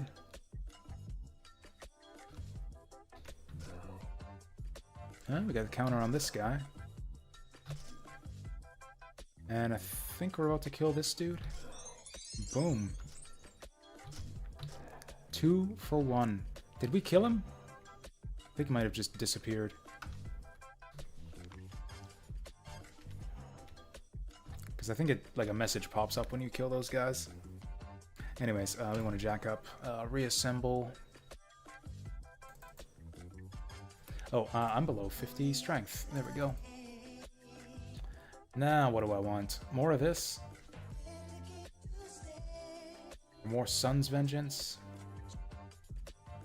Blind resist, light affinity. So that's like defending against light. That's not a huge deal. I kind of like the idea of increasing the AoE of my judgment, though.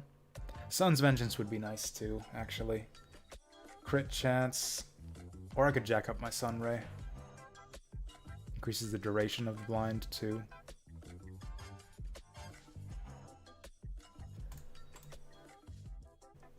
This thing might be good too.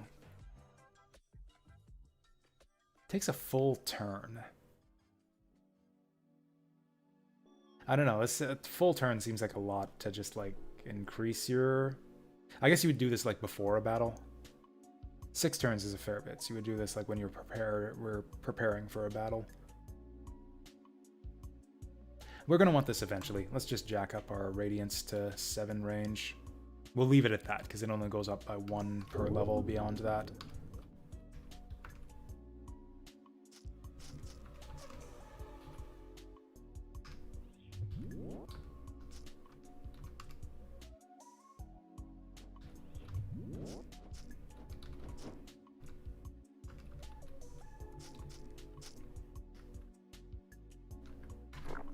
Whoosh.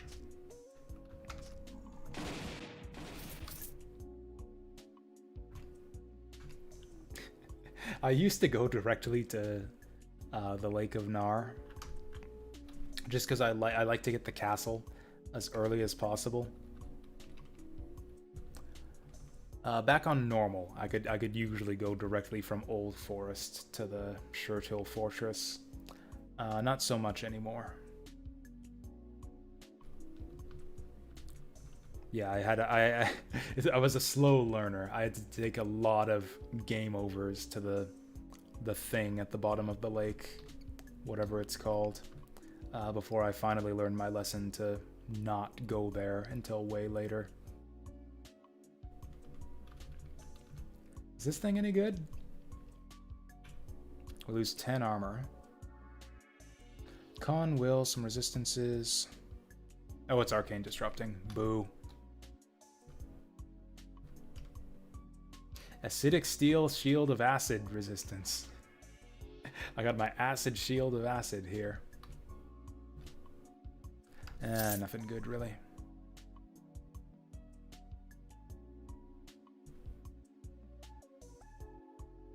Okay, so now we got the quest for it. We'll come back here later. Oh, will it interrupt the recall if I change zones? Good. I want to fight that ghost.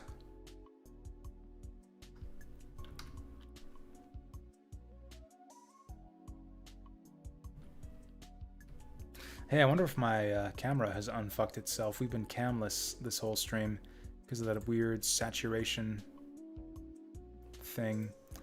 It looks like it might be back to normal. I don't have my filter up. Let me just check. No, it's still fucked. It's still fucked. Look kind of neat though. Now I'm a ghost. Now I'm a ghost fighting a ghost. Check this out. Oh, he wants to go melee with me.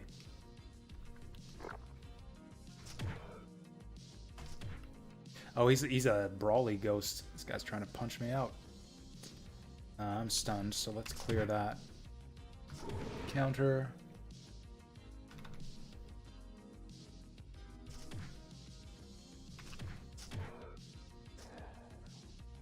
I found multiple clues about the legendary Plumpkin portal somewhere. So I think that appeared somewhere on the world map, so we've unlocked the Halloween event. I'm gonna have to get this webcam thing sorted out by tomorrow, to be honest. Anyways, let's... Whatever, I'll have to sort that out tomorrow. In the meantime, we can take this down. Honestly, it'll probably sort it... Maybe the light in this room changes more than I realized at night, and maybe my old camera was just not, like, high-res enough to notice it. Anyways, I'll just park myself on the maze, because we're going to the maze next time. I don't know when I'm going to play this again. I'm still going to keep doing the Castlevania thing after work, but I think... Yeah, I think so like the next couple streams, we'll do the last Castlevania game, Or I say the next couple streams. Tomorrow it's going to be Fire Emblem. We're going to do Fire Emblem all day. Sunday, we're going to try to finish up Castlevania. Going to do Chronicles and at least one of the Game Boy games.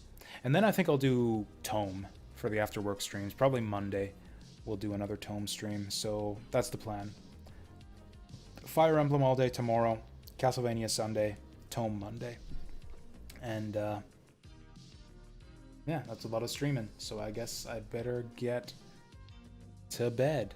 Thank you all for watching. It's been a good time. Good time coming home to Tome. And yeah, keep it real, and I'll see you next time.